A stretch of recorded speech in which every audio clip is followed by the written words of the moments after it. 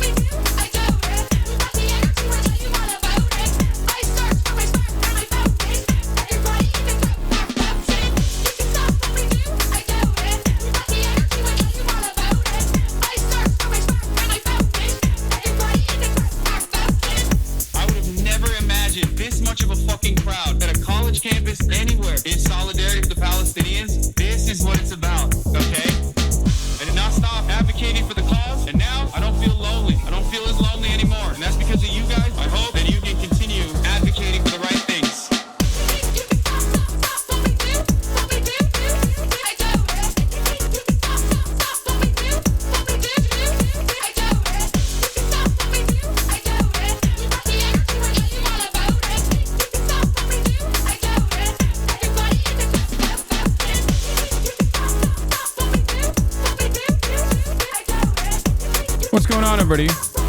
I hope everyone's having a fantastic evening, afternoon, pre-noon, no matter where you are in the world. I'm Hasan, Piker, and this is the Hasan broadcast coming to you live from sunny California, Los Angeles, folks. It's cold, but sunny here in California, Los Angeles. We are live and alive, and I hope all the boys, hope all the girls, hope all the MBs are having a fantastic one, because today's a beautiful day. Today's a wonderful day. Today is Hump Day. That's right, ladies and gentlemen, boys, girls, and MBs. It is Wednesday, October 23rd? October 23rd, 2024. And we are 13 days out from the election, and there is a lot going on in the universe we will be getting to, hopefully. We will be talking about. But before I do that, this is the part of the broadcast where I tell you about my personal news about what's going on in the world of Hasan, Hasanabi, Piker, in between the time period where I press the stop streaming button and press the start streaming button. And the reality of the matter is that not a lot has happened in the world. This is for the parasocialists. This is the parasocialist update. For those of you who are not familiar with how I do the show, this is where I talk about what's happening in my world. Last night, yeah, terror attack in Ankara. We're going to talk about that. Don't worry.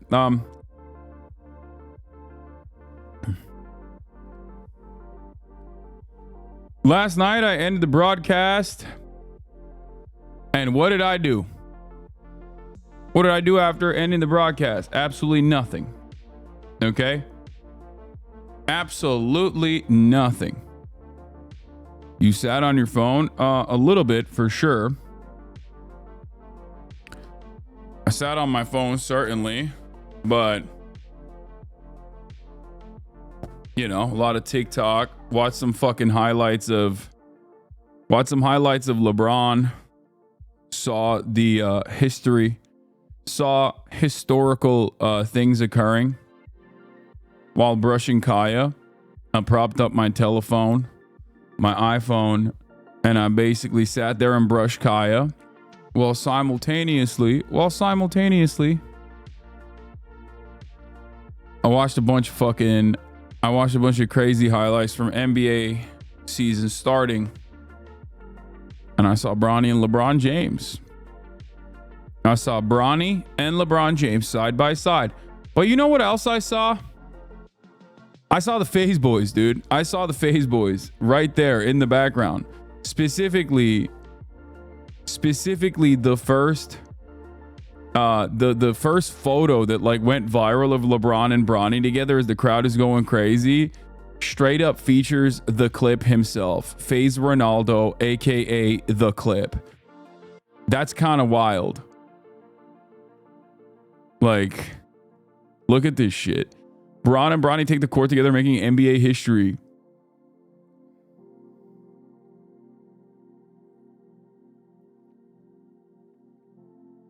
The fact that Bronny was playing before highly touted and talented rookies and other teams is crazy. It was so forced. Yeah, no shit. Like, this is what I don't understand. Absolutely zero people are like, no, they fucking put Bronny up there because he's the most talented guy out there. No, dude. Everybody fucking knows. It's like, this has never happened before. Okay? This has never happened before in the history of the NBA. You do realize sports franchises also have like marketing. They think about marketing as well. They think that marketing is cool. They think making history like that is cool. Beyond that, yeah, I've shit on Bronny and his lackluster preseason games and his point percentage, with the exception of the last game. It was like 0.9 over every game that he fucking played, and then his last game he popped off a little bit. But like, there's no, it's not. They didn't bring him up because he's good. They brought him up because he's LeBron James's son, and LeBron James wanted to play with his son. This motherfucker has dominated the league for 22 goddamn years, okay? Like, it makes sense. Anyway, nobody freaks out about the Greek Freaks brother being on the fucking team. Everybody's always talking about LeBron and Bronny now. And it's like, sometimes things like that happen, okay? It's a package deal. This guy is literally fucking, no, LeBron is dominant. Bron ain't dominate shit. Fuck you mean? Bron is so washed as Appalachian Soviet. Okay, we're done. We're not talking about this. I don't want to talk about this any further. I cannot have a conversation with white supremacists, okay?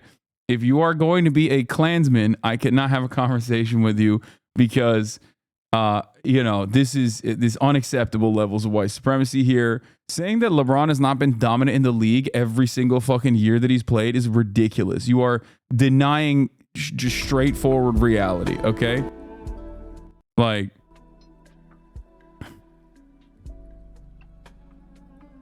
come on now.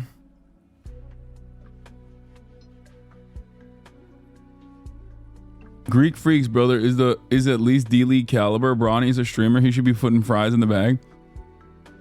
Okay. Nobody thinks Bronny is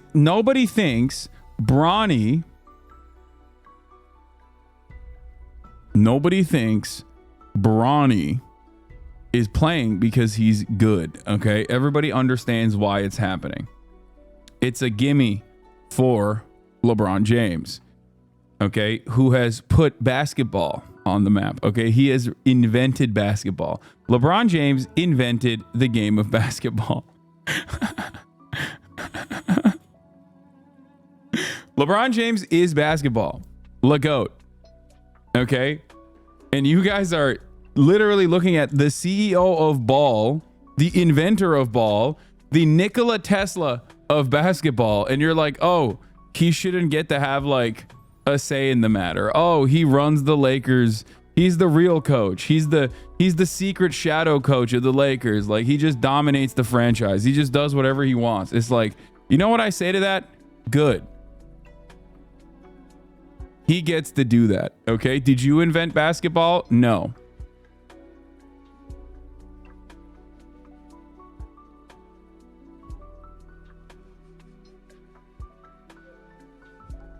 What is this? Your Blue Sky community is cooking you already? Top Twitch streamer Hasanabi Piker shares new gaming setup. I aspire to be the GOAT of everything. Damn, my wrist could... Yeah, my wrist... I'm sorry, okay? I don't want fucking arthritis, all right? I'm sorry that I want my wrist to be comfortably placed on LeBron's balls when I use my computer. Like, I didn't know that was illegal, okay? That's a fantastic mouse pad. And a lot of you guys are cooking me for no reason. This is an optimal setup. This is an optimal setup.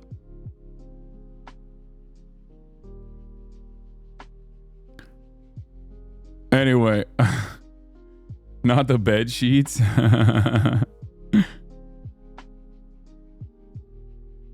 Can you rate this shot form? Oh, this guy is crazy, dude. I know. Yeah, I know. This is after he got coached. Like this is literally after he went and got a shot coach to change his shot. So this is the improved version. Which is weird because, like, well, first of all, he went from 38% to 0%, but that's like one game. Who knows? It's not awful in my opinion. Dude, are you fucking kidding me? His previous shot was not fluid. Like, it wasn't one continuous motion. There was like a weird tweak in it. But then instead of fucking fixing that, like, it literally looked better before. It still looked really bad, but it did not look this bad, bro. This is some like pickup basketball at the public park level shit, okay? Like this gives me hope. This makes me happy that there are NBA players. There are NBA players out there who get traded to other teams that have a worse shot form than me, okay?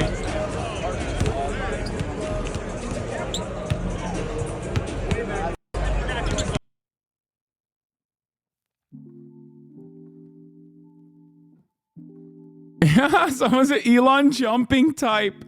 Yeah, he shoots like Elon jumps. Oh no. A lot of Celtics fans in the chat. Excuse me. Did you not assume that there would be a lot of Celtics fans in this fucking chat after the white supremacist statements that they were making earlier about LeBron James, LeGoat James, the #1 basketball player of all time, the GOAT, generational, not even generational. Like, it's just like from beginning to the end. He's the alpha and the omega. He is the everything, okay, of basketball and perhaps things beyond basketball. Okay, yeah, you probably picked up on the white supremacist resilience here from the immediate reaction to LeGoat slander. Like, the moment I bring up LeBron, everybody starts talking about, like, you know, crime rates. They're like, oh, 1350. Like, that's how chat gets, okay? They just be like, oh, I don't know, suspicious. 50% of arrests from the FBI crime database. Immediately. That's how you can spot a Celtics fan, okay?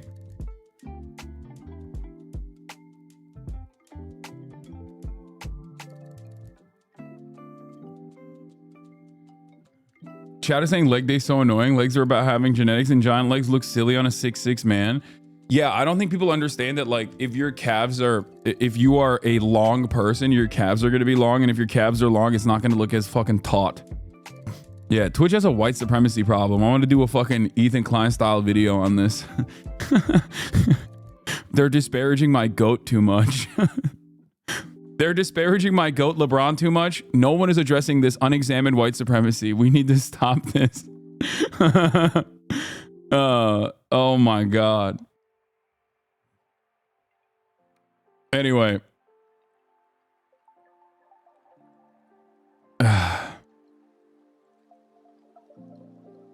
Celtics fans do the same thing with Kyrie. They immediately start calling for lynchings.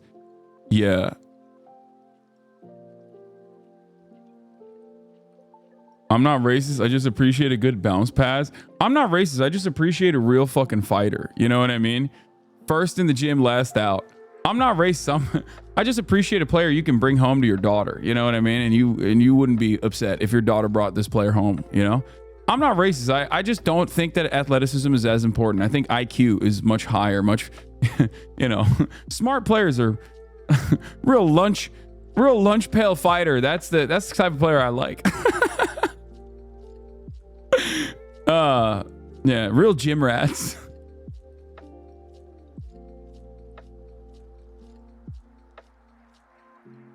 Okay, we're done. I just thought it was cool. Wonder if We'll see you reacting to Philly D, reacting to Ethan Klein, reacting to you saying that later. Probably not.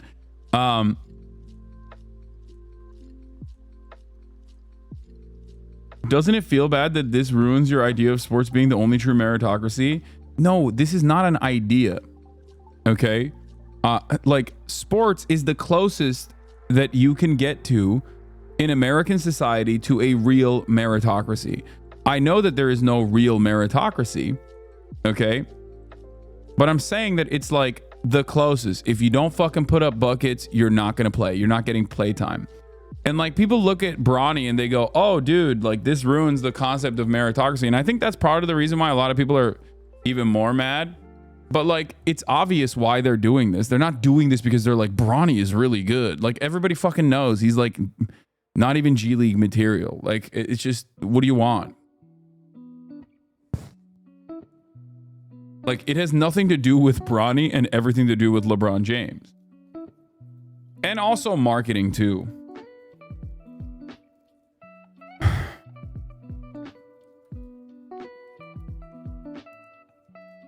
Anyway, let's move on from basketball stuff. People are gonna, I'm never gonna defeat the, Hasan is subtly misogynistic allegations talking this much about sports, okay? That's my favorite, when people are like, you know, vibes wise, I feel like Hasan, low-key misogynistic, I think. he's a bit too much of a bro for my taste. It's like, come on, man.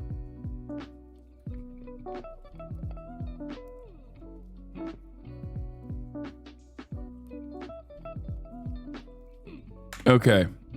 Let's blast off. Felix Biederman, like I said, is going to be in the building later. All right.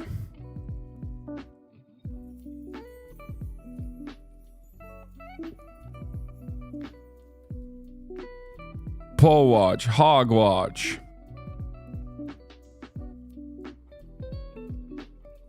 You saw that TikTok too? What TikTok?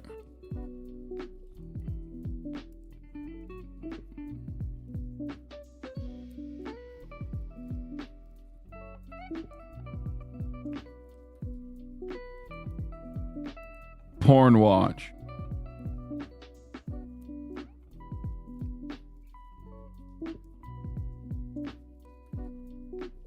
Bring me back to the days when Harden was coming off the bench. He's going to be good this year for real. Yeah, Kamala Harris Town Hall is coming out tonight. Okay. Last big event before the election today, CNN's Town Hall instead of the second debate. CNN Town Hall with Kamala. AARP Nevada polls is out. You are right once again.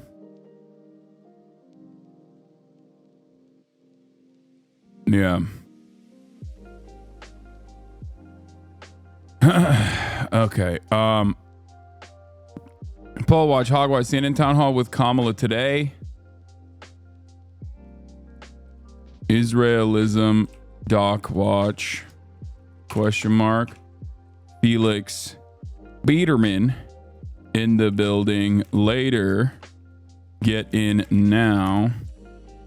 www.twitch.tv/Hasanabi. Okay. Okay.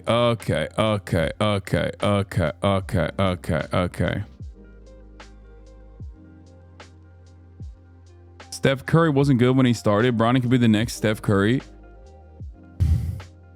Yeah, dude. He's going to become the greatest shooter of all time.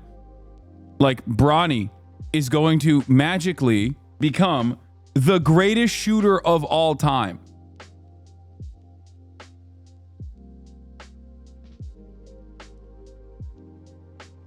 Like, what Steph, when he's like, oh, Steph Curry wasn't that good, it's like, dude, his college performance, even I know his college performance is not comparable to fucking Bronny. Like, also on top of that, he literally almost, like, Bronny almost died. There's another problem here too. Like, he was like as far as I understand, and I'm not the most knowledgeable, but Bronny was like an average player at USC. Okay, it's just, you're delusional. Yeah, dude. What if saying saying that like Bronny could become Steph Curry like in terms of his shooting ability is like no different than assuming he will become 6'8" next year. Okay, those two things are just as not likely to happen. Do you understand? Like at this point in his fucking career, him getting to that level is just as unlikely as him at this point in his career and at this point in his age turning 6'8". One character growth arc and he's there. Y'all watch too much fucking anime and think that's how human beings, that's how human beings operate somehow. I don't know. Here it is, ladies and gentlemen. Poll watch, Hogwatch, the Thought Hall, Kabbalah today. Israelism, Doc Watch. B, buy your Logic of the Building later. Get in now. Let's get started. Yeah. Bronny just needs to go through a time skip so he can just be a Steph Curry style shooter.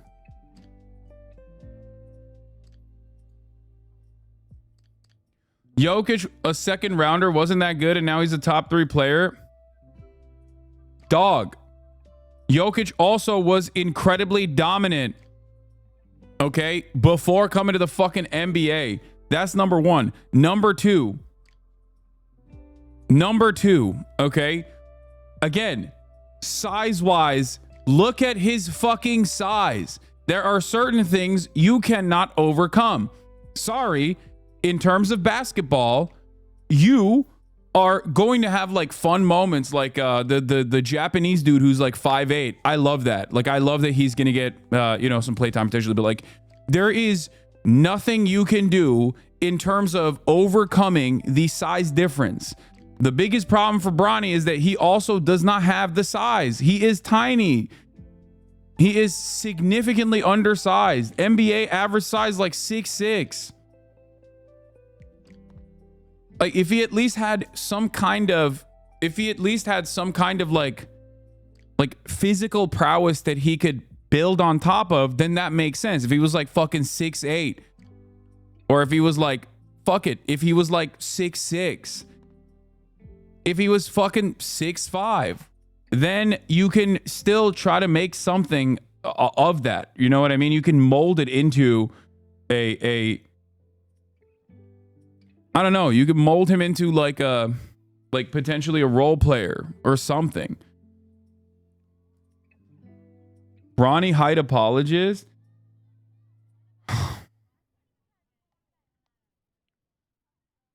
My wife says you're the biggest weep she knows. I don't know enough about Bryce James. I don't know enough about how Bryce plays. I don't know. But like this is what it is. It is what it is. It just sucks. It sucks. He had massive shoes to fill always for his entire life.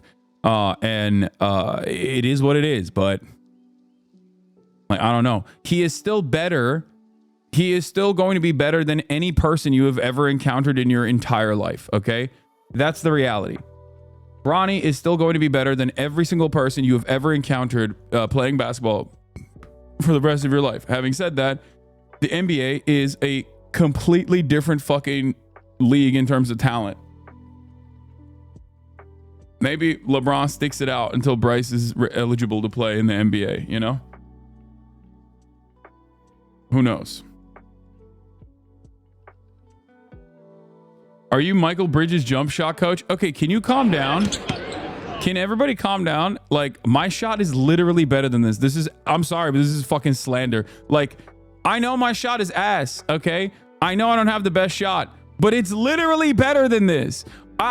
This gives me comfort. Like when I see a guy, I said this earlier, when I see a guy who shoots like this in the NBA, okay? Yeah, it makes me happy.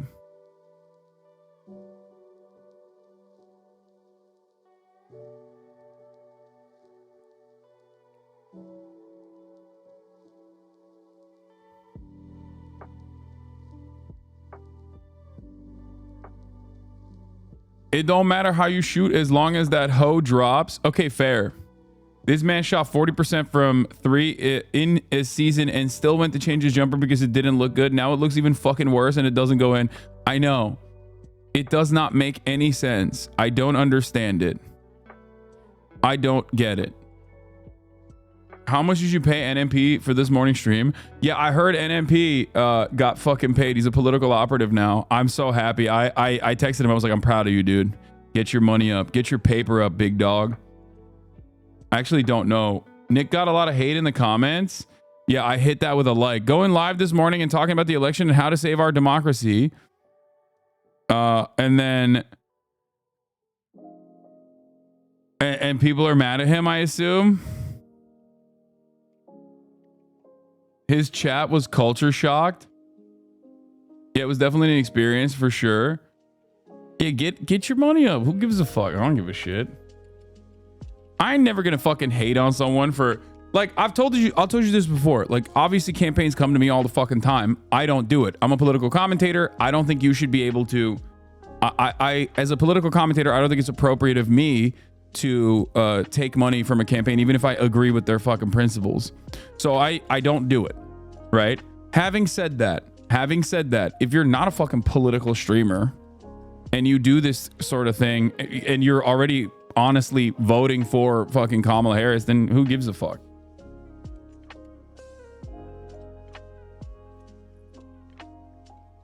The list of people doing this. Oh my God.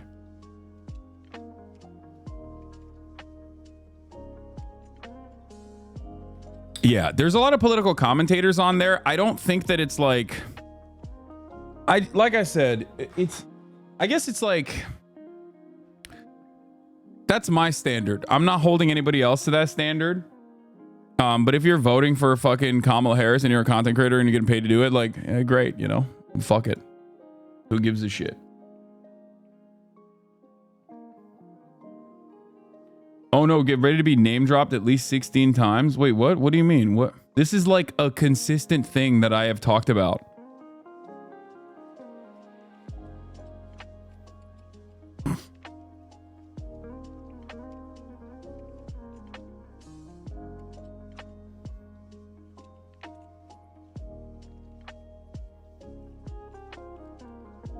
This is a compliment for you not to be included in this. If I saw you talking to dumbass Mark Cuban, I would mute.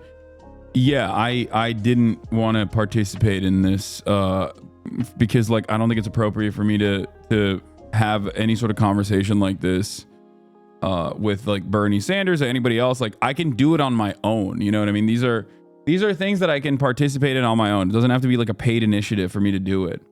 So, but I'm glad that Austin did it. Everyone was very surprised. I was not even remotely shocked. You texted him saying that you're proud of him. Redditors are twisting it as though you were mad at him about a comment he made on stream. You were so right about hallucinations. Yeah. Wait, what? People think I like got mad at him? What the fuck? I literally texted him when I liked his tweet when I saw he got the bag. And then also on top of that, I literally texted him privately. Dude, why are people... Oh my God. People are so fucking dumb, dude.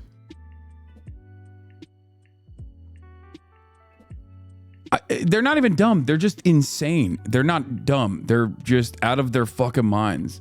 There's a hate thread claiming you texted him to take the VOD down. Not joking. Wait, what?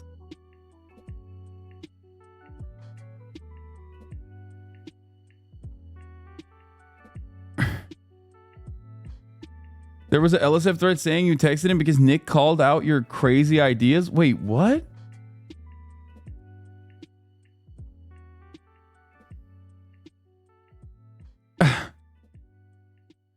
I'm getting ahead of it before we see it on the next IG story from Reform. What is happening? What the fuck?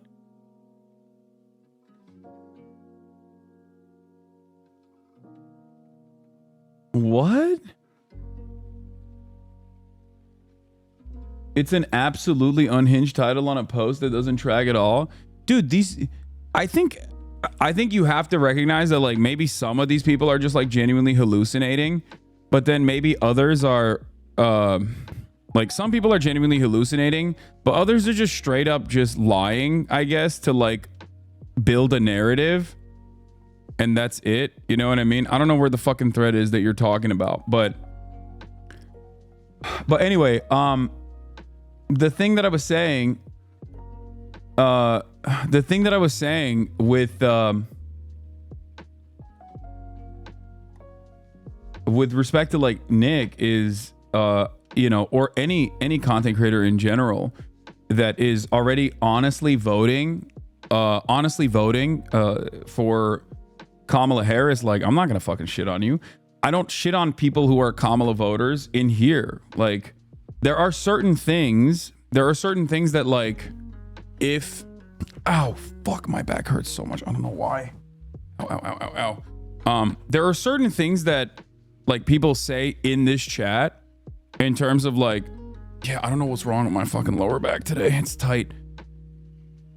But there are certain things that people say in terms of like voting for Kamala Harris that people would just be like, oh, dude, like I'm voting for Kamala Harris because she's gonna like save America. Like if you say shit like that, I'm gonna be like, well, there's definitely some issues with that statement. Like I will explain my position clearly for you. But the only this is the clip they said you texted him about. Reaction. Like, why is this even a discussion? Did it? Wait, is that how it works? If you watch like a politics TikTok, you get recommended Hasan right after? Is that how it works? Bro, he's all over this page. Wait, what is this point? Like, I don't understand. That's crazy.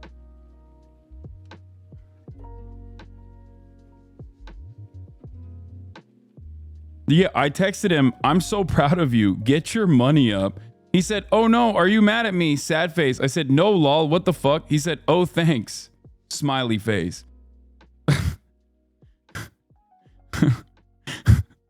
Like, what the fuck are people saying?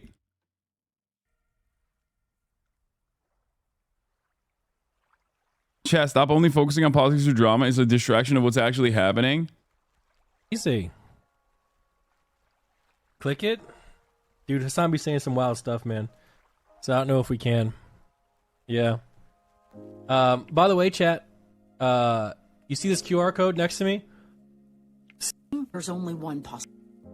That's it? That's it? It's based off of that? That's it? That's what people were saying? Like Nick Pollum is like secretly scared of Hasan? That type of shit? That's so weird, man. Dude, how do you read this in any way but like unhinged parasocial activity? Like anyway, whatever. This shit is so fucking stupid. Holy moly, dude. That is crazy. Hasan, wait, what is this? Hasan, NMP called Hasan's ideas extreme and gets a message. Wait, did it happen to be at the same time? I was at the gym, dog. Do these people think that like I'm watching Nick Pollum stream to see if he says something about me to send him text messages? Like, you're out of your fucking mind. Dude, these people are such insane people, dude. What the fuck? There's blood in the water since the bans that people are grasping at anything. Yeah, that's weird as fuck, dude. Holy shit. Yeah, no, man. You want to know what I was doing while Nick was doing the stream, dude? Okay, this is what I was doing. Bro, you're on Twitch 24/7. Of course, you're watching every hour. Yeah, I'm not. At the top of the hour, I am serving a 3-minute ad break, however. If that's what you were wondering, if that's what you were going to say. But this is what the fuck I was doing, I assume, while Nick was live. Which, by the way, once again, want to reiterate my position. Get the money up, not the funny up. Good shit for him. LSF looks absolutely insane right now. It's massively brigaded. Yeah, I know. But this is what the fuck I was up to this morning, okay?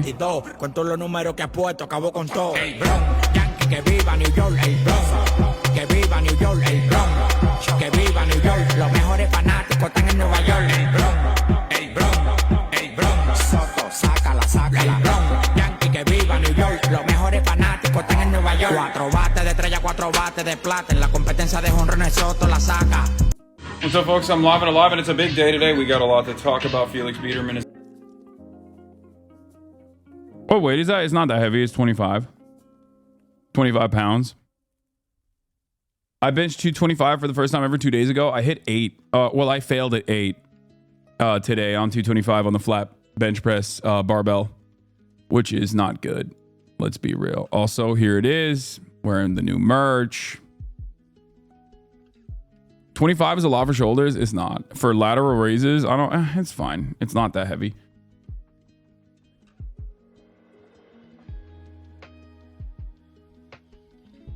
Are you a Yankees fan or do you not give a fuck about baseball? I don't really care about baseball. I know I'm playing that song that is like a Yankees song, but like, how many reps do you do at 25? I was doing 12. Leave my boy NMP out of this. Don't get him to say some whack shit. He sits on the fence. What? Guys, what the fuck are you talking about? What the absolute fuck are you even talking about? Legit, have never seen you this lean. Good work, bro. Yeah. Yeah, Nice Week is going actually fucking insane mode. He's hitting like 290 on the bench press. He has surpassed me in both size and also strength by wide margins. Like, he's so fucking brolic. He's so jacked. He is so strong.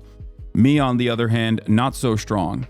Okay, let's be real. Me, on the other hand, kind of weak. All right, you know what? Themasius put the LeBron and Bronny James make NBA history on the first fucking episode, on the first clip on the playlist. So let's start there, okay?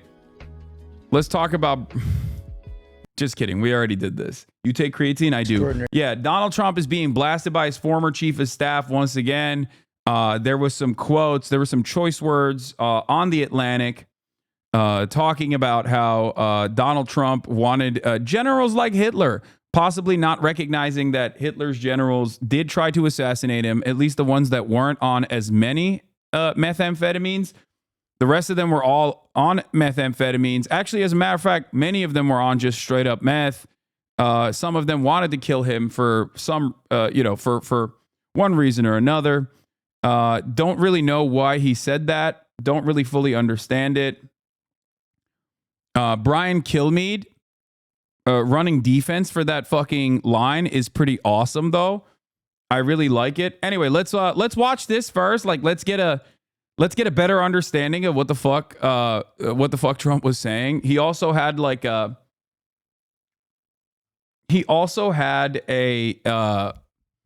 classic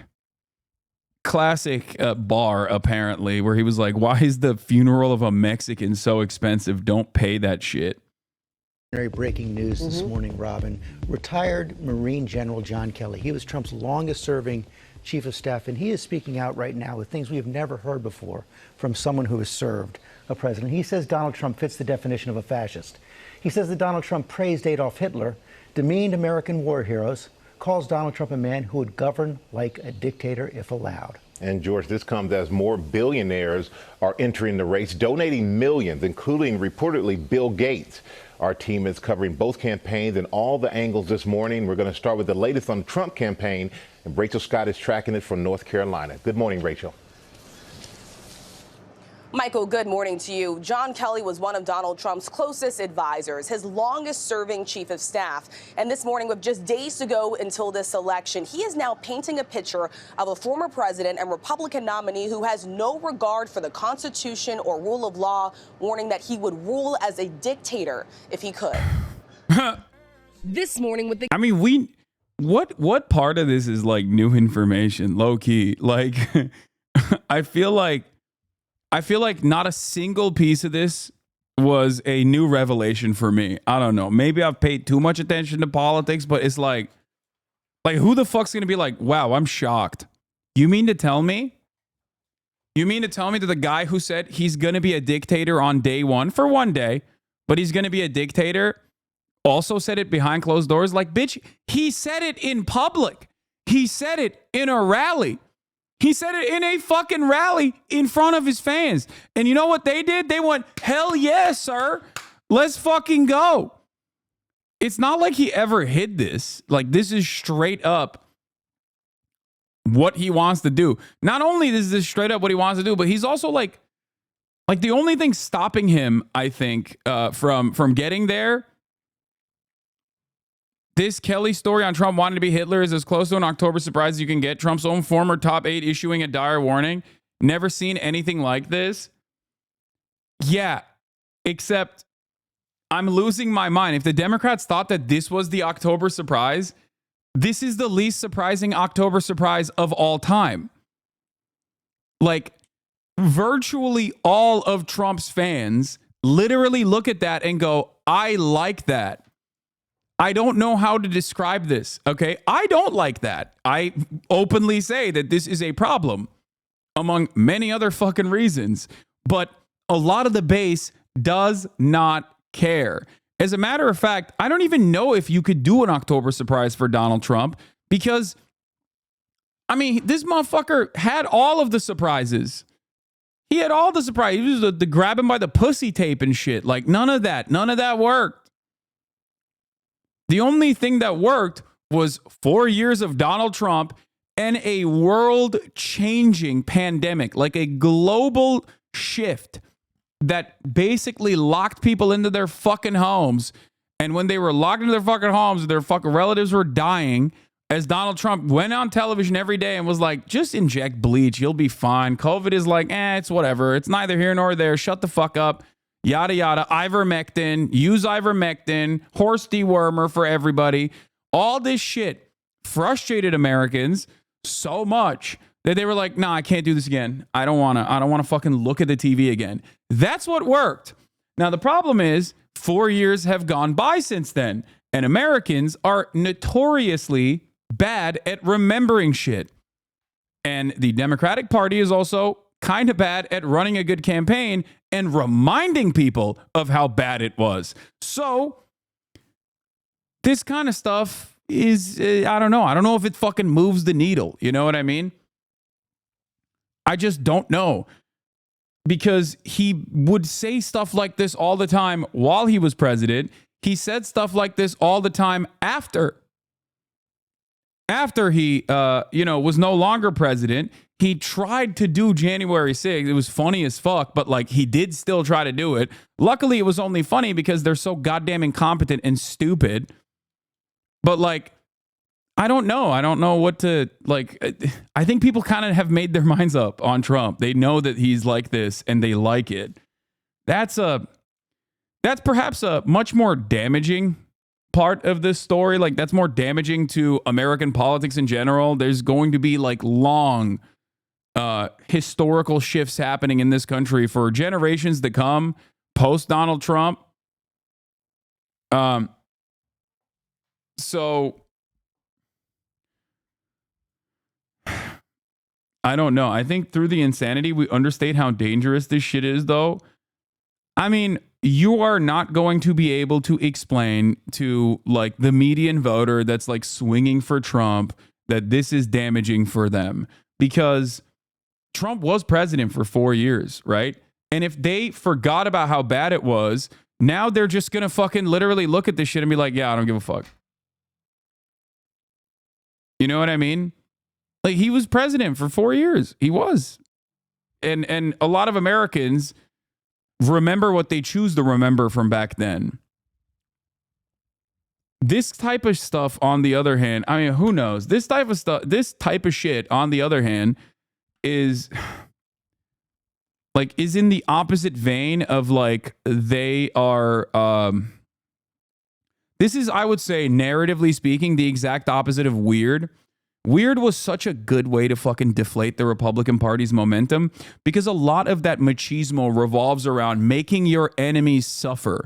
A lot of people were like, yeah, we are terrifying, and you want to vote for us for that reason because we're making these pussy-ass libs cower in fear. When they started saying he was weird, they were like, wait, whoa, we're not weird. We're fucking normal. We're not weird. We're normal as fuck. Weird deflated the fucking fears that the American population would have.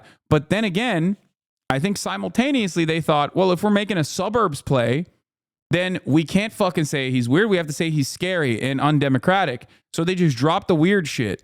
In my opinion, weird was fucking solid. It was an incredibly solid way to message and be like, why are you focusing on this dumb shit? This doesn't help people. This doesn't put food on people's tables. You're weird for that. Weird was laughing at the MAGA cult. Scary is being scared of the MAGA cult. And the MAGA cult loves being scary. They don't have any issues being scary. They do also, on the other hand, have issues being laughed at. They don't like it. Now, the other part of this that is also stupid is that the Democrats, on the one hand, are like, these guys are scary. They're going to do scary shit. While simultaneously being like, these scary guys, we also are adopting some of their policies. We are basically fucking accepting their framing on issues like immigration. That, in my opinion, is inconsistent. Like, it's an inconsistent way to run a campaign, which is why there are, in my opinion, alarm bells in terms of like alarming poll results coming out in terms of 4% of Biden voters in 2020 swinging in Trump's direction versus 3% of Trump voters in 2020 swinging in Kamala's direction. So Trump is still picking up more Biden voters than Kamala is picking up Trump voters, in spite of the fact that the Democrats have aggressively tacked right over and over and over again. So I just don't know. I don't know where this goes. I think they are hemorrhaging their base every single time they do this. Can we get your thoughts on this? I never knew you thought this. I do think this. Yes. We should replace oxygen with swag. I'm a swagapino, like Pinoy gang. I really said this. I really did this. This is real. That's so funny. Thinking that I own a fucking Tumblr account. Come on, chat.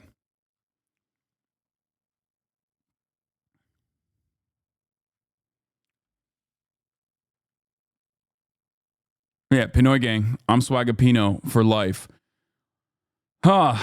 But let's get back to it. The campaign entering its final days. Donald Trump's former chief of staff and retired General John Kelly with a blistering rebuke of the Republican nominee for president, calling him a fascist with no concept for the rule of law or the Constitution. Certainly, the former president is in the far right area. He's certainly an authoritarian, admires people who are dictators. He has said that. So he certainly falls into the general definition of fascist, for sure.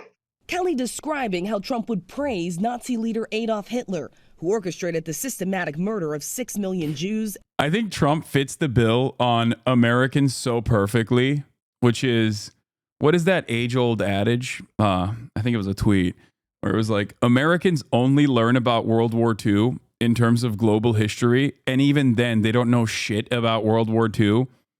And I feel like Trump fits that bill perfectly. He's like, Hitler was strong, he was powerful, and I like that. We need to be more like him. He's like, doesn't know anything else, okay? Like, that's why I always thought it was very funny when people were like, Donald Trump has a copy of Mein Kampf on his bedside table. Like, you think this motherfucker reads books, let alone Mein Kampf? Like, are you insane? There is 0% chance that this guy is like ideologically a Nazi. Like, he doesn't care about anything but himself. Okay? He does not care about he's too much of a narcissist to be a ideologically committed fascist. Okay? He just knows like the overall vibes of certain things. He's like, Blitzkrieg seems like a good way to take over.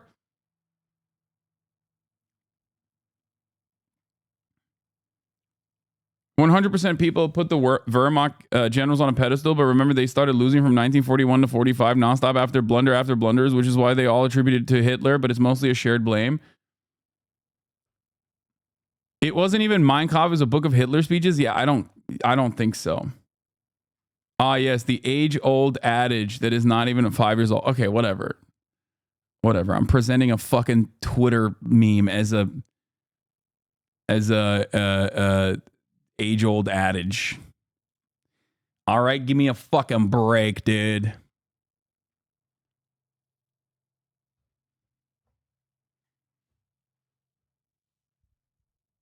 Anyway,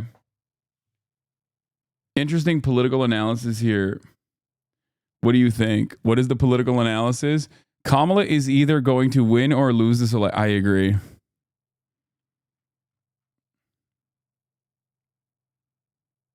Hitler was also a narcissist?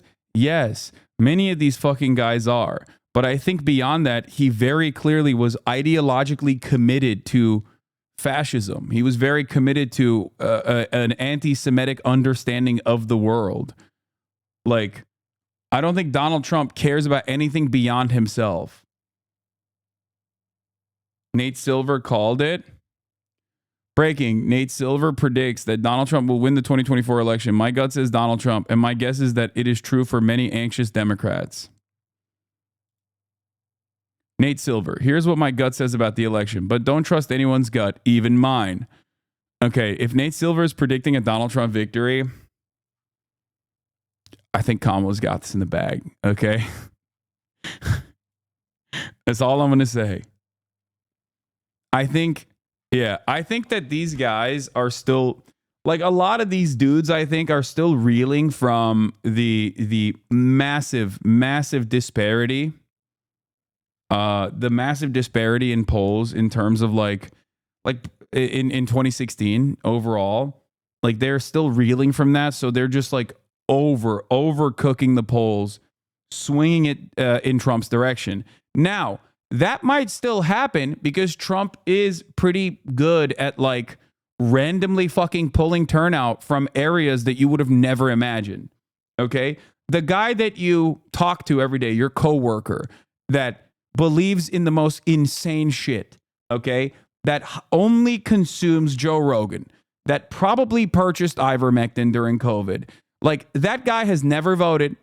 He might vote for Trump this time. Like, he's very good at that shit. He is. So I think while polls, like pollsters in general, are, wait, oh, I know him? Yeah, I know all of your coworkers. I have met your coworkers, okay?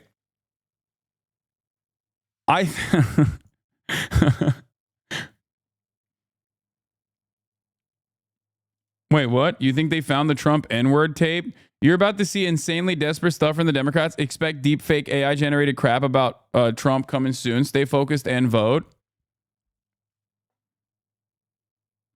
Journalist Mark Halperin, I've been pitched a story about Donald Trump for about a week that, if true, would end his campaign. By the way, excuse me, if you consider deep fake AI generated crap to be insanely desperate, what does that say about the Republican campaign that literally did that with Tim Walz like last week? Last week, Tim Walz, there was a AI generated deep fake video that came out that was like, I was Tim Walz's student and he like had sex with me. He fucked me when I was a child. And everyone was like, hell yeah, I can't believe it happened. It's like, dude, this is the fakest shit of all time. This is literally the fakest fucking shit of all time. And they did that. They did that, and now I think they're projecting. That's all I'm saying. This was the quoted tweet they blocked through Jack Poso's screen cap. Yeah, it says they will deepfake Trump saying something he didn't. Screenshot this. I mean, they could be gearing up. They could be gearing up potentially.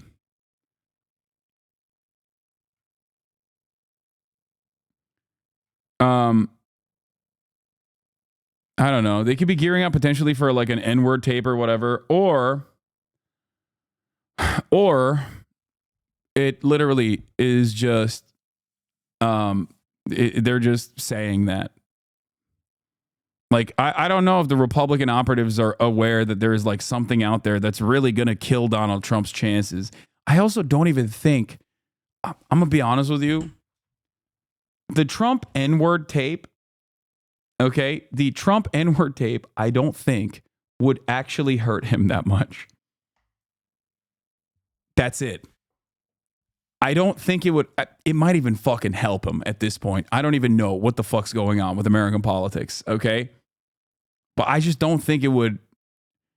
I don't think it would like hurt his chances. But then again, I don't know. Americans don't respond to people being racist.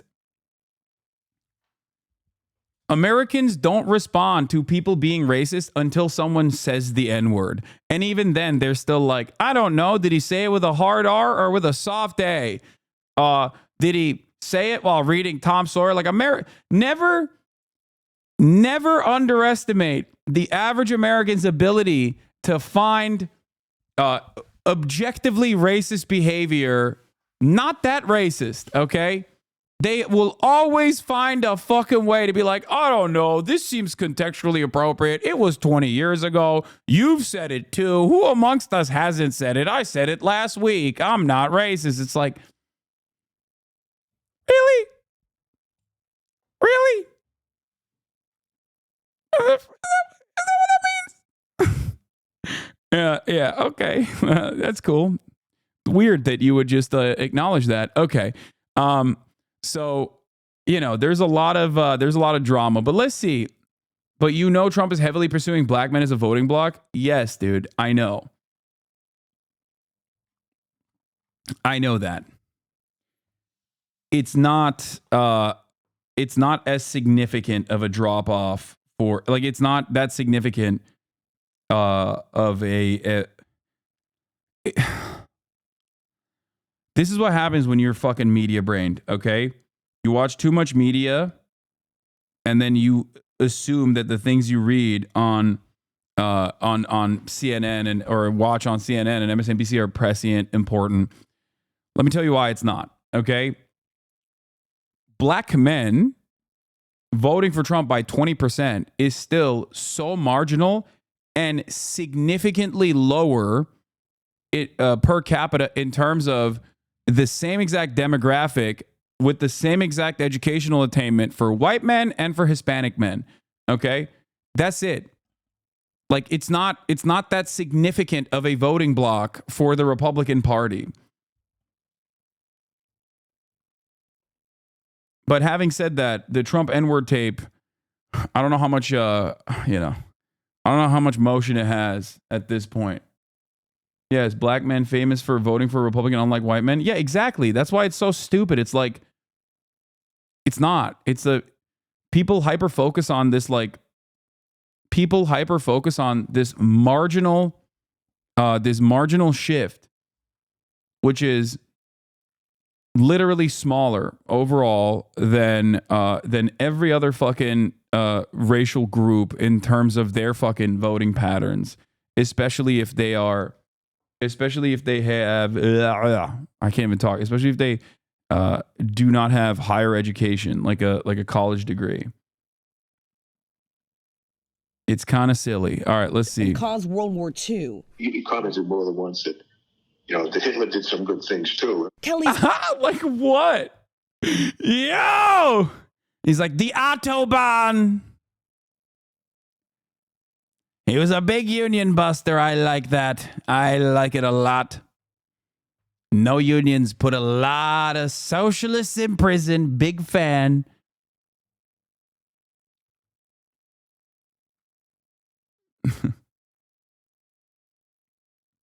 This is like the National Review guy. Whether or not he said it doesn't matter if he's saying it in Other Words Daily. Exactly. Thank you. That is usually my perspective. Okay. That is usually my point, which is, why look for weird symbolisms to extract some kind of ideological tilt when they are on main openly communicating their desires? This guy wants to do militarized concentration camps for non-whites, okay? Sure, he's using undocumented immigrants as the substitute for that, but that's precisely what he's doing. And many of these people who he's calling undocumented, sometimes saying they're eating fucking cats and dogs or any number of different psychopathic things that he says, are straight up documented temporary protected status migrants, as in they have the paperwork. So what is it then? If they have the paperwork and you're still calling them illegal aliens and you're saying they're fucking, rapists and murderers, when the actual fucking data shows that they do significantly less crime per capita than natural born U.S. citizens, then why are you saying this? There's got to be some other motivation behind it, right? Yeah, that motivation is fucking white supremacy. I'm sorry. That is just exactly what it is.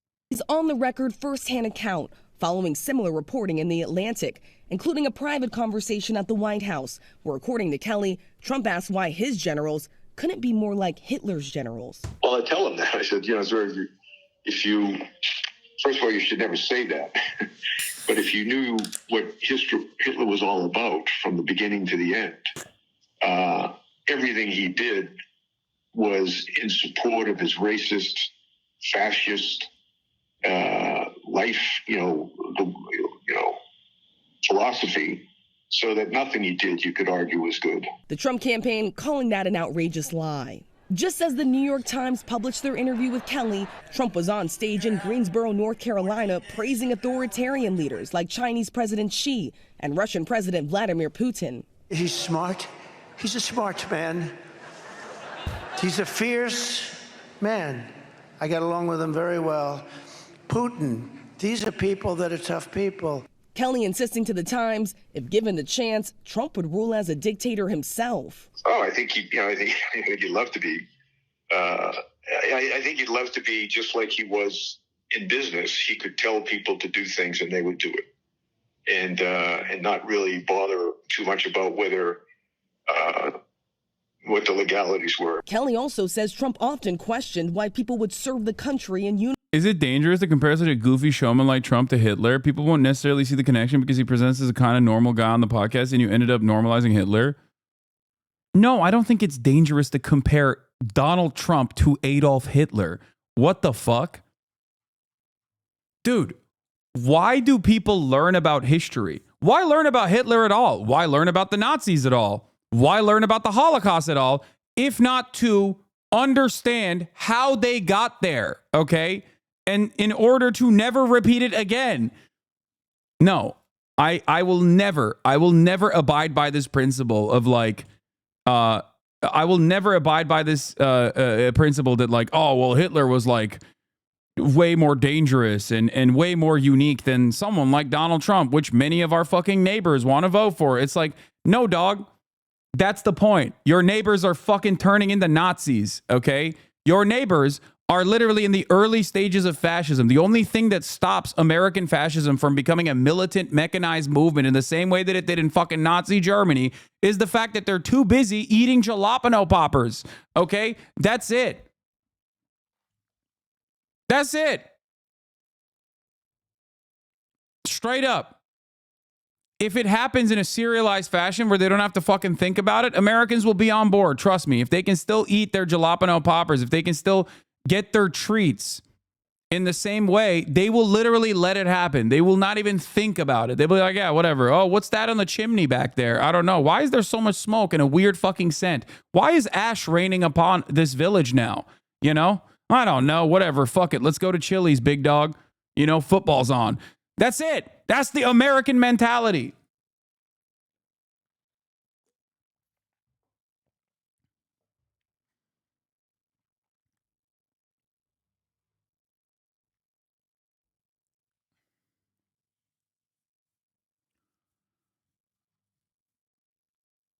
Chat, cream cheese or cheddar cheese fill-in for poppers? Ooh, both. How about both? Get dangerous with it. By the way, I say jalapeno poppers as a joke for those of you who don't know. If you're new here, I don't know. But I love jalapeno poppers, obviously. I'm fucking, it's peak American innovation. Uniform and referred to service members who were injured or killed as losers and suckers multiple times, something the former president has repeatedly denied. Is not wanting to be seen with amputees that lost their limbs in defense of this country. This I 100% believe. Like, that straight up. I don't care about anything else. Fuck John Kelly. He's a giant piece of shit. Maybe he's lying. Maybe he's being honest. Out of every statement that he has made, that right there is on the money. That is primo Trump, okay? He is already disgusted by he's already genuinely disgusted by the average hog that fucking loves him. He is ashamed of them. Like, he likes the admiration, but he always wants to be at a fucking arm's distance. You could tell. Like, he always like, get the fat pig off the couch and get him to vote for me. And they love it. They love when he calls them fat pigs, fat little piglets. But he fucking is not gonna, he doesn't want to be seen around amputees. They're like, it's disgusting. I don't like it. I like my veterans without their shit blown off. Yeah. He's fighting for every American, to him included, to protect them, but didn't want to be seen with them. Kelly, a retired 4-star Marine general who spent 45 years in uniform, lost his own son in combat in Afghanistan. He was handpicked by Trump to lead the Department of Homeland Security before serving as his longest chief of staff. General Kelly will go down in terms of the position of chief of staff, one of the great ever. He says he made the decision to speak out now after Trump talked about using the military against what he called the enemy within. I think the bigger problem are the people from within. We have some very bad people. We have some sick people, radical left lunatics. And I think they're and it should be very easily handled by, if necessary, by National Guard, or if really necessary, by the military. In a statement, the Trump campaign writing, John Kelly has totally beclowned himself, calling the stories fabricated, and adding Trump has always honored the service and sacrifice of all of our military men and women. More than 19 million Americans have already cast their ballots participating in early voting. John Kelly insists he is not trying to tell people how to vote, but he is asking this country to consider character over policy, George. And that all comes from someone who served former President Trump. We're also learning, we have new reporting on who Trump is considering for a second term if he wins. Yes, George, this is exclusive reporting from our teams here at ABC News. Sources telling us that Judge Eileen Cannon, the federal judge who dismissed the case against the former president for his alleged mishandling of classified documents, is now being considered for the position of Attorney General should Donald Trump win the White House. We are told this is all part of a list put together by one of Donald Trump's closest advisors, Boris Epstein. We are also learning that other transition documents also include several other controversial options, including Jeffrey Clark, someone who has pleaded not guilty after being indicted to Georgia for his alleged handling and participation in trying to overturn the results of the 2020 election. George, we have reached out to the Trump campaign. Does this stuff work at all? I mean, I know that this is definitely the type of shit that works with like the suburbia voters, right? But like, oh, Trump hates the military. He's gross. Like all this shit. But like, so many people voted for him after he like straight up said John McCain was a fucking loser for getting owned, like for getting kidnapped by, not even kidnapped, like just getting held hostage by the Viet Cong. Like he just said, I like my heroes to not be held hostage. Like it didn't matter. You know what I mean? Veterans still overwhelmingly voted for him. Like I don't think that you are going TDS much. I can't wait to watch your live feed after the election. You think your TDS is bad now, huh? Dude, go for 06. I cannot begin to explain to you how little your life is going to move in a positive direction under a second Trump presidency. Okay? I cannot even begin to explain to you how much more Trump cares about someone like myself because I'm lumped under a different tax bracket than you, than someone like yourself. Okay? Like, I don't think you understand. I don't think you comprehend this. He does not give a fuck about you. He only cares about corporations and the wealthy and a select few people that are sucking his dick. Okay? That's it. TDS, for those of you who don't know, is Trump derangement syndrome. It's something that Trump supporters used to say all the time, like, oh, you care too much about Trump. Like, if you have ever listened, if you're a Trump supporter, you probably do not have the mental cognition to understand any of the words that are coming out of my mouth. But if you're a Trump supporter and you're in here, you probably have heard me say a bunch of stuff about how Trump is not that different in very meaningful ways in terms of his policy than the average American. But also simultaneously, I've talked about how Trump has redesigned American politics in his own vision. Anyway, you can say TDS much all day, every day. Ultimately, what you fail to consider is that Donald Trump in the 4 years of his presidency didn't actually improve your material conditions even remotely. As a matter of fact, it made it worse. Trump's tax cuts, for example, that was one of the pivotal accomplishments of his legislative agenda, are slated to sunset in 2015 for you. Okay. You know whose tax cuts he made permanent? Mine. That's number one. Now, having said that, those fucking tax cuts for you were already fucking marginal to begin with. Did I say 2020? Did I say 2015? 2025. I apologize. Okay. His deregulatory agenda, his crippling of the federal agencies are going to make your life worse in a very meaningful way. Putting mass deportations, okay, creating private prison structures to at the federal level once again, specifically to concentrate undocumented migrants or people who are suspected of being undocumented migrants in dragnet procedures that they engage in, is not going to improve your life. As a matter of fact, it's going to make your life worse. Okay? But it doesn't matter. I will never be able to explain this to you because you're a fucking Trump supporter. So it doesn't matter. In your mind, you think, well, libs are getting owned. I feel better. But you don't. And you didn't. When he was president, you did not. Okay? Stop threatening MAGA hogs with a good time. They like that shit. I know. I'm moving beyond. I'm looking to a second Trump presidency, a second Trump term, and how it's not going to improve his life, just like his first term did not improve this person's life. That's my point.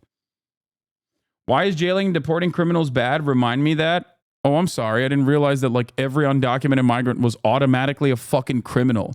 There are things that are considered crimes that are not that consequential. Okay, crossing over a fucking border specifically to gain like employment is not a crime that is as severe as like mass deportation, especially if you fucking lived here for multiple years, have a family here, have children here. Not being documented is a crime for me. Yeah, I don't know if you understand this, and you probably don't understand anything really. But the difference between an undocumented person and a documented person is just paperwork. You understand that? It's just paperwork. It's a very simple process. Okay? Not being documented is a crime for me. Okay. You have to move beyond this. Okay? You have to move beyond this and explain to me why you think it is bad that these people are here.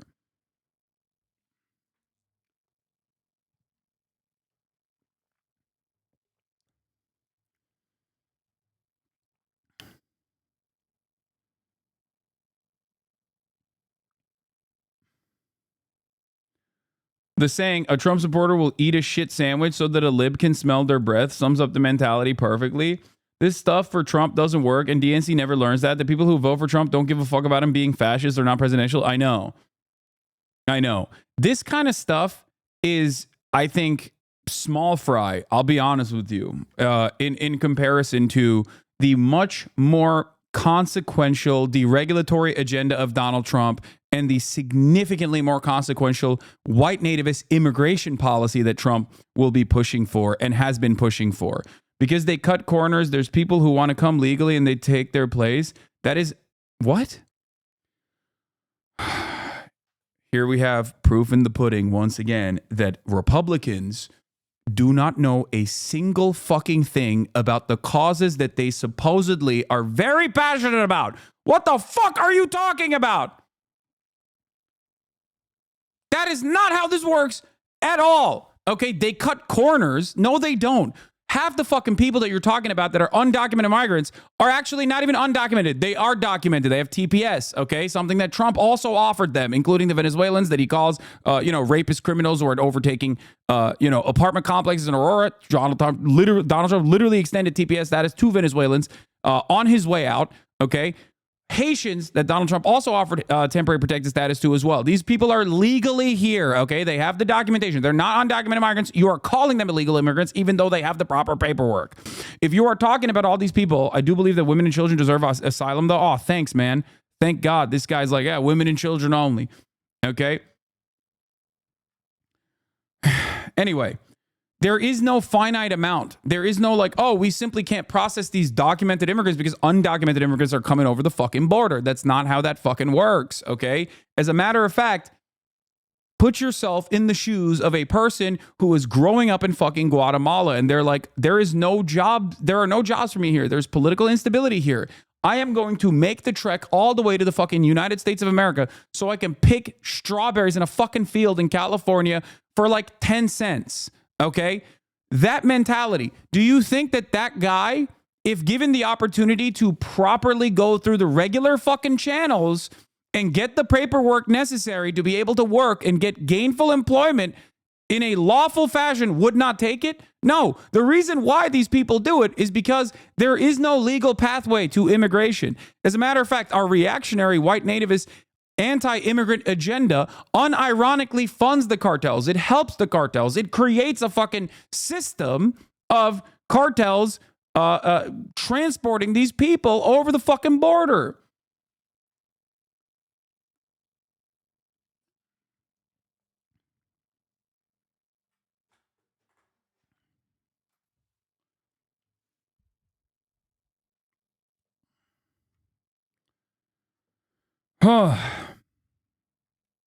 Greg Kazar had a really good fucking take on this. I don't know if someone can find it. I'm most likely going to have him on the stream sometime soon. But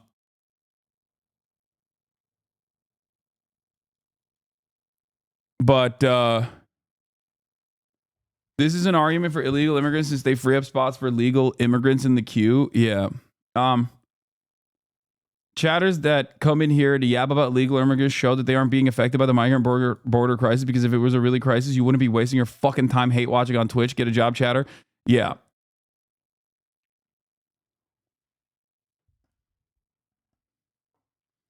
The American immigration system, the legal process is pay to play. Okay? If you're wealthy, you can come in here immediately tomorrow. It doesn't fucking matter. If you're poor, you're fucked. Okay?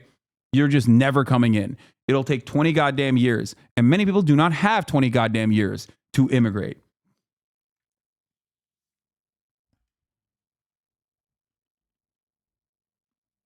That's it.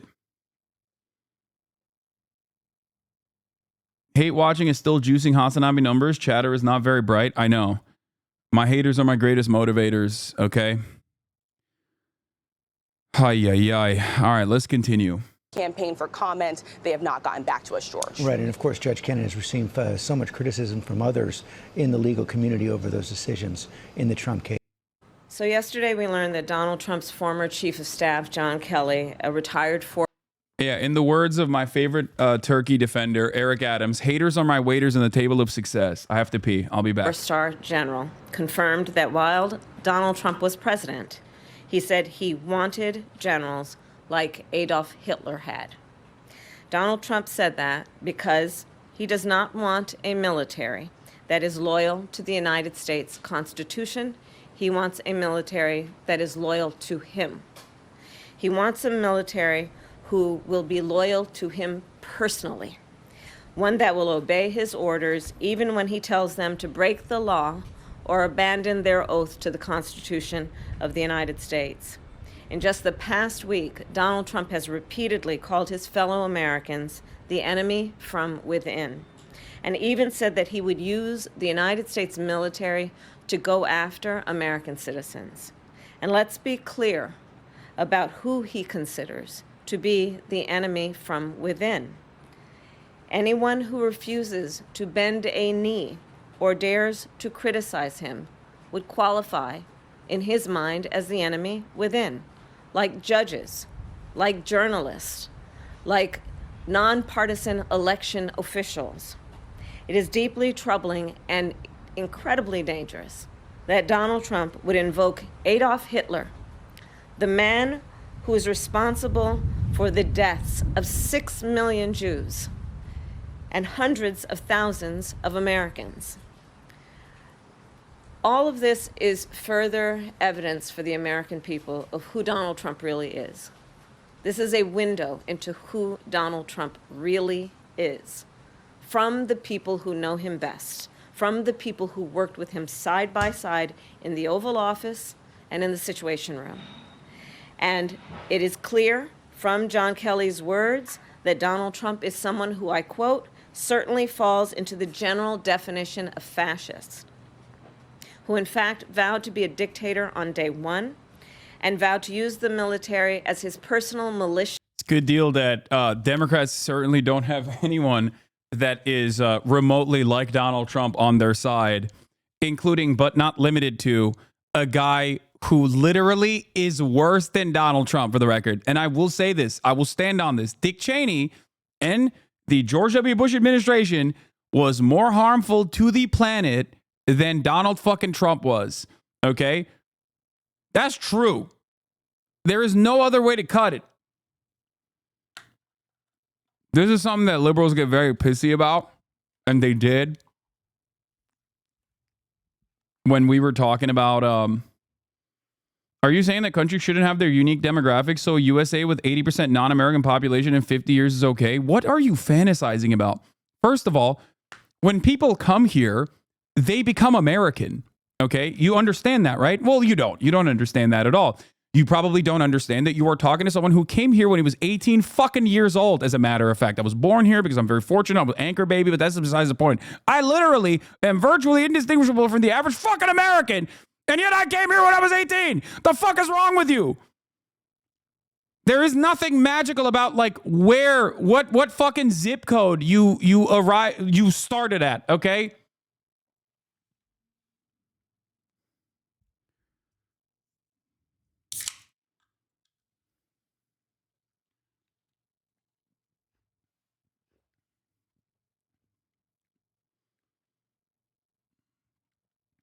I just want to say that the Hitler shit you were saying earlier is so important. My Mexican uncles defend their decision to vote for Trump by saying he wouldn't actually do that insane stuff he says he will do.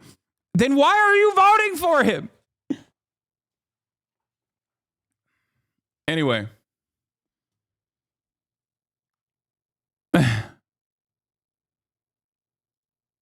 To carry out his personal and political vendettas. Donald Trump is increasingly unhinged and unstable. What the wildest thing about this is that these people will say, like, Donald Trump is Hitlerian. Okay? Which is fair. It's correct. So why the fuck are you running on his 2020 border policy? Like, that shit was Hitlerian too. I don't understand. I don't think that there is an appetite for this, okay, in the Democratic base of support. There is no appetite for this. They look at one poll that says 60% of Americans want mass deportation. And that same poll also says 60% of Americans want amnesty, pathway to amnesty for undocumented migrants living on U.S. soil that haven't caused any fucking crimes or whatever, right? And they just choose to ignore that other side of the poll and look at the fucking mass deportation part and go, I'm so scared. If we don't fucking do lighter version of mass deportation, we're fucked. We're fucked. How about putting up a fucking fight for once, dude? How about standing for your values? You have no values. And in a second term, people like John Kelly would not be there to be the guardrails against his propensities and his actions. Those who once tried to stop him from pursuing his worst impulses would no longer be there, and no longer be there to rein him in. So the bottom line is this. We know what Donald Trump wants. He wants unchecked power. The question in 13 days will be, what do the American people want? Thank you. Vice President Kamala Harris, in 13 days we will find out what the American people want. Let's bring in our US correspondent Mark Stone, joining us now from DC. And Mark, great to have you with us. Look, Kamala Harris there, quoting from an interview I think John Kelly had given to the New York Times, perhaps others. He was Trump's longest serving chief of staff. She talked about him describing Trump as meeting the definition of a fascist, and also saying that Trump would want to govern like a dictator. Why has Kamala Harris come out now to say these things from this John Kelly interview, do you think? I thought Sky News was conservative. Dude, the peak of British conservatism still doesn't fucking hold a candle to like how nutty Americans get. American conservatism is in a fucking league of its own. It's like, imagine if the entire right was the Reform Party. Like in the UK. Reform Plus. You know? CNN says that the real Hitlers are on college campuses. Wait, what? If you're worried about Hitler and you're talking about Donald Trump, maybe open your eyes and take in what's happening on the American left. Dude, CNN is so insane, bro. What the fuck are they doing? What are they doing? What are they doing, dude? What are they doing? Those are the Hitlers I'm worried about. Let Bakari address this, but I also want to keep on the subject that we're talking about. Let me also just. If you're worried about Hitler, the real Hitlers are on the college campuses, dude. Yeah, dude. The fucking the non-binary English major that's like what Israel is doing is really fucked up in terms of baby murder. That's the real Adolf Hitler, dude. What the fuck? Ah! Please tell me they push back. Well, I don't know if they can really, because, you know, they kind of also believe that. So.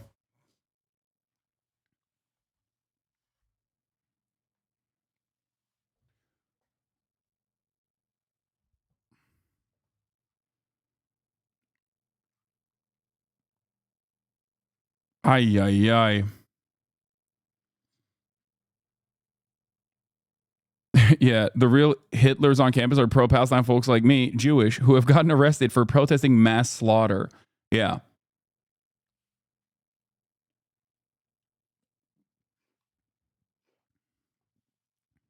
It's fucking ridiculous. Are the walls closing in? Yes. Yes. I do not know where we go from here, but I do not think that we are going to a positive direction. I do not think that the trajectory of this country is a positive one. I will be very clear with you. That should not stop you from, that should not discourage you from fighting the good fight. That should not discourage you from presenting your values loudly and proudly. That should not that should not stop you from, you know, continuing to organize in your workplace, organize in your communities. But, you know, things are not looking good. Misinformation and disinformation is at an all-time high. Half the country is fucking hallucinating an alternative reality in which Donald Trump is this like patriotic figure who wasn't born with a silver spoon and actually cares about the American population. The other half of the country is also, you know, committed to the idea that the Democratic Party is actually not funding and facilitating a genocide. Things are looking bad, okay? The Democratic Party is now pushed way past the point. The Democratic Party has pushed way past the point on right-wing policies beyond the positions that they had in 2020. They've adopted the framework of the Republican Party on issues like immigration. It's very, very dangerous. I fear that we are basically bouldering towards fascism. I just do think that things will get worse in the short term before they get better. And you're talking about Donald Trump. Yeah, just really dire shit. I'll say this much. I think that I believe in my fellow man. I believe in my fellow Americans. I recognize that I think they know what's right and what's wrong deep down inside. Sometimes it is at odds with what the fuck the media is presenting. Don't say I don't think that's cope. I do. Like, you look at polls that show that they want a fucking ceasefire, like across the board. Overwhelming majority of people want it. Majority of Republicans want a ceasefire. But if you were to look at the media, it's like, you know, you could never find it, right? You would never find that information. They make it seem as though, I saw this, where is it? They make it seem as though this is like a completely ridiculous position. Anyway, so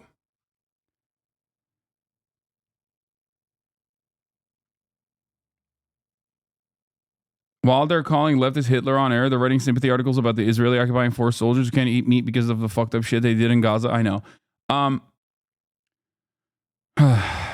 Let's see how my favorite Brian Kilmeade had to cope with Donald Trump's Hitler statements that he has taken for granted. Let's see what he's saying here. The bottom line is, if you read H.R. McMaster's book, who is critical of President Trump in some of it and not in others, he talks about how Madison Kelly didn't like the president. and they didn't think he deserved the job, or they didn't think he was worthy of the job, and they went out of his way to make sure a lot of the things they asked him to do that they didn't like never got done. McMaster would be frustrated because he couldn't get their attention, and he would say, it's not your job to rein in the president. It's your job to do what the president wants. And then you factor in the fact that he runs his own company, coming from the business world, the first one we've ever had. It's not even a public company. And then he obviously has frustration. And I could absolutely see him go, now, you know what? It would be great to have German generals that actually do what we asked them to do, knowing that's a third, maybe not fully being cognizant of the third rail of German generals who are Nazis and whatever. But he was frustrated with the... Wait, what? Yo. Okay, we're in the fucking, we've moved beyond. This is how it starts, okay? First, there is the double Holocaust theory. Then, first, the American capitalist mind goes to the length of, well, the socialists also did their own Holocaust. Then they say, well, actually, the USSR did things that are significantly worse than the Holocaust. This is a cynical attempt to undermine and engage in Holocaust revisionism, okay? Then the last stage of that is the clean Wehrmacht theory, okay? The idea that, like, well, German soldiers didn't know what they were doing. There was actually a lot of German soldiers who were kind individuals. They were just, like, unwilling participants in the fucking Holocaust, okay? The last stage of this is just saying that they were good, okay? And that they were right. We are so close. We are so fucking close to prominent figures straight up being like, well, you know, they had some good ideas.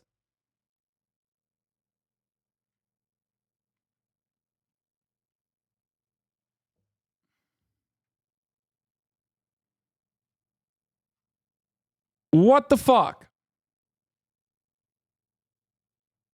Can you stop answering questions and play some music? No. And I could absolutely see him go, now, you know what? It would be great to have German generals that actually do what we asked them to do, knowing that's a third, maybe not fully being cognizant of the third rail of German generals who are Nazis and whatever. But he was frustrated with the slowdown of It wasn't just a slowdown. It was insubordination. And there is a culture within Washington, not just when it comes to the generals, who, by the way, should be fired after what happened in Afghanistan, of insubordination in the sense that the bureaucrats run the government. The founders did not design this country to be that way. Unelected people don't get to run the country, even if you have 4 stars behind your name. And I think they were very frustrated that you had this outside guy that says, listen, I'm in charge now. That's crazy, man. Yeah, the founders didn't design this country with a lot of things in mind, but I won't say it. That's crazy. Oh. Can you please stop sending me the Benito Mussolini thing, okay? Have you seen Matt Lieb talk about you? More streamer drama. This is my friend, chat. He's memeing. Since we are live streaming, and live streaming is, from what I can tell, mostly about conflict engagement. Hasan, I'm taller than you. You may be big. This is true. He is taller than me. That's not even a joke. I asked him straight up. I was like, do you ball? And he's like, no. Like, what a waste of fucking height, dude. You and Osama bin Laden both. 6'7", no basketball skills. How dare you? I'll tell you right now, he's a tall dude. But not that tall. 6'6". He's like, what, 6'4"? He's got the muscle. Smarter? Possibly. I could see that. Whenever I tune into the stream, he's like, you'll say a smart thing. When you come in here, you ask me questions like this, you are basically demanding, like, Hasan, I want you to nut so hard that all of the other subsequent nuts that come after it will actually pale in comparison. You will never nut like that again. And after years and years of trying to attempt that same high, you will inevitably kill yourself because you know that you will deep down inside never achieve that same level of sexual euphoria. I hope that answers your question. He seems pretty smart, but he's never, ever going to be taller than me. And that is something that you should consider when you're like, oh, who should I support? Have you considered supporting the tallest guy? True. Streamer drama.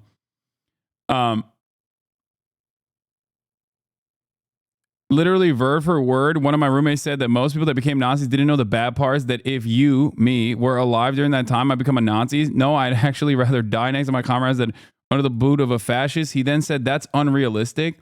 I mean, you don't have to fantasize about what you would be doing in terms of like another genocide occurring, like where you would be in that process. You are literally doing that right now. If you see the genocide in Gaza and you find it to be unconscionable and you work to try and stop it, well, then there you are. You are not a part of the fucking Nazi Germany regime. You're not. The people, on the other hand, that are like, I don't really care about it. Well, they are. They are a part of that, okay? We're living in it. That's it. You are currently in the process. You're currently in the process of like what you would do at the top of the hour. As I've said already, now that my contract is coming to a close, I might not run ads any longer. Having said that, however, in the time frame that I do, you still need to subscribe. And I hope you still subscribe regardless, even if I don't run ads. Okay? Because, you know. Even in the absence of a non-contractual obligation, I would still like for you to subscribe. Here's a 3-minute ad break now. Uncle Grammy, thank you for the 10 gifted subs. Are you going to kick then?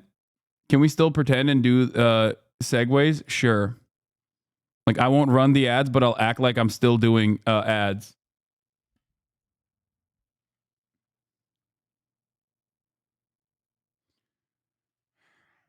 I'll stop watching if you get rid of the top of the hour. You'd have to at least do something at the top of the hour. Yeah.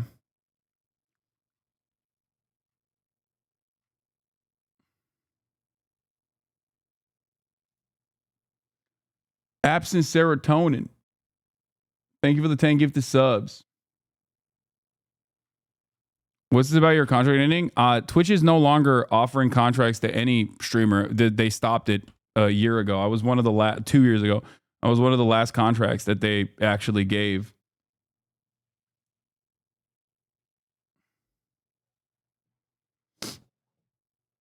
I haven't figured out what to substitute it for in terms of like a fun initiative. Crush a watermelon with your thighs once a day at a randomly selected hour to raise your viewer count? Sure.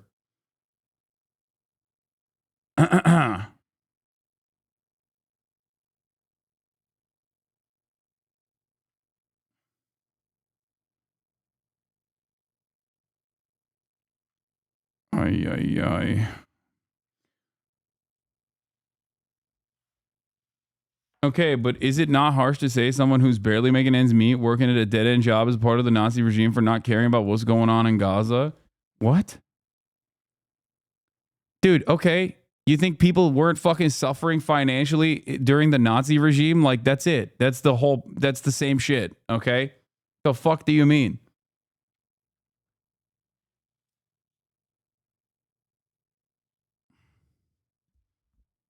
Like, not every single person was like ideologically committed to mass slaughter of people that the Nazi regime considered undesirable. You know what I mean? Well, first off, because these comments by John Kelly are extraordinary. He is not a man who will be familiar to an awful lot of people, but he was familiar to Donald Trump.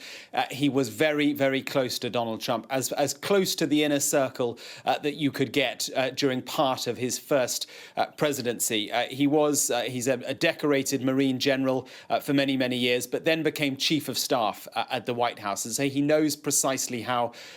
You motherfuckers are historically illiterate. What the fuck? Donald Trump ticks. And he has given this interview both to The Atlantic and to the New York Times, in which he describes in quite remarkable detail what he thinks Donald Trump is like. And he talks about how Donald... I keep fucking seeing shit on TikTok of people complaining about people voting third party because of being against genocide and how Jill Stein is bad, and the comments never cease to not blame you somehow. I've literally seen 3 videos today with at least 1 or 2 comments talking about you like you somehow encourage people to vote for Jill. I don't care. Yeah, dude. I mean, that's like out of the shit that people lie about me, that is like the least consequential one, okay?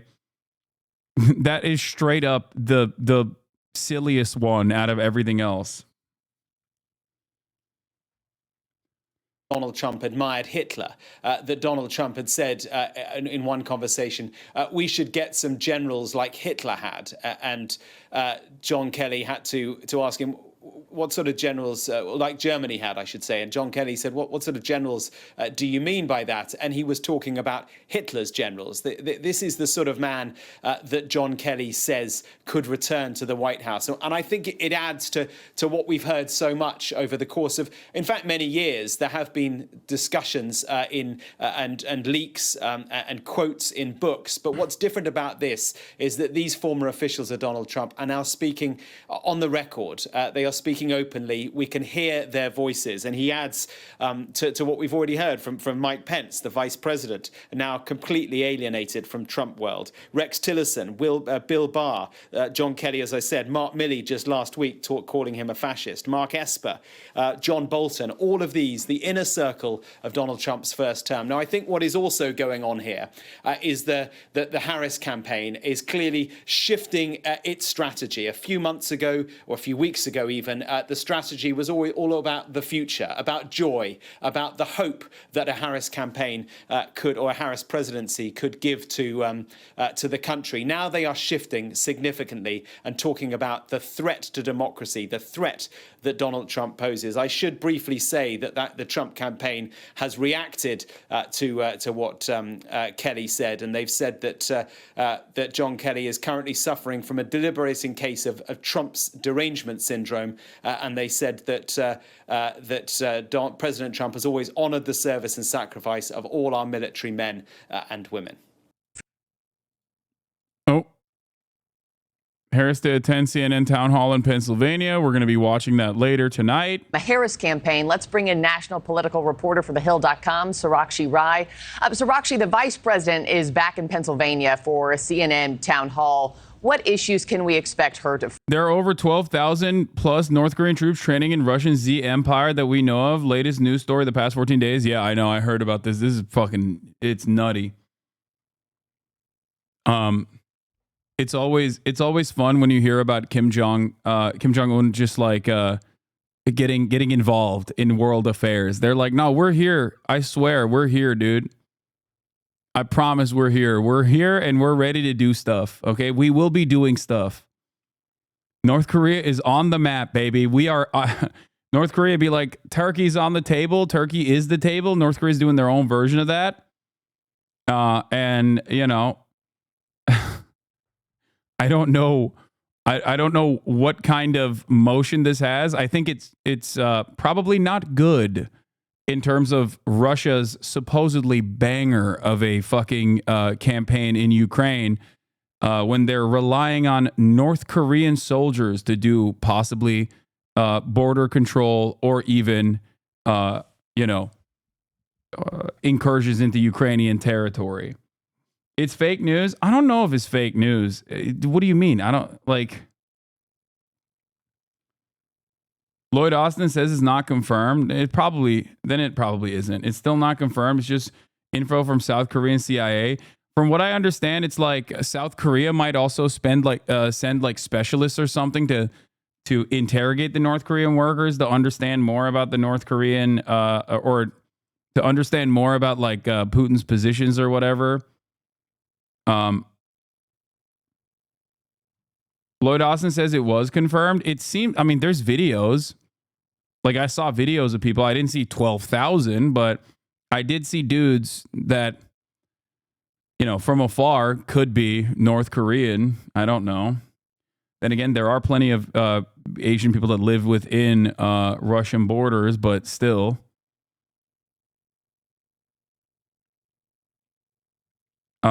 As far as I understand, Lloyd Austin confirmed this today. There are North Korean troops there, but they aren't sure what their exact role is yet. Isn't this? This is on the docket today. We'll cover it. Okay, don't worry. I'm gonna get to it in a little bit. You know what? Fuck it. Let's just do it now. And U.S. Defense Secretary Lloyd Austin. Korean proxy war in Ukraine is insane. It's so insane that it literally is like a joke. Making fun of. It almost feels like a joke, a throwaway joke that like a YouTuber made about other YouTuber geopolitical commentators, like the one that we watched before. And now it's real. Like now the joke is like, it has become reality. Like East Korea versus West Korea type shit.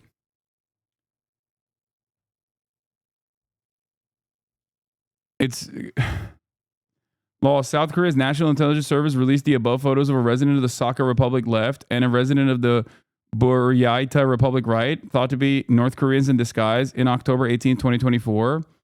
On those North Korean troops that Zelensky is screaming about, why won't U.S. Intel confirm his claim? Like I said, there are a lot of Asians. There are a lot of, Asian people living in Russian borders.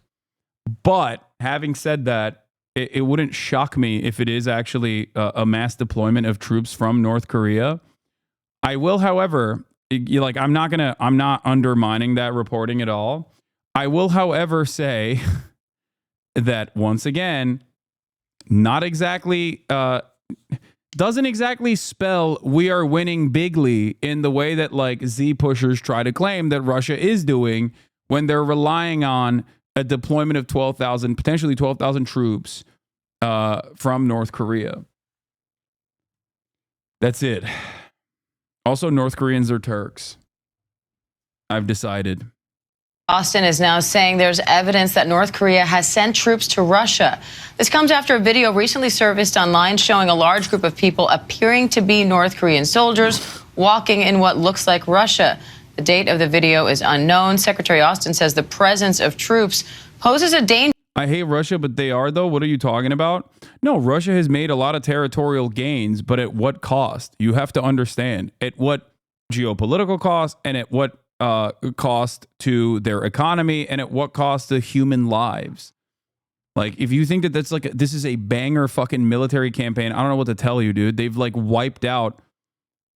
They have wiped out entire fucking villages and towns and cities, minded into oblivion to harden those positions, and lost hundreds of thousands of fucking people in the process. Like, so much so that they are also personally relying on foreign allies, whatever remains of their foreign allegiances, to continue this endeavor. I do not think that Ukraine is winning, quote unquote, winning this at all. Okay. Territorial acquisition shows the exact opposite of Ukraine winning. But having said that, this obviously has, like, Russia has incurred a lot of penalties for this engagement.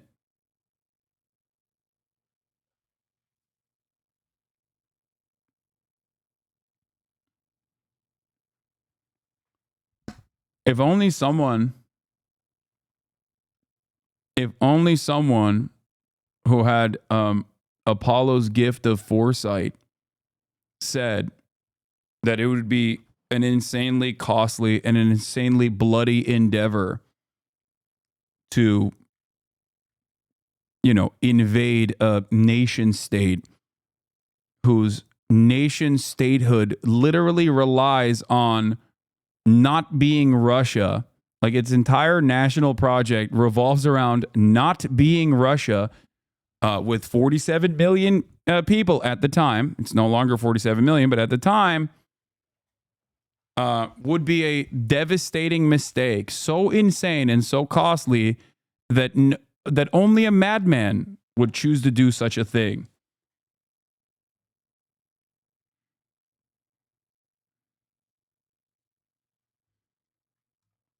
Danger for regions far beyond Ukraine.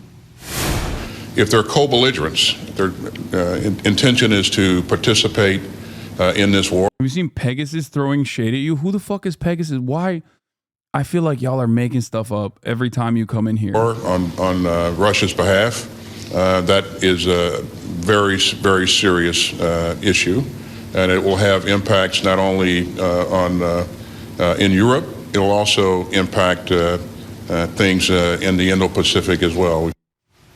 And let's go now to Patrick Reevell in London with more. Patrick, what's the main concern surrounding these troops at this point? Hi, Dan. Yeah, I mean, I think there's significant concern mainly about the fact that North Korean troops appear to be joining the war because of what it means. It means that we now have another country doing something that's almost unprecedented, really, seeing North Korean troops arrive to fight against Ukraine, a European country. But I think, you know, what we've heard from North Korea and South Korea, so from South Korea and Ukraine, I should say, sorry, is that they believe around 12,000 North Korean troops. Damn, didn't know you were so pro-Russia. Yeah, classic. Dude, I don't know if you know this, but like Big Chungus said, you're pro-Russia, dude. Your silence on the matter is deafening. Yeah, fucking got him, dude. Troops are being sent to Russia to fight against Ukraine. They say that they are on Russian military bases already being trained, around 3,000 of them. The head of Ukraine's military intelligence have said that they believe the first North Korean troops, around 2,600, will arrive at the Russian region of Kursk, which is the region where Ukraine managed to gain a foothold with its surprise incursion back in August and where Russia has been struggling to dislodge them. So he said that they would arrive already tomorrow. That would mean potentially we could even see North Korean troops fighting against Ukrainian forces in the... I agree with you, but on the point of entire villages of Russia being emptied out, reducing the number of ethnic minorities within Russia by sending them to the front lines is well within the Putinist, white Christian nationalist, basically Nazi ideology, so they see this as a W. No, bro, there is no world in which this is a fucking W. That's crazy. Like, sure, they have a lot of people, like a shit ton of civilians, but ultimately, there is no, like...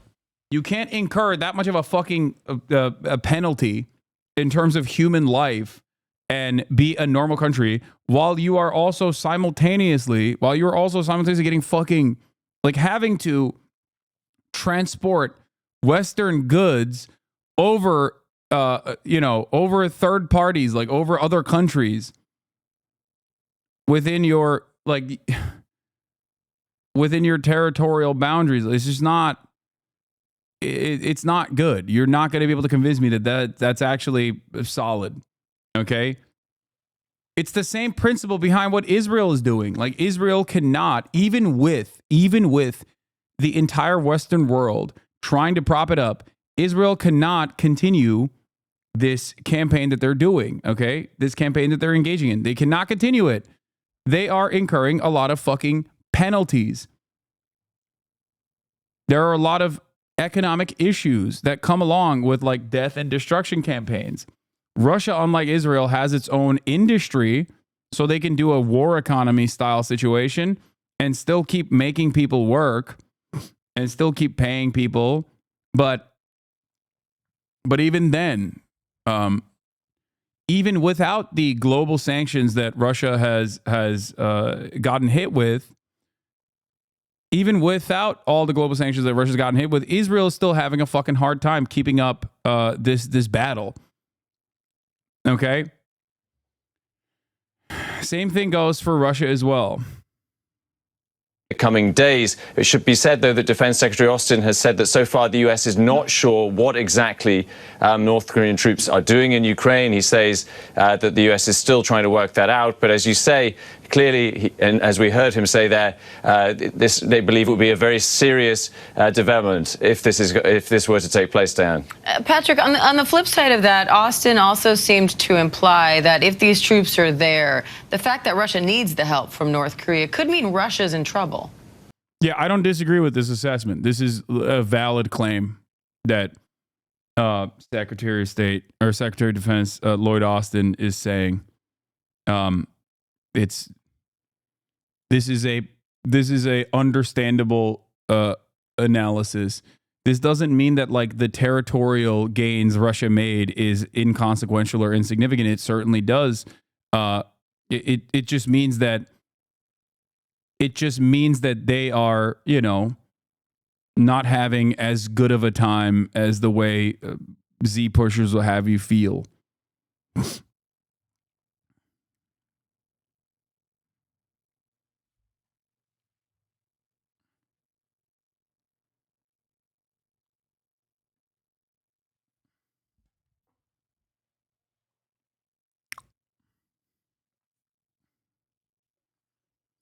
Aren't UK, American, and Australian people flying to Israel to fight too? How is that different than what Russia and North Korea are doing? It's not, but also that is also horrible and bad and is cause for alarm in terms of like Israel's chance of continuing this fight. That's the exact same analysis there that I'm offering to Russia as well. Yeah. Yeah, he did say that. Lloyd Austin did say that one of the conclusions that can be drawn potentially from the fact that Russia has had to turn to North Korea for troops underlines how Russia is struggling with manpower because of the enormous casualties. Wasn't there an infographic show about North Korean troops in Ukraine like a year ago and you laughed at it? No, it was a meme. That's what I'm saying. It was literally a fucking meme making fun of like, YouTube accounts that talk about like foreign policy and stuff. And how they always bring up North Korea somehow. And then North Korea probably saw that and was like, yo, we got to get involved. These guys just say, is it okay to be racist to Jews? Oh, no, he said, why is it okay to be racist to Jews? That's insane, okay? It is not okay. What the fuck is wrong with you?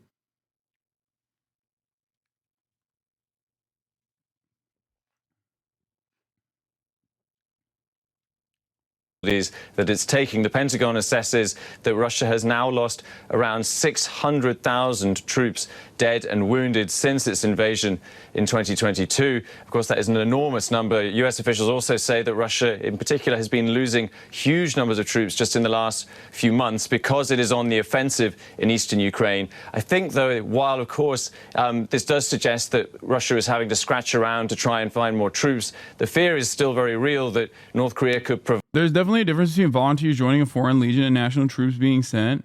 Wait, no, those guys are not just like foreigners. They're dual citizens usually. They're being mobilized as reservists. Provide more, and while 12,000 right now is not that significant, I think the fear is that if thousands more North Korean troops were to arrive, that could become very, very concerning for Ukraine, Diane. All right, ABC's Patrick Reevell in London. Thank you, Patrick.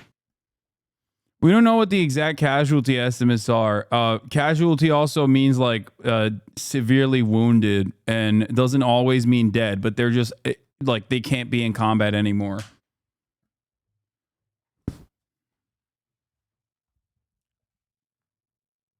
Like they're so severely hurt that they can no longer fight.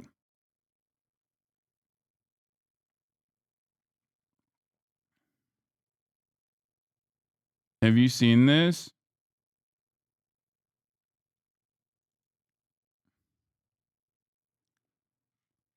A poll showed that some 25% of Democrats and independents in Arizona, Georgia, and Pennsylvania saying Gaza is important to them and may impact their vote. Over a third said a ceasefire and arms embargo would make them more likely to vote for the Democratic ticket. Another new poll coming out showing that this would be very consequential in a positive way for the Harris camp.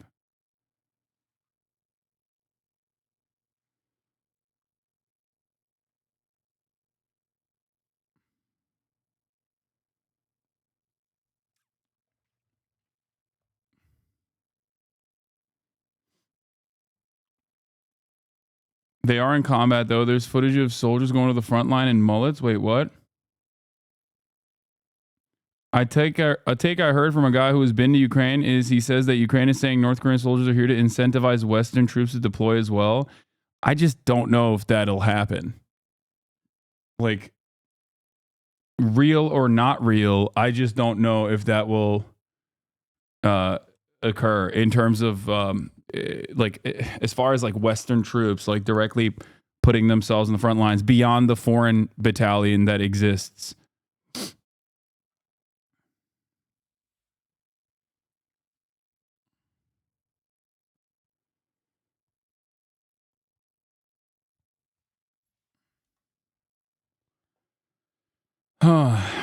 Knowing how uncomfortable Russia is fighting war in the winter, do you think it's them trying to rebuild one final big push to end the war? I mean, there is no ending the war. There's only permanent annexation, and permanent annexation only comes at the barrel of a gun. And Russia cannot do a permanent annexation in eastern Ukraine. They cannot do TikTok search on Hasanabi. At least learning is still top. Yeah, Hasan Piker is real. Hasan Piker is gay. Hasan Piker, is he gay? That's funny.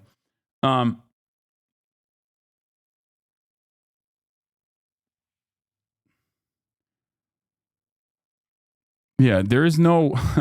Listen, if the USSR could not annex Afghanistan, could not deal with the fucking Afghan civil war, what makes you think that they're going to be able to fucking... what makes you think that Russia is going to be able to fucking annex Ukraine?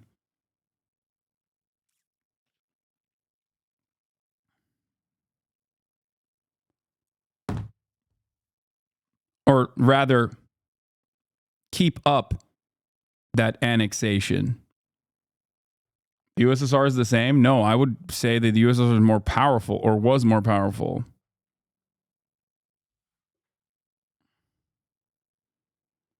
How did they annex Crimea? I don't know.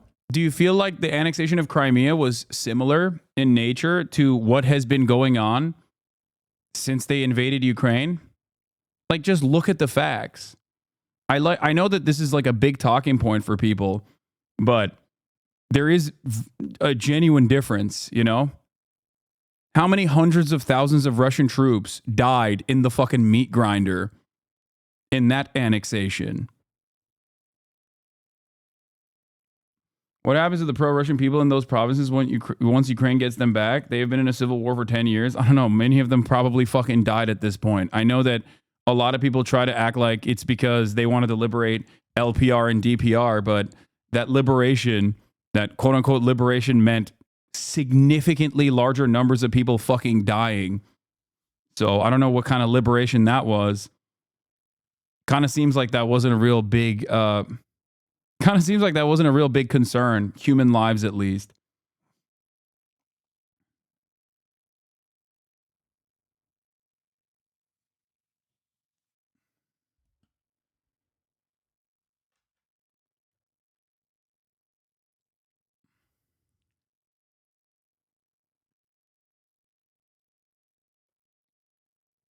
There's a guy on the new season of Love is Blind who went over to fight for Ukraine.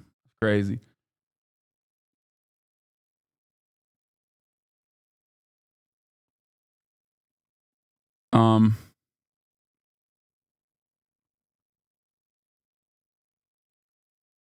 Bro, Trump just left his town hall to go outside and meet up with a random voter. It's crazy. He's emptying out the whole stadium. What?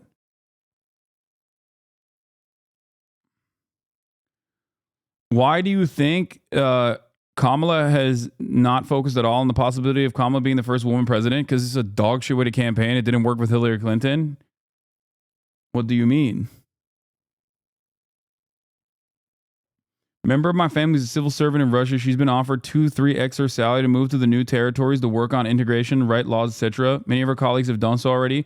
Those regions are much more desolate than some may assume. No one thinks that they will be significant unrest or resistance to integration, considering no actual major cities except Mariupol were captured.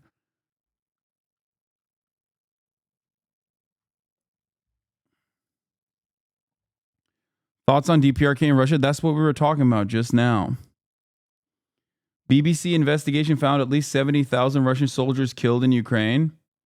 I mean, this is a far more conservative estimate, and it does kind of make sense. Something definitely just happened. That vantage point. It might be obviously very difficult because at the end of the day, a lot of media on that media. Outside and talk to him.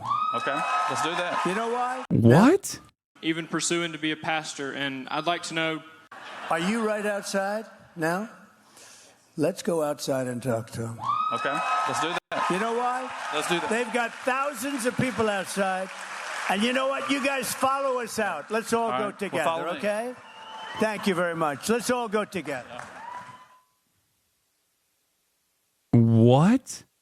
And I'm proud to be an American, where at least I know I'm free. And I won't forget. What the fuck? Okay, I'm sorry. there is no other way to interpret what's going on than Trump wants to die. Okay? He's like, I want to play on New Game Plus difficulty. I don't care. Let's make the Secret Service work for their money, folks. Come on. Either they pre-planned this or he's just trying to fucking die, dude. I don't understand. What the fuck?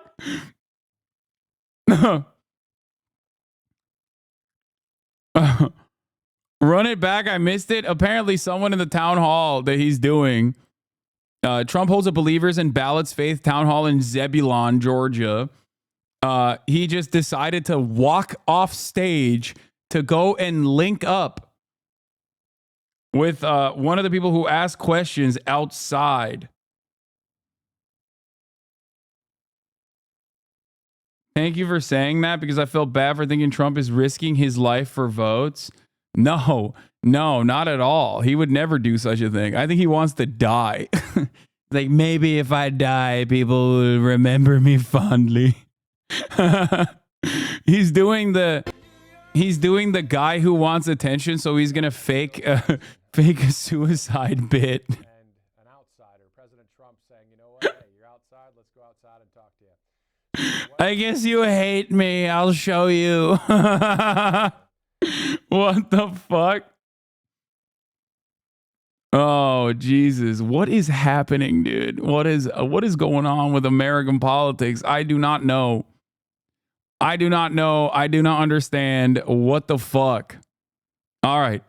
Let's get back to Kamala Harris. She's going to attend a CNN town hall in Pennsylvania. Focus on. That's right, Marky. The vice president is in Pennsylvania on the outskirts of Philadelphia for the CNN town hall. And it really follows the same themes as what she's been saying on the campaign trail so far. She has been trying to appeal to undecided voters who have yet to make up their mind. She's going to talk about, how her presidency will differ from President Biden's. And she is talking more and more about the issues that matter to voters. She's talked about abortion. She's talked about, the fall of Roe v. Wade. And what we're going to hear from her really is continue to push that messaging, especially from her campaign in the blue wall states this week that is appearing to show her, slightly losing the edge to former President Trump. And that is a real concern for her campaign as well. This also comes at a time when polling is showing, that the vice president is losing her momentum as well. The DDHQ and the Hill polling aggregate shows that former President Trump has taken the lead in the campaign for the first time since the start of her campaign. So lots of things to look forward to, Maki. Also, Sarakshi, I know that the vice president is set to campaign in red states later this week, kind of a red state detour, if you will. What's the strategy behind that when she likely won't win those states? I mean, she's going to Texas because Allred, to support Allred's campaign. That's why she's going to Texas.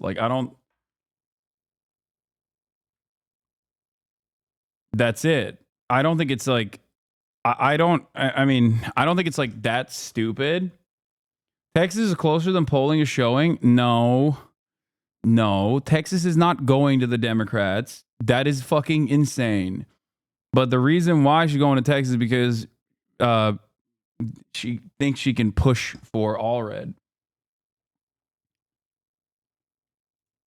Look, we've heard from her senior campaign advisors that the reason why she's going to these red states is she's going to be seen alongside women who have been impacted by Texas's near total ban on abortion. And this is something we heard from former President Obama as well yesterday. And so this is what he had to say on abortion.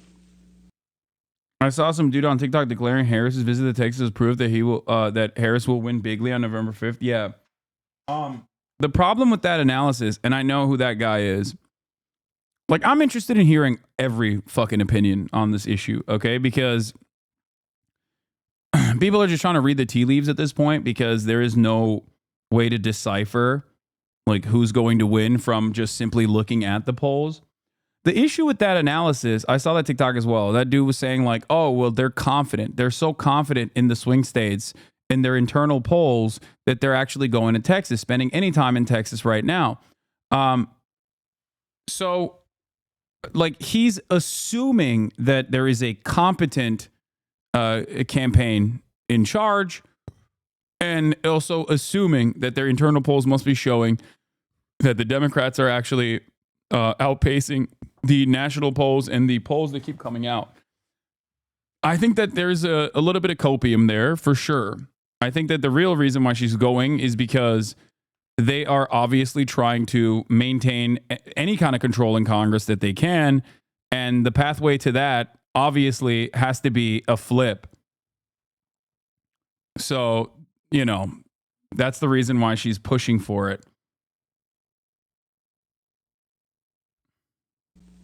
Such a deeply personal decision should be made by the woman whose body is involved and not by politicians. And the majority of America agrees with it, which is why you've been seeing Donald Trump try to tie himself into a pretzel on this issue.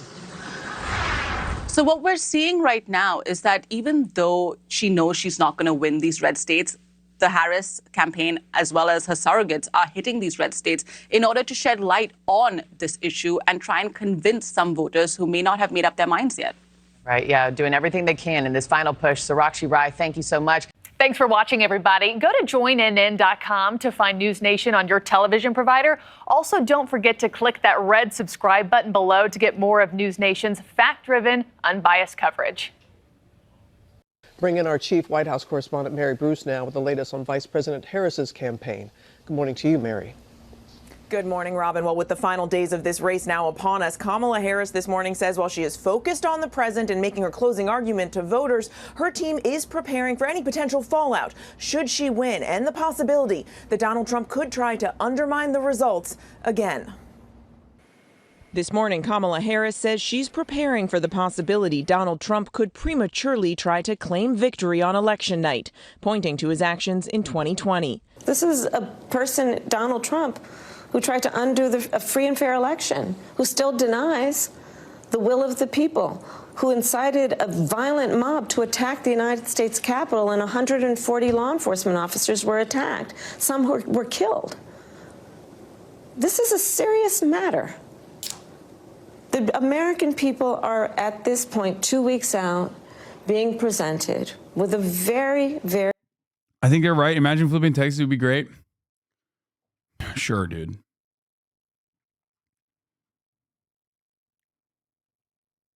Getting apathetic voters excited about down ballot stuff could potentially get some to turn out. Very serious decision about what will be the future of our country.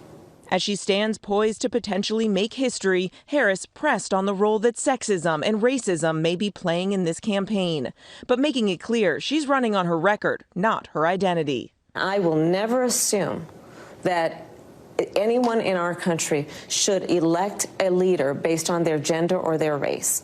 Instead, that leader needs to earn the vote based on substance and what they will do to address challenges and to...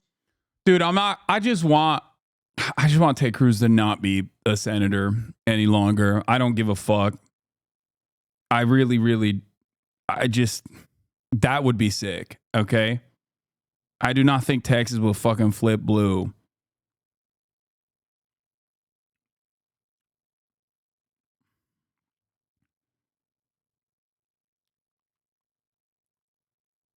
I think that there are enough blue enclaves in the state and enough like annoyed voters against Ted Cruz that like already could have some motion. I don't know. I mean, he's just like this is yet again more so about how awful Ted Cruz is in general. But who knows? To inspire people to know that their aspirations and their ambitions can and will be achieved. With less than 2 weeks until Election Day, Harris off the trail amid another media blitz, joining CNN for a town hall tonight after Trump refused their invitation for a second debate. Instead, the campaign deploying some of its heaviest hitters to key battlegrounds. Former President Barack Obama out with her running mate Tim Walz in Wisconsin and joined by rapper Eminem in Detroit. We do not need to see what an older, loonier Donald Trump looks like with no guardrails. America's ready to turn the page. We're ready for a better story. Michigan, we are ready for a President Kamala Harris. Now, tomorrow in Atlanta, Harris will be out on the trail with Obama for the. Does anyone notice all across the country, Democratic candidates at all levels are campaigning on "We'll work with the Republicans"? All Portland metro area candidates are saying this, and no, that's the national party message always, which is really funny because Republicans never run on that. Across the board, Republicans are like, I will never work with the Democrats. They are all pedophile vampires that want to fucking suck up your spinal fluid so they can live forever. They want to microchip you. They have microchipped you already. You're gay now. You're gay and autistic because they gave you a vaccine. Democrats, on the other hand, are like, you know those guys that are saying all that? We're going to work with them to make bipartisan compromise happen. It doesn't make any fucking sense. It's very stupid. The first time, and Bruce Springsteen will be joining them as well. He, of course, has endorsed the vice president. Now he is lending his voice to her out on the trail later this week. And what do you say to the libs that work with Republicans that we've got Republicans giving permission structure for reps to stay home and or vote for Harris? Yeah, I don't think it's working. We'll see.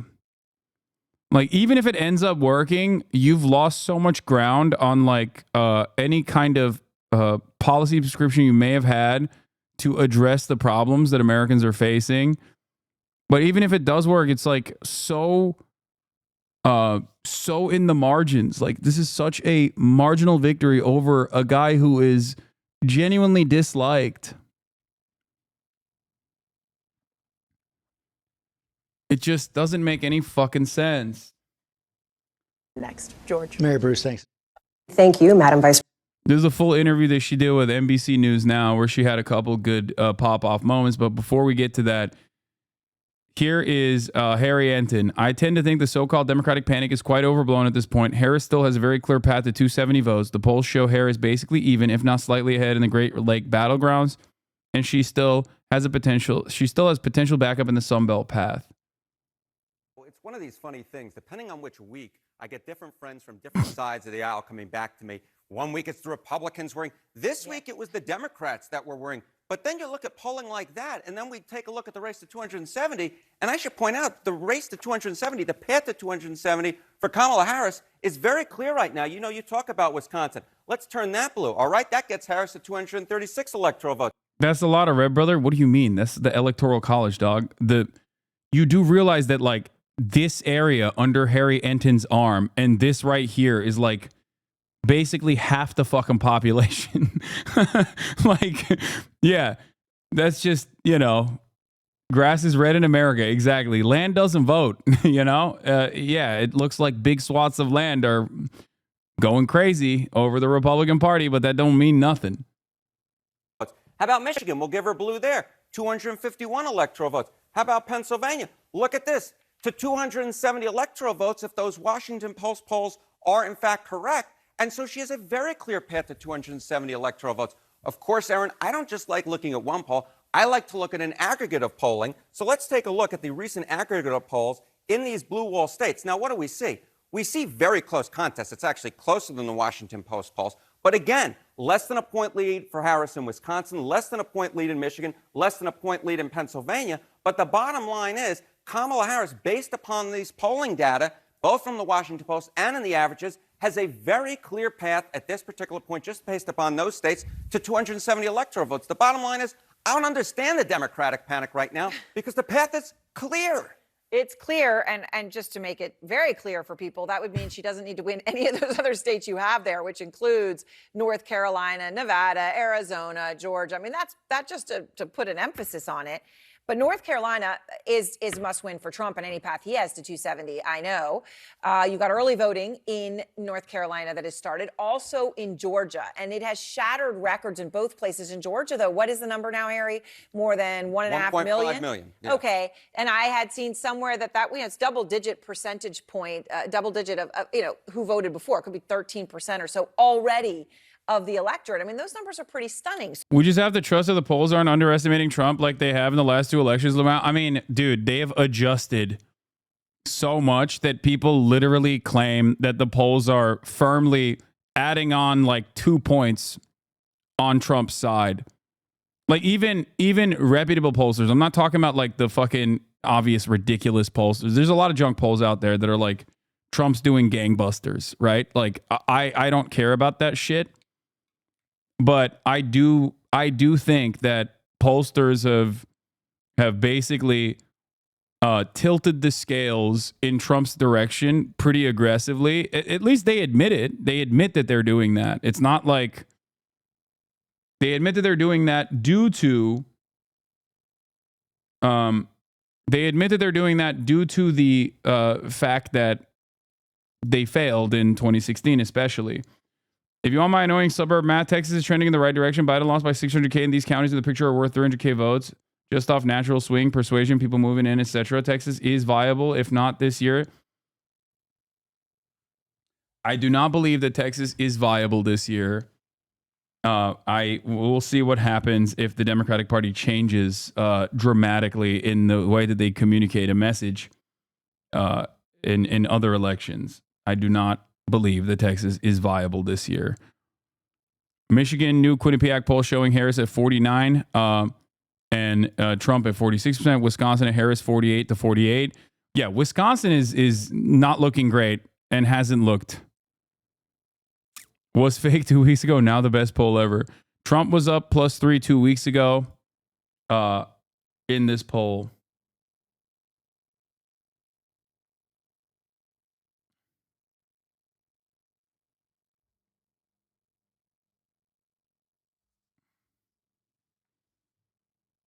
See, I told you Texas libs are crazy.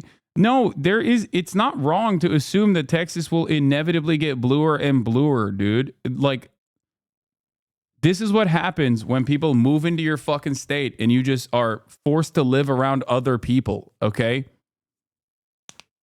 That's not that shocking. It literally happened in fucking Georgia too.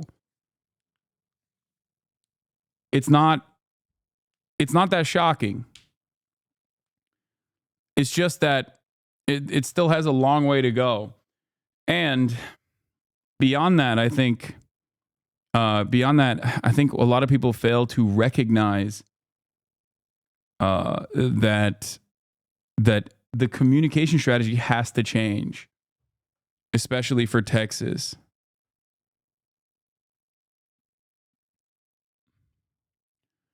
New UAW poll shows members' support for Harris growing significantly in battleground states. Union members in key swing states, Michigan, Pennsylvania, Wisconsin, North Carolina, Georgia, Arizona, Nevada. Harris leads by 22 points. White UAW members without a college degree, Harris now holds a 5-point lead. I wonder what the lead was for Joe Biden, though. It's probably higher for white members without a college degree.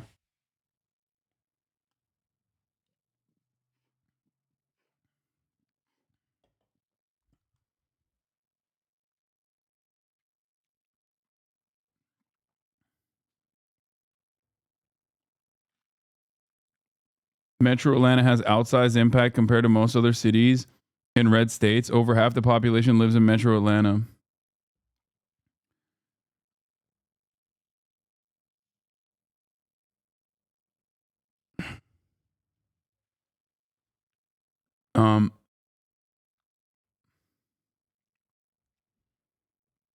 From Wisconsin, my mom ran a major political advertising firm nationwide and has some of the best contacts on the ground in Wisconsin, where she got her start doing Herb Kohl's races.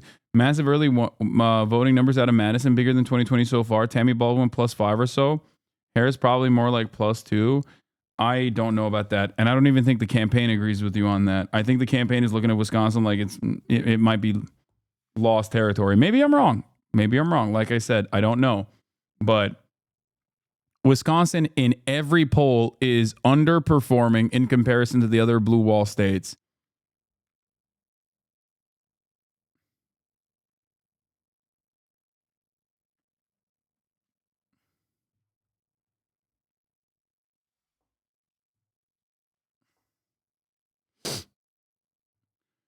Can you explain why right-wing pollsters in these betting markets are artificially making Trump seem more popular in the vote share? Genuinely don't get the logic. Why won't people vote harder if they think they're losing?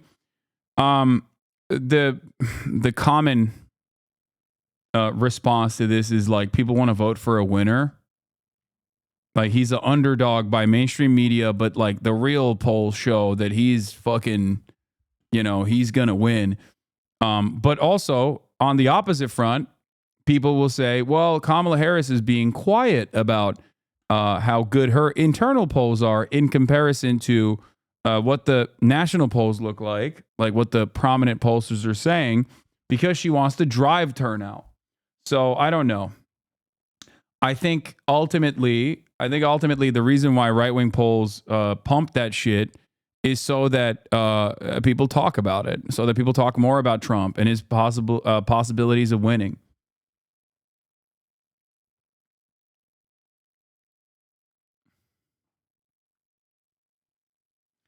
I don't want to be that guy, but polls were wrong 2016, 2020, and these past midterms, they said a red wave was coming. I don't know why we still keep listening to polls when they've been so wrong these past elections. Last time I posted this, don't time me out. Okay, there is no other mechanism to develop an understanding, at least in the region, of what the fuck is going on the ground. There's nothing else. If you don't look at polls, then you just have to vibe it out. You have to hallucinate. And I don't think the polls were as wrong as you think they were in 2022. The interpretation of polls oftentimes is what people remember, not necessarily what the polls show.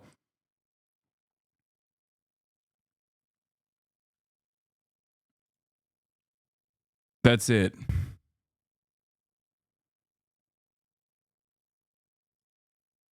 "2022 flashbacks" is saying Ed Germentum.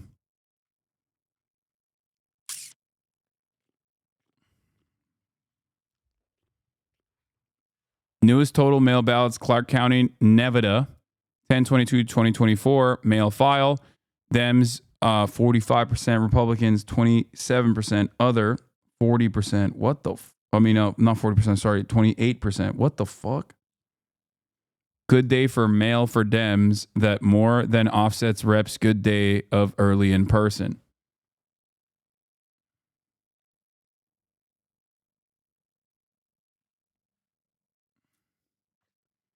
What, the polls fucking Herschel Walker winning easily? What are we talking about? Wait, what?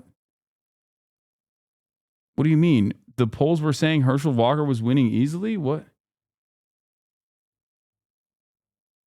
Were they?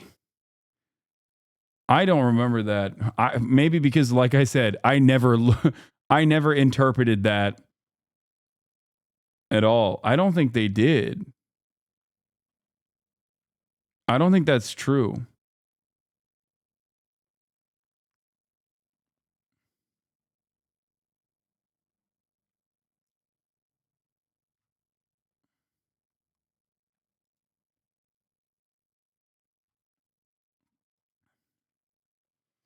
I mean, it's pretty even in Wisconsin. Probably like +1 Harris average on the first page of selected pollsters, which is in line with the margin Biden won in 2020.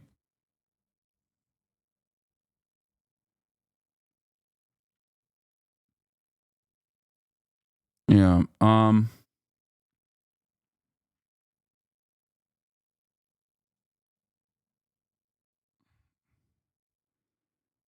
Walker 538 average shows Walker is slightly favored to win Georgia Senate election. Okay. Like it. This shows Landmark shows even. Trafalgar shows obviously Walker +3, Warnock +6, Walker +1, Warnock +4, Walker +4, even 0. Emerson College Warnock +2.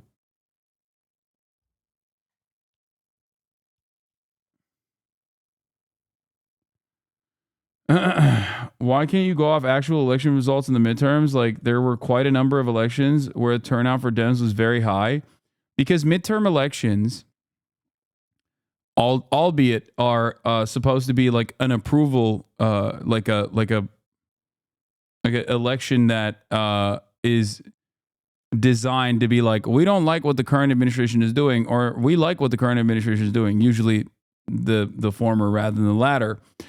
Having said that, midterm elections, people that participate in the midterm elections are high propensity voters. Okay. And Democrats have definitely captured the attention of a significant number of high propensity voters, like likely voters that go out and vote all the time. Okay. Oftentimes, these people have a college education, or even if they don't have a college education, they're like relatively wealthier than the average person. Like, these are people who care. They're old people. They have time on their hands, you know? They don't have like a traditional 9-to-5 wage job. This doesn't mean that there aren't people that are outside of what I'm describing that vote in the midterms, but they have a higher likelihood of voting. Okay? The general election is not like that. The general election brings out a shit ton more people. It brings out as many people as possible. That's why there's, you know, a far larger number of people that go out and vote in the general in comparison to the midterms. The president, which is the most popular figure usually in terms of a broader audience reception, is also participating in the general election, whereas in midterms, they do not. So that's something to consider.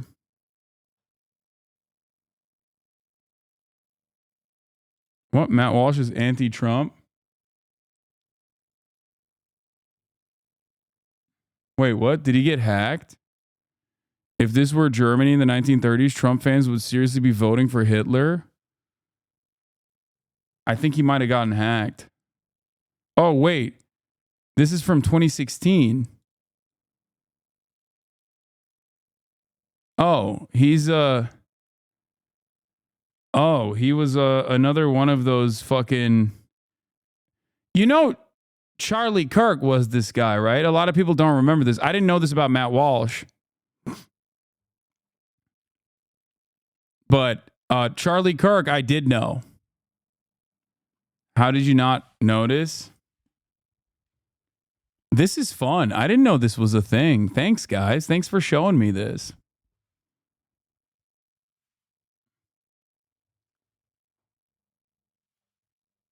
Yeah. The right-wing ideologues like this were all Cruz guys, I think. Yeah, they did not like fucking what do you call it? They did not like Donald Trump at all. They were like, he's so volatile. He's so volatile. He's going to harm the Republican Party. He's going to ruin the Republican Party. He's just saying a lot of shit that I don't agree with. We want a Jeb Bush style Republican. You know? Burish Alamanjo, thank you for the 10 gifted subs right at the top of the hour. There's the 3-minute ad break. Now you can also subscribe for $6 or for free with Twitch Prime. Burish Alamanjo, that's a Turk. Matt Walsh is the Republican voter Kamala wants.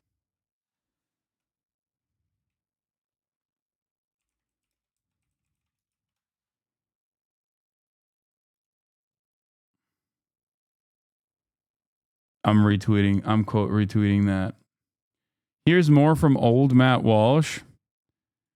Has to go deep into the Internet Archive to find this one from Matt Walsh.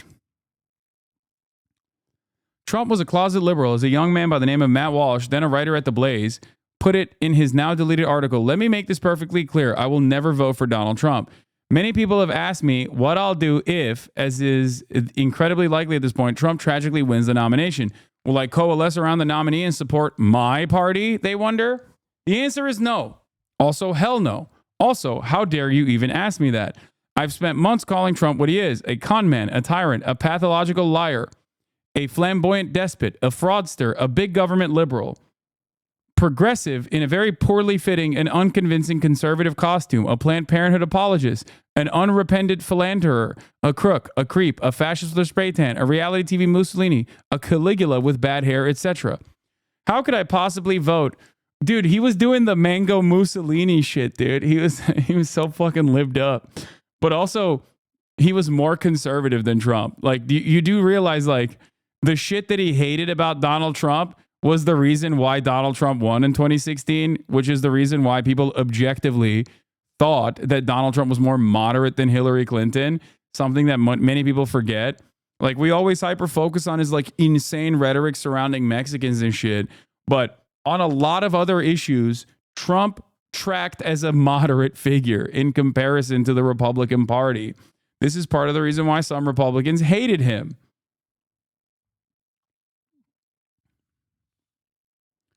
How could I possibly vote for a guy who I've just described this way?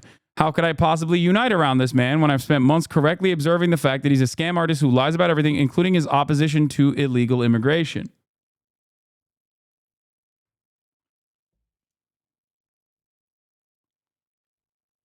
Moderate on what? Donald Trump was pro-LGBTQ.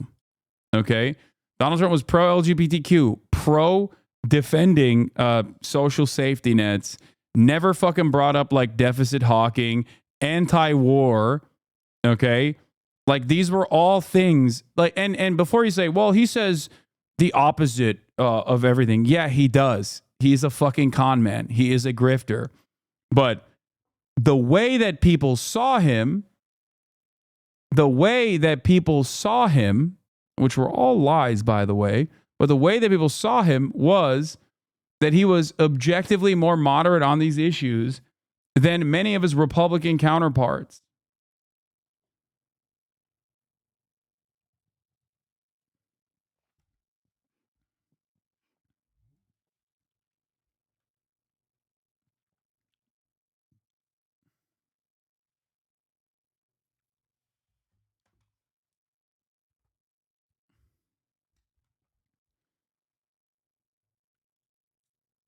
What is this? I went to Trump Burger today. Wish you were there. One of the worst burgers I've had, Lamau. I saw a content creator also do this, and he said it was shit. It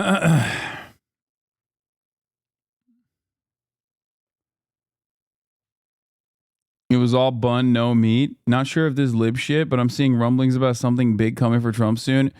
It seems like it's lib shit. But it doesn't even fucking matter. Bernie and I have been doing this work for a long time, even if we don't look it. Together, we've made real progress. $35 insulin for seniors, $35 inhalers for asthma, $2,000 yearly cap on drug costs for seniors.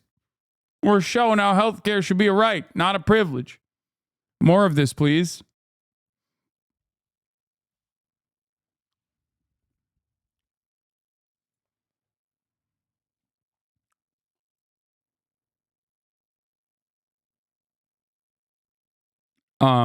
Here.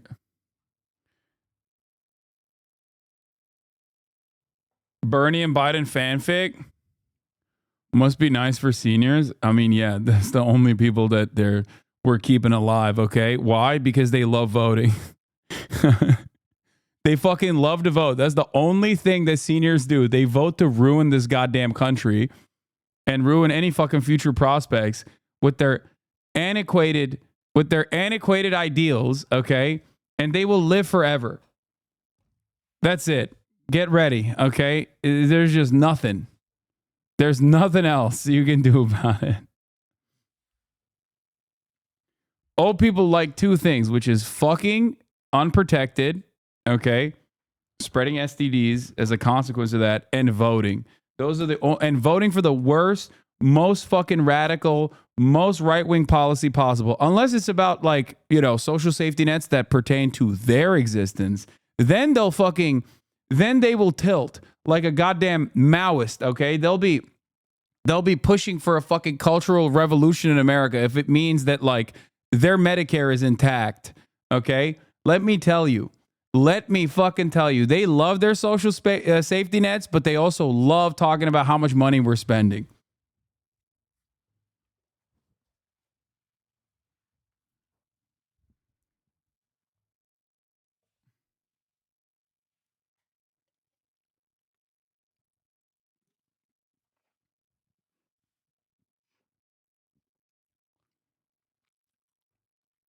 Red Sun in the nursing home? Oh, yeah. It goes hard. It goes fucking hard, dude. Justin, the Justice Department has sent a letter to the Elon Musk super PAC warning that his daily 1 million giveaway to registered voters in swing states might violate federal law. Sources tell CNN it's illegal to incentivize registration with cash prizes. Wow. It turns out we have a fucking Justice Department. That's crazy. What a shocking state of affairs, dude. I can't wait for these fucking dipshits to turn around and act like this is lawfare again. They're attacking us for doing illegal shit. Why did you snitch again, Hasan? I did. Just like I control Twitch, I also control the FEC, and I also control the DOJ. Yeah, I'm the one who knocks. I'm the one who controls everything, okay?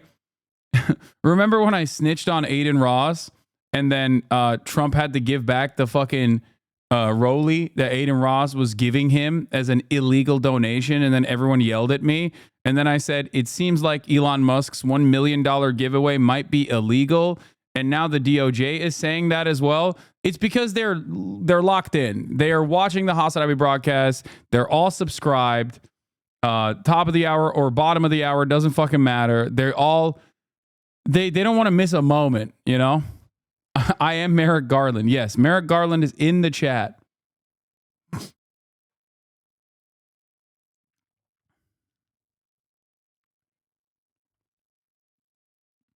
It's pretty funny because like people do legitimately believe that. That's so sad. It's such a sad state of affairs that there is like a significant number of people online that legitimately do believe these unhinged ass fucking conspiracy theories.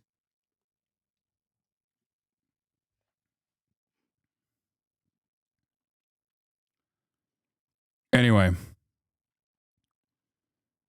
CNN has reached out seeking comment from Musk. Several email addresses listed on the Super PAC website. The group's treasurer and Musk press team, the Justice Department, declined to comment. We want to try to get over 1 million, maybe 2 million voters in the battleground states to sign the petition to support the First Amendment and Second Amendment, Musk said in announcing the sweepstakes at a Trump campaign event in Harrisburg, Pennsylvania.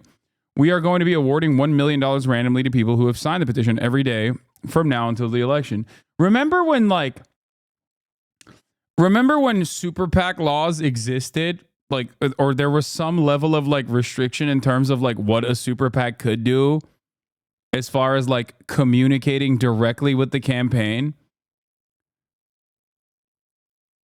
That's also not even the point of contention here, for the record, because that also is illegal.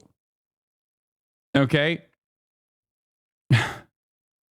Like, you can't, as a person who runs a super PAC, directly talk to the president. It's supposed to be, super PACs are supposed to be about certain issues. They could even be about like one candidate that they like. But what they can't do is operate with unlimited donations, okay? Dark money, unlimited donations. That is directly a additional war coffer, a war chest for the candidacy that directly communicates with the candidacy every single fucking day.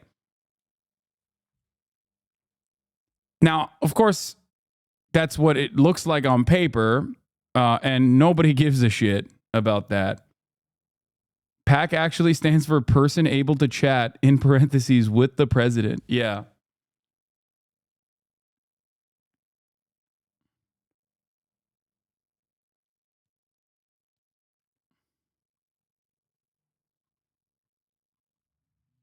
Anyway.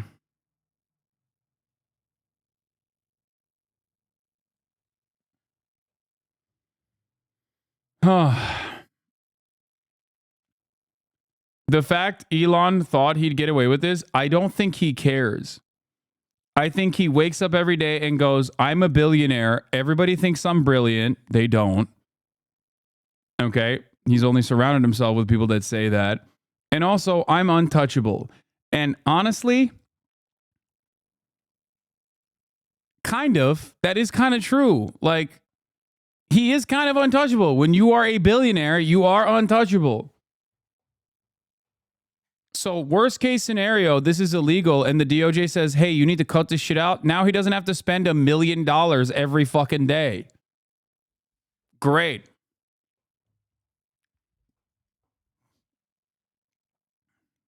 You know?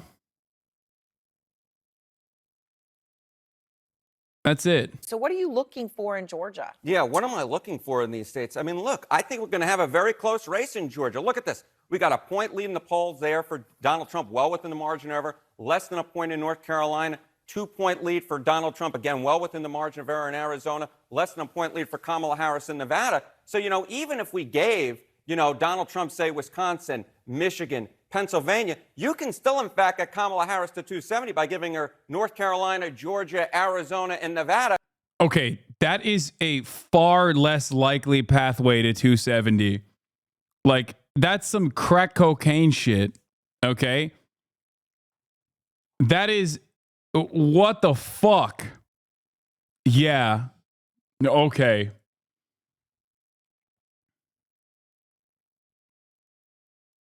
So again, I don't understand this Democratic panic, Aaron. All right, so you don't Okay. understand it, and yet, so you've been looking around for reasons since it doesn't seem to add up. Yeah. And I know you have found something that has nothing to do with Harris that may account for it. Yeah. Angry if opposing candidate wins. Harris voters, 52% would be angry if Donald Trump won, compared to just 42% of voters who would be angry if Kamala Harris won. I think Democrats feel like there's a lot more on the line in this election, and that's why they're panicking, even though the polls at this point say, "Cállate, por favor." Yeah, we're gonna talk about Israel in a second. Actually, not even in a second. We'll talk about it now. So, couple things. One, Israeli official tell Khan News Israel is now on the verge of attacking Iran. That's number one. And number two, before we get to the Kamala Harris interview, Los Angeles Times won't endorse a presidential candidate for the first time since 2008. Elon Musk is saying some fucking unhinged shit. But beyond that, Israel's up to Israel shit once again. First, they claimed that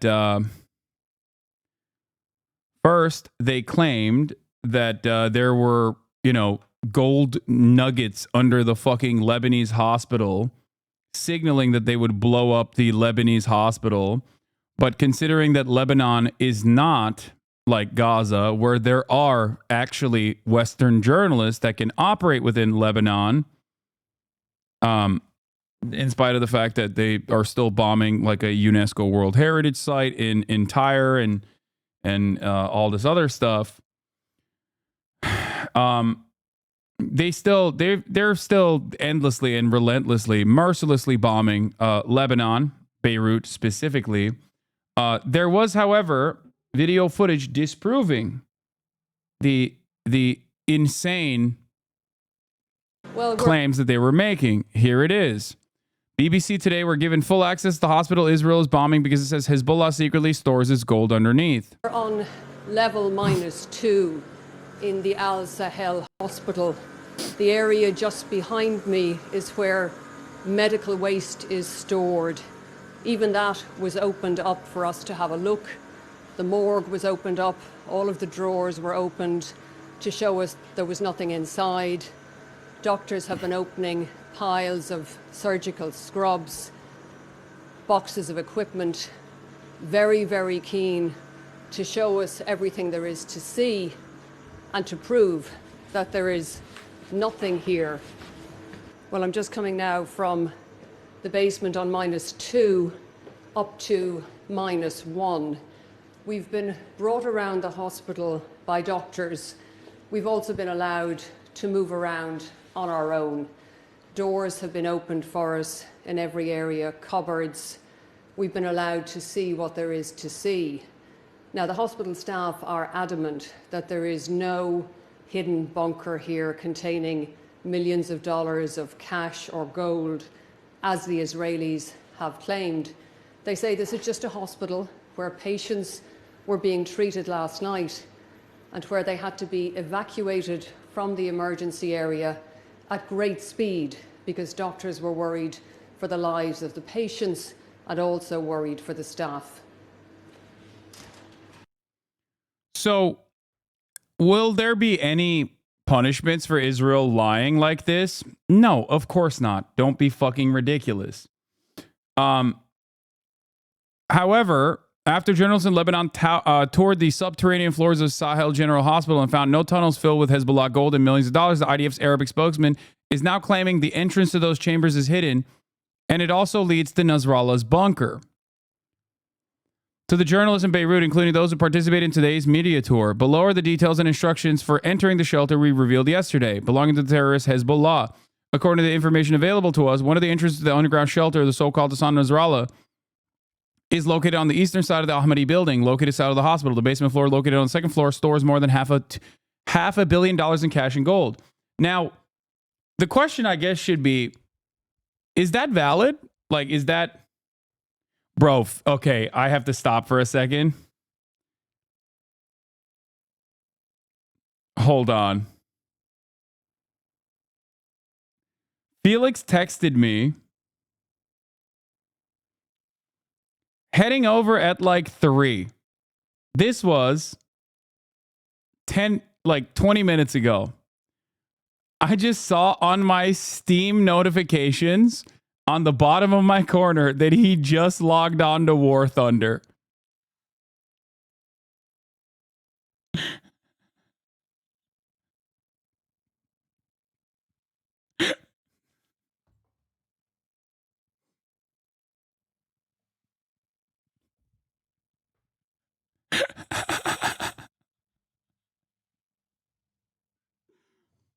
Oh, that's so funny. No, he's fine. He's fine. He said he's doing it to get his daily reward. Okay, sorry. We're going to continue. The new event vehicle and yearly sales started. Give my man a break. He's buying his premium time.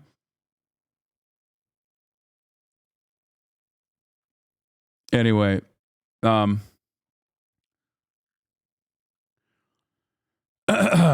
yeah, we would like to emphasize that the entrance is hidden. They're like, no, you don't understand. We made a 3D printed, we made a 3D CGI thing. Okay. We made a 3D CGI render, so it's real, which warrants us bombing the hospital. We're going to bomb the hospital. You can't stop us. You are being anti-Semitic if you won't let us bomb the hospital. But that's not where this ends. Because while they're also simultaneously blowing up Beirut suburbs like a bunch of fucking violent madmen, they're also accelerating the actual, the additional genocide that they're doing in fucking Gaza, specifically in northern Gaza. Now, in the process of this accelerated genocide, the reason why I brought up the counter narrative, the reason why I brought up the fact that when Western journalists are allowed to actually clarify that Israel is lying by directly going there and doing reporting, they can't really do that in Gaza. There's no Western journalists in Gaza that are allowed. There are, however, Palestinian journalists in Gaza, specifically in North Gaza. Israel has obviously killed hundreds of them, but there are still some that are operating in Gaza, in northern Gaza in particular. One of those is a person that I'm in contact with, a person that I have talked about before. Israel has now basically put out a hit on 6 of them. Okay? 6 of the remaining journalists, Al Jazeera journalists in fucking Gaza, North Gaza in particular. I said, this is a hit list. Israel's preemptively trying to justify assassinating the likes of Hossam Shabbat, who was one of the few brave reporters left in North Gaza to cover Israel's ruthless campaign of famine and genocide, which Biden offered a 30-day red line to. You know what happens when they do this. Khalil Sayegh says, dangerous development. The Israeli military claimed that 6 Al Jazeera journalists were discovered to be operatives of Hamas or Islamic Jihad. However, the IDF has not published any evidence to support this claim, stating it is based on intelligence. This is dangerous development and likely a first step towards targeting the few journalists still active in Gaza. Okay? Just understand what the fuck is going on right now, okay? Here is, ironically enough, an IDF veteran who is the Times of Israel's military correspondent, Emmanuel Manny Fabian, who is basically repeating this propaganda that he knows will cause journalists in North Gaza to be executed by the Israeli state. The IDF says it has uncovered documents in the Gaza Strip that it claims reveal that 6 Al Jazeera journalists are operatives in the Hamas and Palestinian Islamic Jihad terror groups.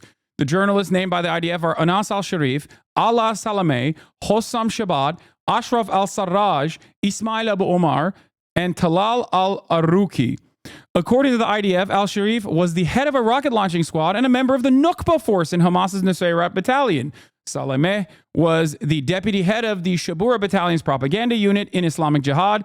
Shabbat was a sniper in Hamas's Beit Hanun battalion. Al-Sarraj was a member of the Islamic Jihad's Burej battalion. Abu Omar served as a training company commander in the East Khan Yunis battalion. What if I told you literally every Israeli journalist was a soldier? Of course. We know that already. That's why I brought up the fact that obviously IDF veteran Emmanuel Manny Fabian saying this makes it additionally weird. You know? IDF veteran and now Times of Israel military correspondent Emmanuel Manny Fabian saying this is extra weird. Anyway, Abu Omar served as a training company commander in the East Han Yunis battalion, and he had been wounded in an Israeli airstrike several months ago, and Al-Aruki was a team commander in Hamas's Nusayrat battalion. The military releases the documents, which it now says shows personnel spreadsheets, lists of training courses, telephone books, and salary documents. It says the documents unequivocally prove that the journalists functioned as members of Hamas and Islamic Jihad's respective military wings. These documents are proof of the involvement of Hamas terrorists in the Qatari media network Al Jazeera, the IDF says in a statement.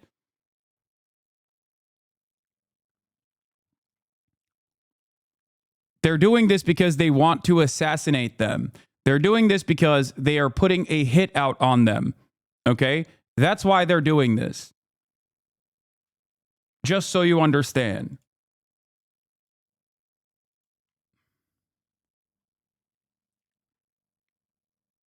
They've killed almost all of the Palestinian journalists in Gaza.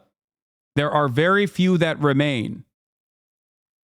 The IDF says that the named journalists are spearheading the spread of Hamas propaganda on Al Jazeera, especially in the northern Gaza Strip. Why especially in the northern Gaza Strip?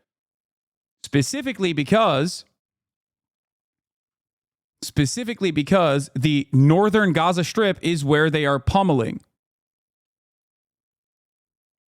They are currently starving the North Gaza Strip. One of the things that Hossam has done time and time again is speak out against the lies of humanitarian aid being received by the people. Here is one of his last reports.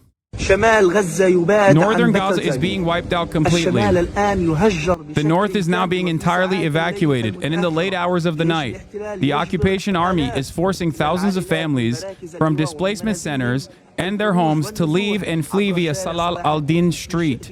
In these late hours of the night, and in this severe cold, people are now sleeping on the ground, with the sky as their only cover, sitting on the roads now, on Salah al-Din Street, not knowing where to go. After the displacement centers have become overcrowded with displaced people, families are now, at these late hours of the night, on the streets and the roads after 19 days of siege and extermination. People are now on the streets, not knowing where to go or where they will sleep tonight.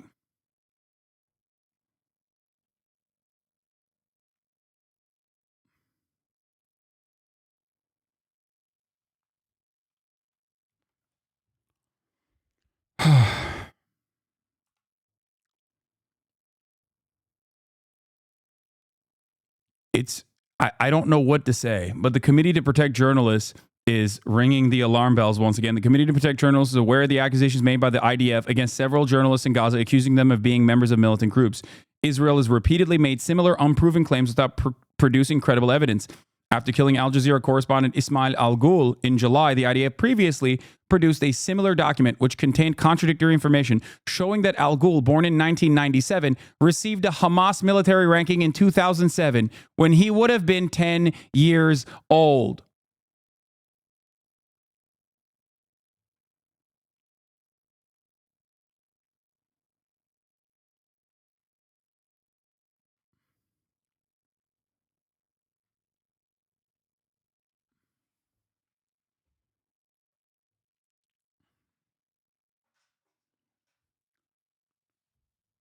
They kill them, they execute them, and if anyone dares to speak out against said execution, they'll turn around and be like, here, shut the fuck up. He was Hamas.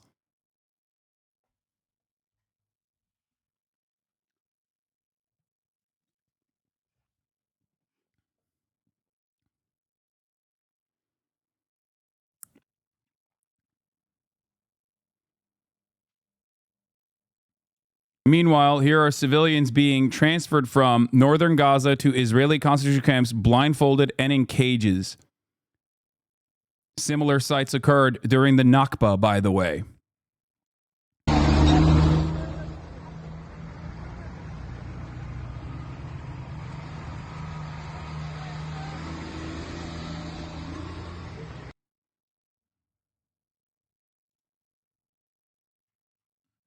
From Dropsite News, I'm joined by my colleague Sharif Abdel Quddus, and we're going to be talking about Israel's campaign of extermination that's been unleashed on the Palestinians in the north of Gaza over the past 3 weeks. A starvation campaign, an intense bombing campaign, forced expulsions. But before we get into that, there is a very, very dire situation unfolding with the journalists on the ground inside of Gaza.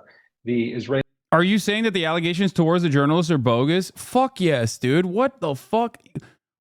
I just showed you.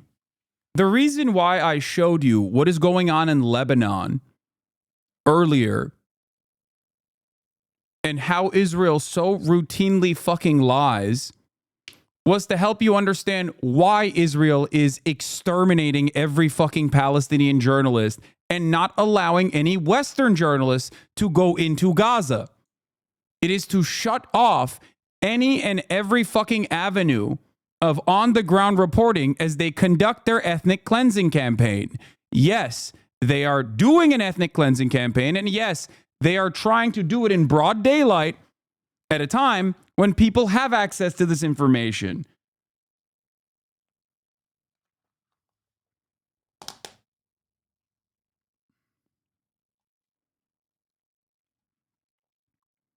They have said over and over again, without any real evidence whatsoever, that the people, that the journalists that they execute are Hamas militants. They just lie about it.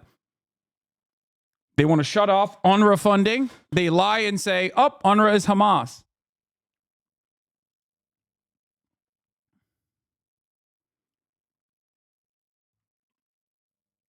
It's much easier to, stop people from seeing the truth if you just assassinate every fucking journalist that is working. Israeli military today issued a very public threat. I think there's no other way of looking at it, that it is a threat to assassinate 6 Al Jazeera journalists who remain alive and reporting on this genocide inside of Gaza. The Israeli military has made these claims before, saying that journalists are actually members of Hamas or Palestinian Islamic Jihad. And the Israeli government and military have a history for this past year of fabricating so-called evidence to try to link journalists and other civilians to Hamas or Islamic Jihad, or to portray them as terrorists. Some 170 plus media workers have been killed during the past year in Gaza. And all of us in media have an obligation to stand up for our Palestinian colleagues. There's a very clear reason why Israel has been killing journalists. And that's because the only media workers that are on the ground inside of Gaza are Palestinian media workers. They are the bound, barefoot, and blindfolded Palestinian abductees in Jabalia. What does this look like to you, man? Just so you know, anyone and everyone that's in North Gaza that is a male over the age of 18 is, or even younger than 18, is considered an enemy combatant right now because they are doing an ethnic cleansing campaign that they've accelerated in North Gaza in particular. Okay? If you're over the age of 16 and you haven't been destroyed by Israeli bombing campaigns, the soldiers come in, they line you up, they blindfold you, they bound your fucking feet, or they bound you, and then they march you in a death march to take you to a fucking concentration camp.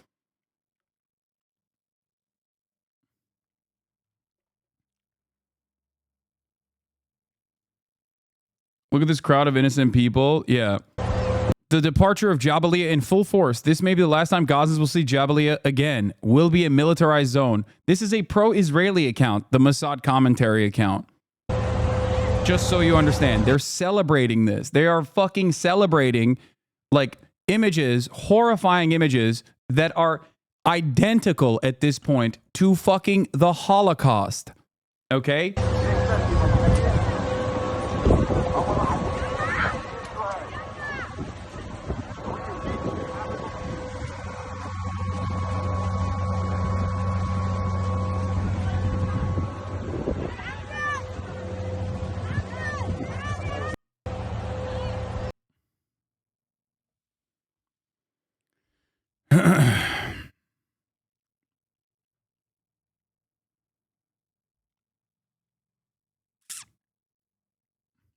I don't want to bring up the drama, but if your detractors don't mention any of the horror, I will have negative respect for them. Yeah, yeah, fuck the drama, okay? This is why I don't fucking talk about the drama itself and talk about what matters. This is what matters, okay? Yeah, it is not, I'll say this much. It is not shocking, nor is it surprising that so many Keemstar adjacent, supposedly quote-unquote centrist commentary channels that love drama have said not a single fucking thing about Israel-Palestine. That's too complicated for them. But they only tangentially offer coverage when there's time to just shit on prominent pro-Palestinian voices. I think they are, in the most cowardly way possible, letting their opinion be heard. Okay? That's it. Fuck all of that noise. Here comes the Jew hate again. Really? You see this. By the way, a Jewish person is posting this from fucking Israel, criticizing this, and your immediate answer to this, your immediate answer to looking at this is Jew hatred? What the fuck are you talking about?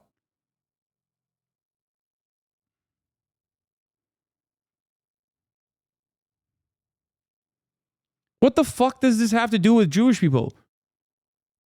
Nazis look at this and go, Jews are responsible for this. And it seems so do ultra-Zionists. So do Zionists in general.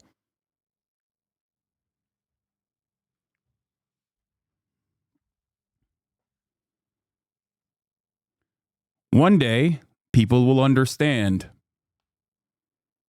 that me separating Zionism and Judaism is not because of anti-Semitism. It's the exact opposite. It's because Zionism is anti-Semitic.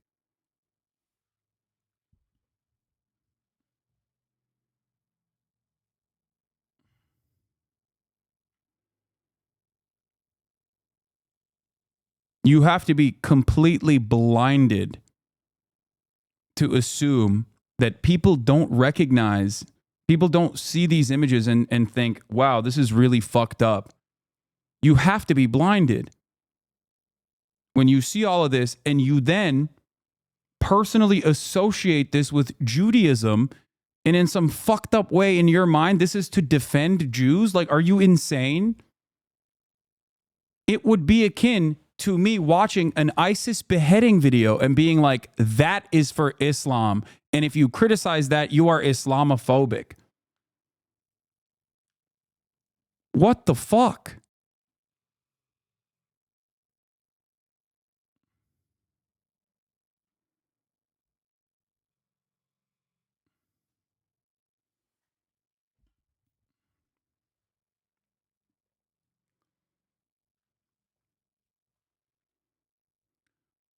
But I think many people are confused by where this association comes from, especially in the Western world.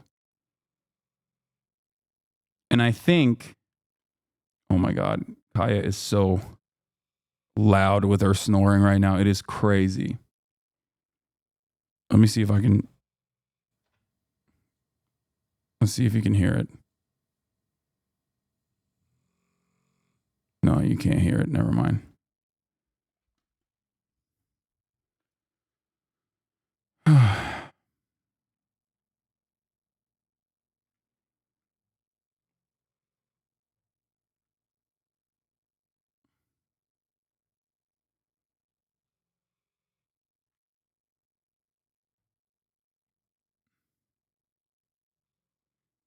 Anyway, you heard it? Wait, how? It doesn't show up.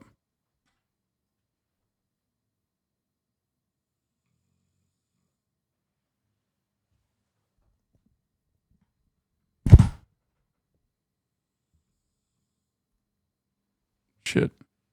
I think you guys are lying. Sorry. I moved the mic and it probably made a weird noise.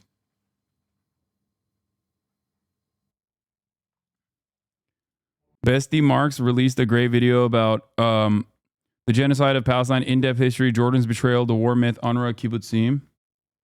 Okay.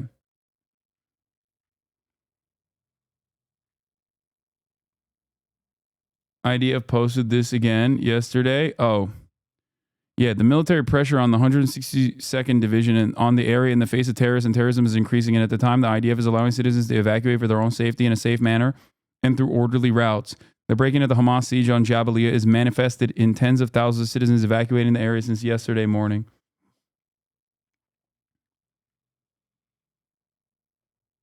Yeah.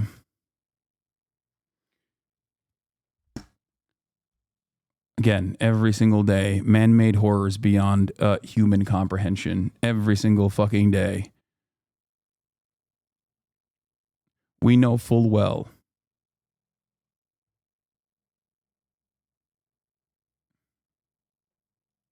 What? Them strategies breaking. I've been told that Trump groped a minor at one of his donor dinners and then there's video. Come on, dude.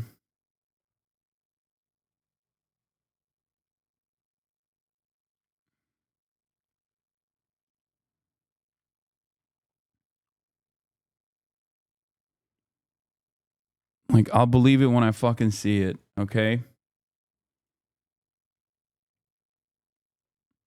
Imagine trying to deplatform American Arabs at the same time as the genocide when people talk about your silence. So you think anti-Semitism, okay, we can condemn both things, my dude.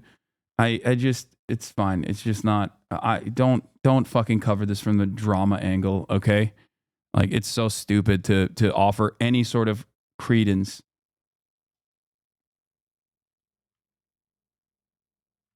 Anyway, this is the Israelism documentary.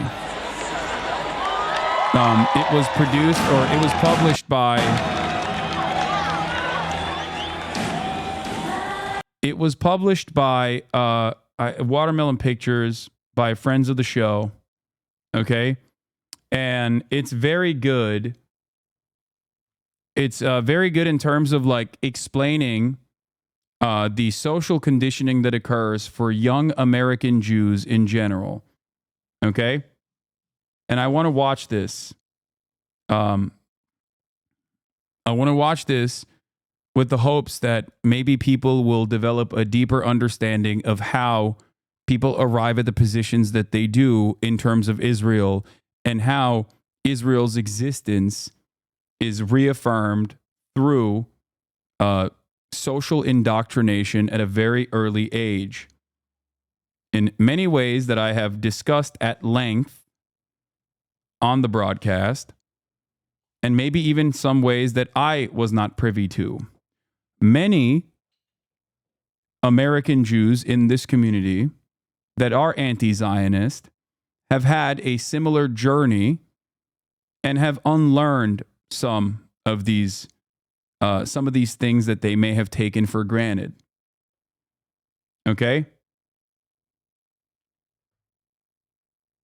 This is really important for people to watch and understand, okay? Especially because the overwhelming majority of people in this chat, no matter how hard they LARP, are not fucking like guerrilla fighters or resistance members, or aren't even in like Lebanon or Gaza, okay?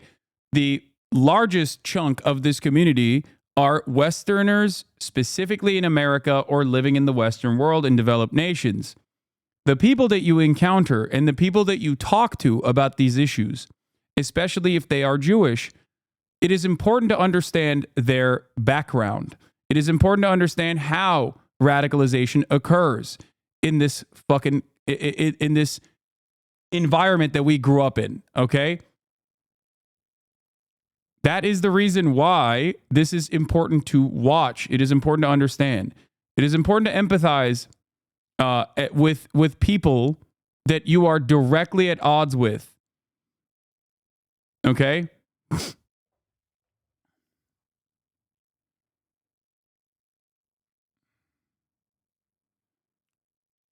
Many of you have gone through a similar journey and have taken bigoted opinions for granted as a direct consequence of your social conditioning.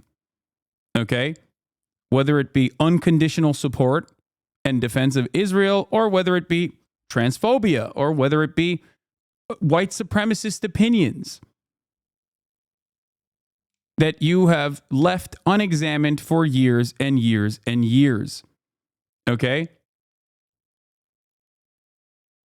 There are still plenty who maybe are at odds with some of the things that I say or do in terms of communicating the humanity of people who are on the other side of this equation, the victims of American imperialism. You might see me talk to, for example, someone in Yemen.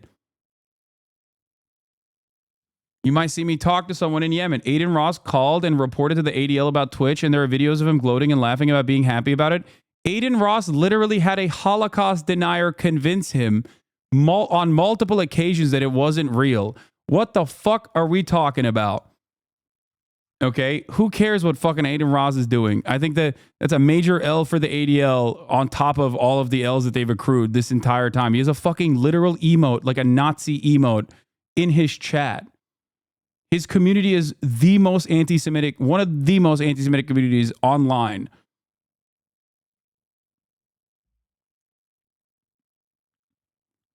Anyway,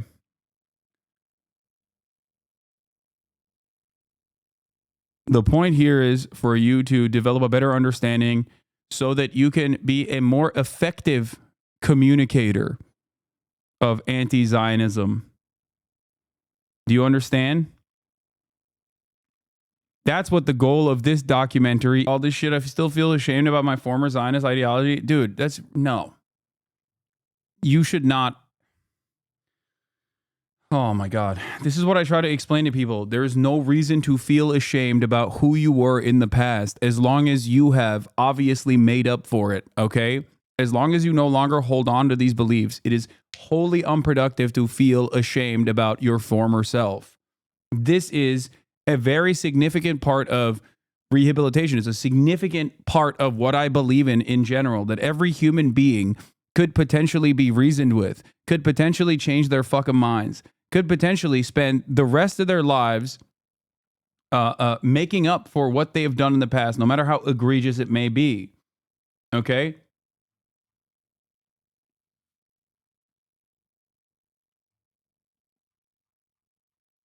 There is no reason, especially if you understand where this comes from. This is something very important that I need people to understand. That's why I'm very accepting of people who change their minds, perhaps to a fault at times. That's why a lot of people yell at me. They say, whoa, Hasan, how dare you? How dare you be charitable? This person is an enemy. This person is an ideological enemy. Yes, there are certain people that have demonstrated their unwillingness to change and maybe their financial motivations for not changing. Okay? But beyond that, you know, beyond like the fucking drama peddlers and the psychopathic cyber stalkers and cyber harassers whose communities still could change, like members in their communities could still change their minds. And I hope that happens one day.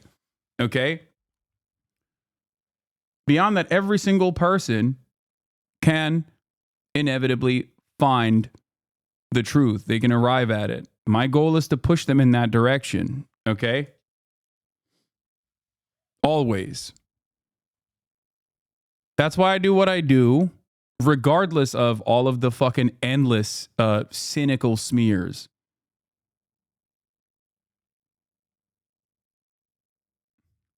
You always have to understand, not to pull a Kamala Harris here, but you always have to understand that you didn't fall out of a coconut tree. Okay? You exist in the context of all of those things that came before you. Okay? It's true. That's why I am both simultaneously super privileged on a lot of issues. Bro, you sound so libbed up. Yeah, dude, it's libbed up to fucking focus on rehabilitative justice in a country that is inherently reactionary when it comes to crime and punishment or people's unwillingness to fucking change. Why? Because I believe that societal attitudes are directly born out of material realities, and that people should not focus so much on what previous mistakes they made, or rather what previous fucking opinions that they held in an objectively right-wing society. There are oppressive constructs, okay? There are oppressive constructs that bind us. We exist under them. They are regularly normalized. Everybody on the left understands that America is a white supremacist nation. It's anti-immigrant. It's anti-gay. It's patriarchal. And then they're shocked when they meet someone who also exists in that reality and has those opinions. Of course they have those fucking opinions. That's why I'm as charitable as humanly possible to people who are unimaginably Islamophobic to a degree where you're like, what the fuck are you talking about? It's because I recognize where it comes from. I do. I understand it. It's like we're living in a post 9/11 universe. If you are in the Western world, you have been primed and conditioned to fucking hate Muslims and Arabs alike. You think they're barbaric. You think they're anti-Semitic. You think that they're automatically trying to kill you and strap themselves with fucking TNT and blow themselves up. It's hard to explain how comforting Zionism can be. It tells Jews that we are an eternal people, the defendants of brave Maccabean warriors. There's a unifying feeling being around a country full of Jews, knowing no matter who you are or where you came from, you are part of something larger than yourself. It's very hard to shake.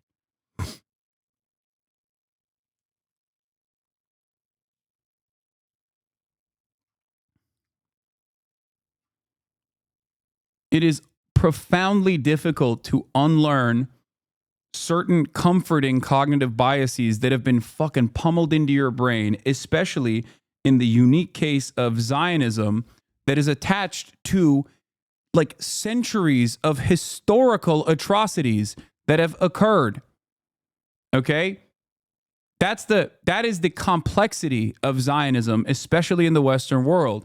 It is attached to real harm that isn't just simply made up. Like pogroms are real. The Holocaust is real. This is why it is extra complicated to talk about these issues in a way that makes sense, in a way that could be broadly accepted and palatable to people who also recognize the history and have gotten this social conditioning. That's why you must learn about how Zionism is fostered and Zionism is developed through social conditioning over and over again at a very early age, especially in the Western. Israel need advocacy. Isn't the state completely pro-Israel? Dog, how do we arrive at that in a country as like most Western nations are pretty fucking anti-Semitic? How do we arrive at a nation state that is, you know, at the very most, the most tolerant type of like American is still like kind of anti-Semitic. They're like, oh, Jews are money people. Everybody knows that. They do control the media, but who cares? Like, I really enjoy Seinfeld. Like that is like there is a lot of underlying anti-Semitism in the Western world that hasn't really gone away. So how are they also simultaneously super pro-Israel? Well, you're watching it. It's the advocacy. It's because Israel very quickly recognized that it could not exist without, being the weapon that Western nations wield in this region. And in order to continue its existence in the violent ways that it exists, with a steady flow of weapons and money, to the tune of, hundreds of billions of dollars since its inception from the United States of America alone, you have to do a lot of fucking propaganda. You have to do a lot of advocacy. Advocacy that, in my opinion, got even more aggressive after the fall of the South African apartheid, which was, of course, deeply aligned with the nation state of Israel. I think that they learned a lot of lessons from how the South African apartheid ended and looked at that to be like, we can never let that happen again. Now, ironically enough, fascism being such a self-defeating, inherently suicidal ideology, they are quite literally doing the South African apartheid final moments right now. Going into behaving like a belligerent, going into war with other nations for no fucking particular reason, no discernible reason whatsoever. These are some of the things that the South African apartheid did in its final stages, right?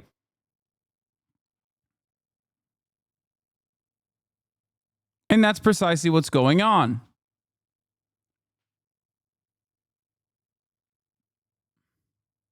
Like, this isn't even about like dual loyalty narratives. But like Amos Hochstein is literally an IDF member. Like he's a former IDF veteran. Okay. This dude is one of the Biden administration's main players right now on the issue of what Israel gets to do. Like, come on. That's fucking ridiculous. Doyle heads unite. Doyle Irish supremacy. Yes. Like, that's insane. I'm not of the mindset that even if you are an IDF veteran, that you can't be a valuable statesman. I'm not saying that at all, right? You can. It's just entirely dependent on where you arrived at in terms of your fucking positions. But he's not only an IDF veteran, but he's also unimaginably pro-Israel. It's ridiculous.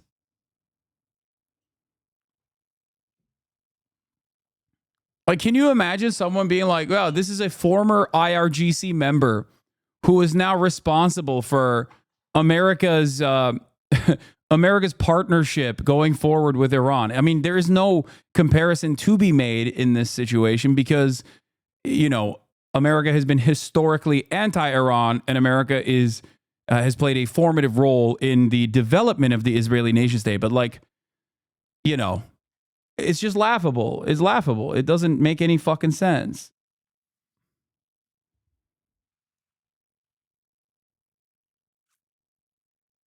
Yeah, Hochstein was a part of the IDF during the invasion of Lebanon. You can't make this up. And now he's one of the key figures being like, yeah, Israel should also invade Lebanon. It's a great idea. Keep going, kings. He's also the guy that they sent to Lebanon to facilitate a ceasefire. America's dishonest brokers. What's Israeli to me? Amos Hochstein. To the Interior Ministry, he's also Israeli, a Jerusalemite. If you ask the IDF, you'll find he's simply a tank crewman. No more and no less. But here's the thing. After the army, Hochstein settled in the United States, and in the recent years, he returned to the Middle East wearing an American hat. So American, in fact, he became impartial. So much so that these days he's serving as the American broker between Israel and Lebanon on the gas agreement. I guess, is it a ceasefire suddenly? America's dishonest brokers, an opinion piece from Haaretz. which of course is going to be impossible to fucking break through this paywall, even though it's very possible for you to break through the paywall of the. Oh, it was the 2022 gas agreement. Okay, I was like, what the fuck? He's now the ceasefire guy, by the way. That's why I was thinking, like, what the fuck? What do you mean the gas agreement? This is this is a 2022 article. Yeah. You can bypass the paywall at the top of the hour by subscribing for $6 or free with the Twitch Prime Music streaming app right now.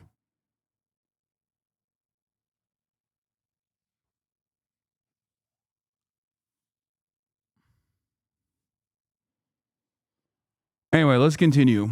Womp womp. Lawyers for CBS News are rebuffing a legal threat from Donald Trump over the network's 60 Minutes interview with Kamala Harris, telling the former president his demands are based on a faulty premise. Time without Ovo. Always found it funny how in 1962, after an anti-South Africa UN vote, South African PM Hendrik Verwoerd wrote, "One wonders why, if Israel feels so obliged to attack our separation policy, the policy of separation practiced in Israel does not appear to them to be wrong." Of course, in 1972, Israel decided to stop voting against South Africa in the UN altogether. And in 1975, Prime Minister Yitzhak Rabin signed a long-standing security agreement with South Africa to the point where it bought 35% of Israel's weapon exports.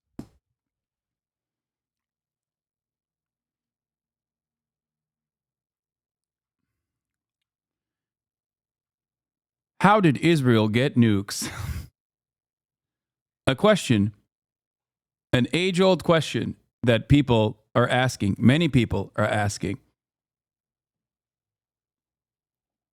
Yeah, it is more honest for Israel to, it is more honest for Israel to not be anti-South African apartheid.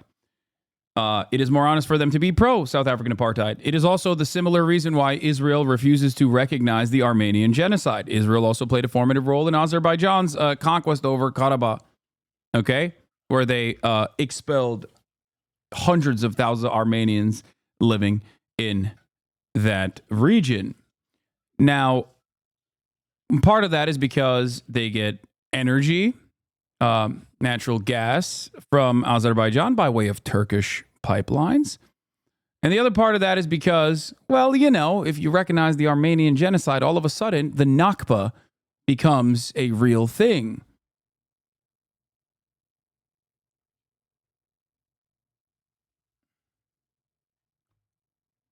Considering its similarities.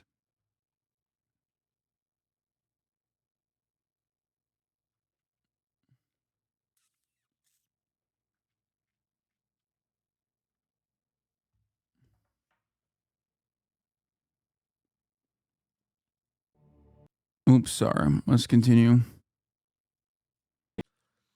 Why not? You didn't want to get pussy? I don't think I would have gotten pussy on Birthright, honestly. Could have lived a very different life. I like, if I had gotten pussy on Birthright, like maybe that's like the butterfly effect type thing. Like maybe I would end up working for Bill Ackman at this point in my life. But I don't think I would have, because I was so inept at that age. Like every time that like a girl liked me, I don't know what I thought. I guess I thought it was like a trick. I don't know. Like I wasn't fully articulated, but it was like, she's just trying to get me alone, and then everyone will like see me try to kiss her and then make fun of it. I don't know what I thought, but I think my ineptitude would have overcame the sex trafficking element of Birthright. Okay, to be fair, you could have piloted a plane. There's no way. I have like 20/40 vision. Like they would have not have. Like, no way. They would be like, you can't fly the Barak or the Nimitz. Isn't it literally just American planes that they change like certain parts on? Yeah. Yeah, they changed like a few parts, and they're like, it's a new plane. It's called the Barak. And it's like, can you guys fuck off? The F-35, they changed like a few computer things, and now it's the Adair.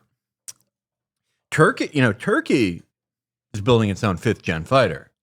Yeah. Speaking Israel of Turkey, bro, they did a terror attack on Hasan, I think, today. I saw. Yeah. I wonder what that's about. Like, who'd they piss off? Who'd they piss off now? Is it like resilient Gülenists who are mourning? No. I think, like, all jokes aside, I don't think that is what's going on. Wait, let's finish this first because there's halfway done. Yeah. But then we'll definitely talk about that as Yeah, well. I am interested in that because I don't know. Like, yeah, I saw people speculating, but I don't know anything yet. I suspect it's like if Turks are saying PKK, it's probably America. Like maybe Turks were caught like fucking potentially giving drone parts or something beyond what America considers permissible. Yeah. So they wanted to be like, hey, you fucking stop that. You know, you stop that real quick. And they don't like the fact that Turkey is now making their own like munitions. Yeah. It's not the BRICS summit, dude. What? Yeah, it's because Erdogan is going to BRICS. Yep. Hey, everyone. You've joined the BRICS podcast. We're your hosts, BRICS Hasan and BRICS Felix. Yeah. No, this is a podcast where we only talk about BRICS. Yeah. Everything is related to BRICS. Yeah, my favorite is the BRICS Watch guy who's like a right-wing conservative, but he has like a Pan-African nationalism header on his like how did you arrive at like a pro-Trump conservative worldview while you're also like the BRICS News? Yeah, people know exactly what it is. BRICS News on Twitter. Yeah. I love those.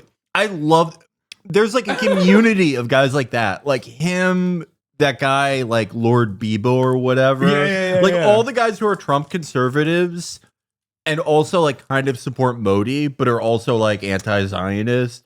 And they'll do some weird thing like, you know, today is the day that Thomas Sankara died.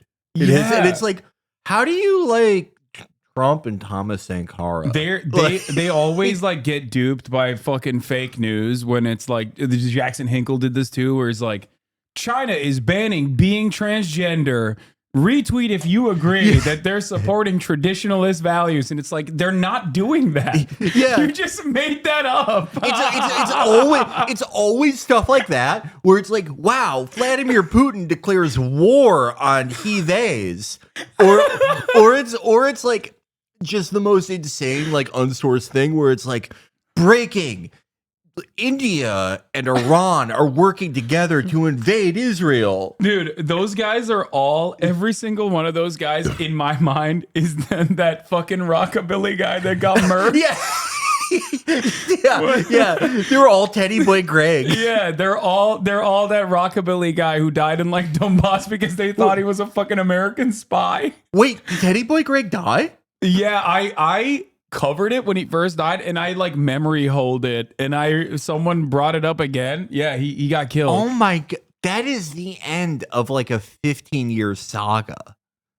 Yeah, like, dude, that's so insane. I was in high school the first time I saw a Teddy Boy Greg video. Wait, no, it's not Teddy Boy Greg. This is a different one. What was it, Cowboy Billy or something? Oh yeah, I know what you're talking about.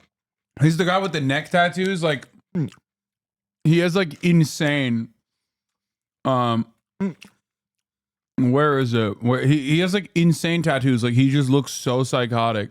I honestly think the fact that the Donbass flag looks like at a distance looks like the Confederate flag that galvanized so many of like the dumbest. They got confused. Yeah, it's like I don't think those guys were like really useful in warfare, but it got them like.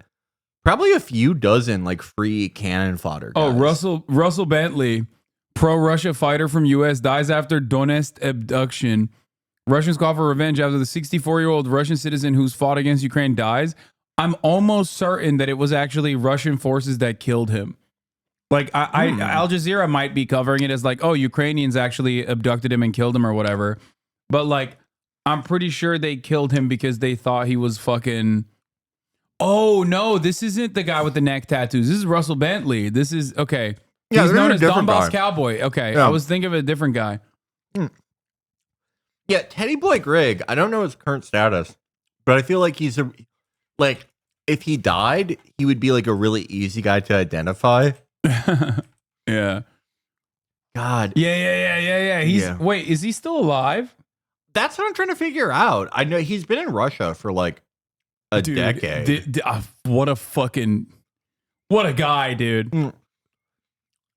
It's so amazing to be like this and also like very racist. Yeah, pro-Stalin, pro-American Confederacy. And pro-Putin.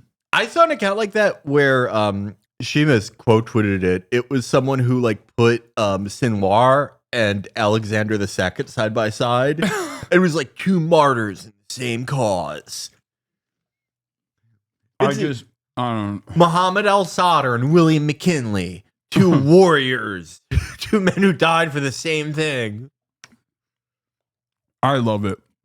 More people like this should exist. How do I respond to it? If I could, if I could respawn with a new kit, you know, like when in Battlefield, when you're like, I'm gonna be an engineer this round. That my class for my next life would be one of those guys. Yeah, it looks very fun. Yeah. Isn't there an SS symbol on his beret? Yes. Yeah.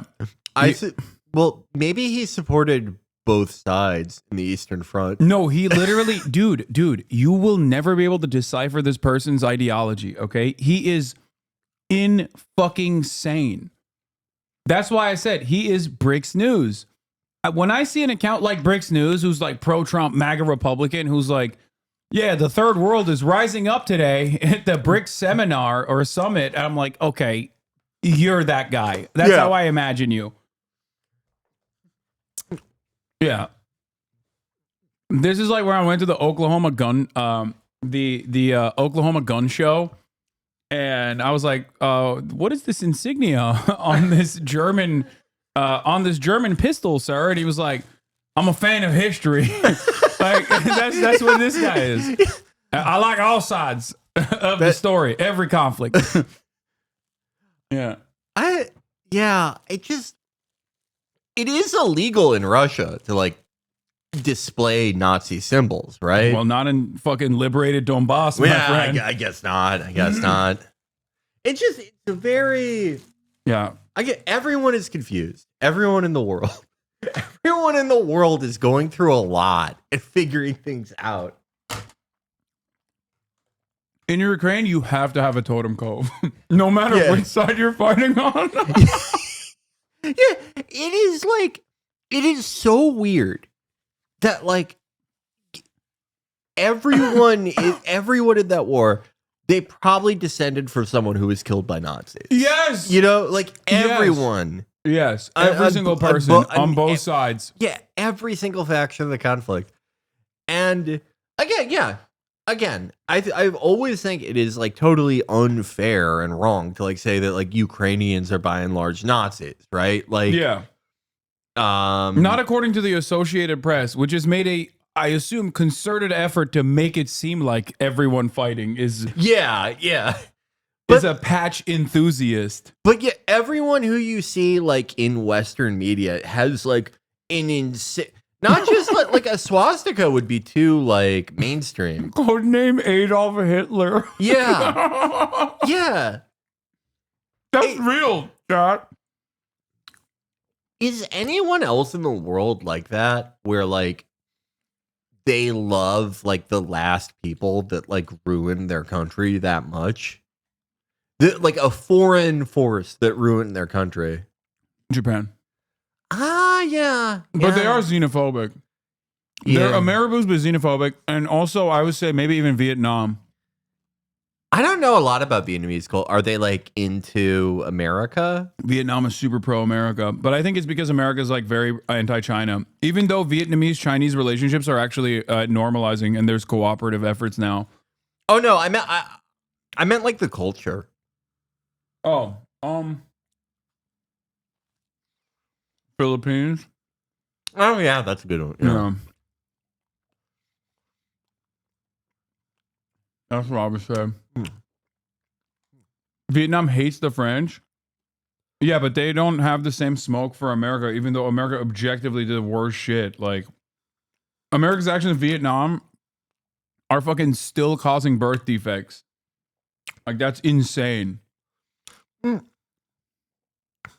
know people bring this up whenever he comes up, but like Ho Chi Minh said that he was like inspired by the founding fathers. No. So maybe, I don't know.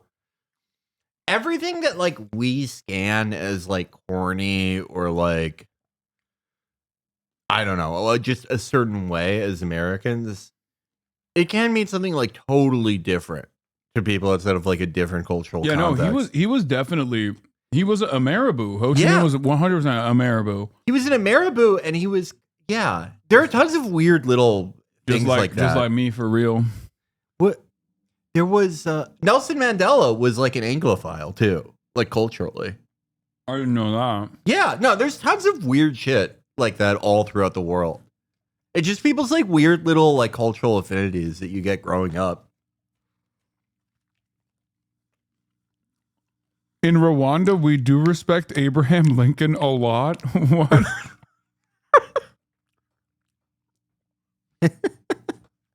That has nothing to do with what we were talking about, but that's still very funny. I mean, that's just nice, you know? What the fuck?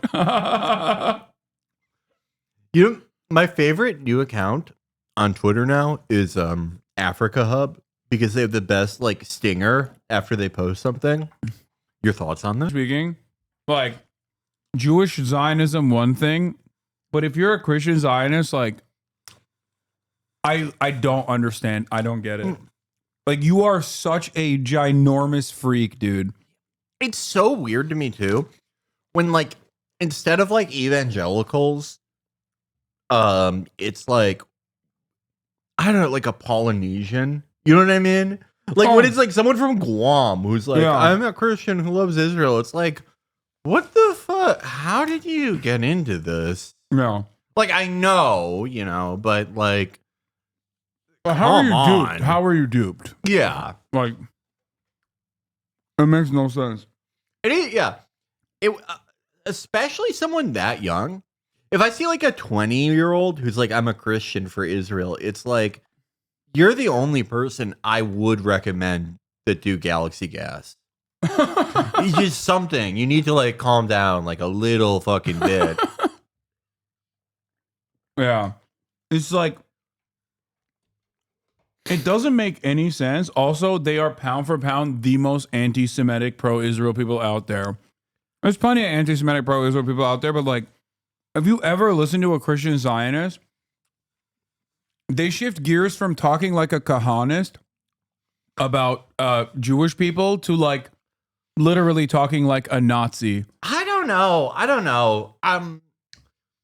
I think there are like individual guys for sure who are like say like anti-Semitic things, you know, like no, they say like they literally they'll be like, these are the chosen sons of God.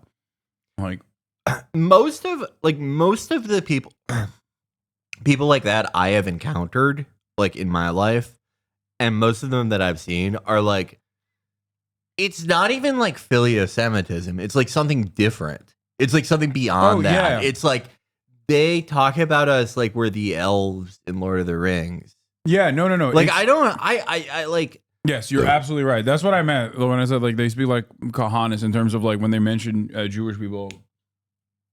I just like anti-Semitism in America. There just like isn't the same like cultural context for it as in Europe. And like, yeah, no, there absolutely like it has been it has existed like historically for sure, and even recently, but it's not like quite the same thing. I think that's one of the reasons why like very, very hard right groups have like kind of a ceiling in America, because it's like that's just too like European for Americans. Yeah.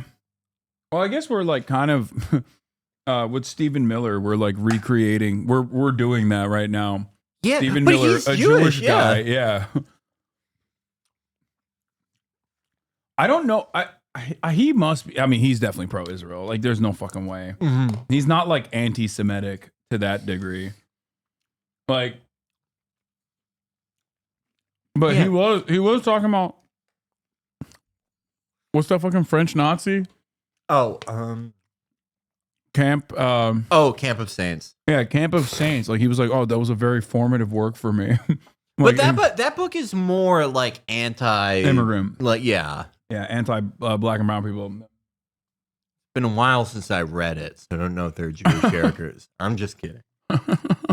It's like I've never actually read. I've read like the plot summary. It's really stupid. Basically, there's like a boat that has every refugee in the world, and the president of France is like, "Oh, we should let the boat in for diversity." And the boat that has like, I guess like 1 billion people on it. Okay, if it was true the French work, like French ideology, then yeah, it would be a Jewish guy in his ear telling him, let everyone in. Yeah. That would be like the anti-Semitic aspect of it. They did do the Ben Dreyfus. You know? That is them. For Simone, she had this journey of self-reflection. Instead, she could have just been like, no, actually everyone is being anti-Semitic to me. Yeah. What do you mean? I don't know what the occupation is. Well, you must be anti-Semitic for telling me what that even is or exists. Yeah. She could have saved all her what the fuck is the main Israeli airline nowadays? I don't fucking know. You know what it isn't? Fucking British Airways, which I saw apparently canceled all flights to like April 2025 or something. Really? Yeah. I don't know if that's correct or not. I might have seen this. I might have heard it from... Is that Bricks News? I might have heard it from Bricks News. Your thoughts on this? El Al. Okay, yeah. She's wasting all her LL miles. Let's see. Oh, yeah, I was right. Wow. No, it wasn't Bricks News. It was Times of Israel. British Airways suspends all Israel flights until March 2025 amid escalation fears. Heard from my church that Christians are being targeted in Lebanon. Is that true? Yes. Also, they were being targeted in Palestine, too. Yeah. Yeah, that is like, it's less part of like the conservative mythos now. But when ISIS was more of a going concern, you would see a lot of TCOTs, which were the sort of online, the Twitter conservatives before Trump during the Tea Party. They would put the Arabic symbol for Christian in their profiles because they were like, we're just like the Christians being killed by ISIS under Obama. Obama's doing the same thing to us with these wedding cakes. Yeah. But like, they're like fundamentally like incurious people. So they just assume that the Christians over there are just like tanner versions of themselves. Yeah. And so Ted Cruz in like 2014, he went to this some association for like Middle Eastern Christians in DC. And he made a speech there like under that assumption, under the assumption that like they're all just tan evangelicals, and opened the speech by talking about how he's never going to abandon Israel. And of course, they're just like, what the fuck? Like, and he kind of got booed off stage. Yeah. I love that. Yeah. It's like Trump being like, oh, we have to protect the Syrian Christians or whatever. Yeah. It's like, we have to protect the Christians in Syria. It's like, yeah, I wonder what they think about Israel. Like, yeah. That whole thing, it was like, it became like especially hard to take after like ISIS really like, you know, ramped up the destruction of these historic churches and just, like, massacring fucking people. For these people in like Missouri to be like, yep, one struggle, me and them. Yeah, that's the biggest problem for a fucking Lebanese Christian living in like fucking Tyre, is that there might be homosexual misconduct on television. Yeah. It's the same as your like as your ancestral home being exploded because Israel claimed that there was gold bullions underneath, which, by the way, again, what the fuck? Like the anti-Semitic propaganda coming out of Israel is so weird. Yeah, saying that Hezbollah has a tunnel gold-based gold system, like that's That's what Cartman says about you. Yeah, it's like the silliest version. It's like the silliest version of anti-Semitism. Like, oh yeah, they have deep tunnel systems full of gold. It's so under the hospital. We have to bomb it. I don't know why they're even like bothering with this shit. Yeah, You know, it's like Iran controls the media. yeah. Iran is the octopus. Iran controls the media. Persian men are more sexually deviant than Aryan Jewish men. Yeah, they also said fucking. I mean, they blew up the Hezbollah banks. They blew up the were Hezbollah banks and the Hezbollah apartment. Yeah. I really think that like there is kind of a realization among Israeli like people operating Hezbollah now that like the only swing voters on this issue left are like very stupid, and that is the defining characteristic of all the stuff we see now from them. The modern right is so bad at combating Marxism, we must look at who successfully defeated it in the past. Assuming that Hitler is the worst person in history, he did successfully eradicate communism, so we should study at least how he did that and consider whether our current approach of losing could be reevaluated. Is this Elijah Schaffer just being like, hey, we should just call all of the socialist Jews? Or like, does anyone on the right wing, like, they know how that ended, right? Yeah. it's like Trump saying that he wants generals like how Hitler had. Yeah. It's like, yeah, I want a bunch of backbiting morphine addicts that lie to me out of fear. And try to kill me multiple times. Yeah, try to kill me, turn on me first fucking chance they get because they hate working for me. Or like Hitler decidedly did not eradicate Marxism. One could only point to half of Germany after he died. Yeah. or like one of the, allied groups that was built under Marxist principles that ended up winning fucking World War II. And getting half of Germany. Yeah, it's albeit reductive, but it is, more historically accurate to say Marxism eradicated Hitler. Yeah. It's just like, maybe they saw, maybe they saw the original post that was like, if Hitler had won, von Leyden would have the same job as she did now. And that like NATO would be the same if Hitler won. And they're like, oh, maybe he did. Yeah, no, they're based. They're saying they're saying the ideology won and carried on. Yeah, they're reading Brick's news, calling NATO Nazis, and they're like, oh, so we did win. Yeah. Perhaps we should study history rather than hide it so we can learn whatever good there is from the terrible things done in generations past. This is such a dumb guy trying to sound smart take, by the way. It's like the classic, well, I don't know, some of the junk science in the concentration camps that were conducted, the medical experiments, like, that could be good. I wouldn't cast that aside. It's like, thanks, man. You're fucking brilliant. Yeah. Everyone thinks you're smart now. Yeah, like, the experiments that they did where it's like, we learned that when you sew two people together, it kills them. Wow, that's amazing. Did you know that, like, if you make someone drink salt water, they die? Yeah. Holy shit. It was brilliant. It was innovative. Yeah, this is, I don't know. Yeah, there is a danger to, like, learning history through YouTube shorts. Yeah. I mean, do you think James Lindsay and Chris Rufo are stronger men who can defeat communism through their blogs and expos? We need to expand our horizons. Okay, what he just did, it is the exact same as like on the left in 2018 when people would be like, your podcast isn't gonna fucking bring the revolution. Anyway, listen to my podcast. Yeah.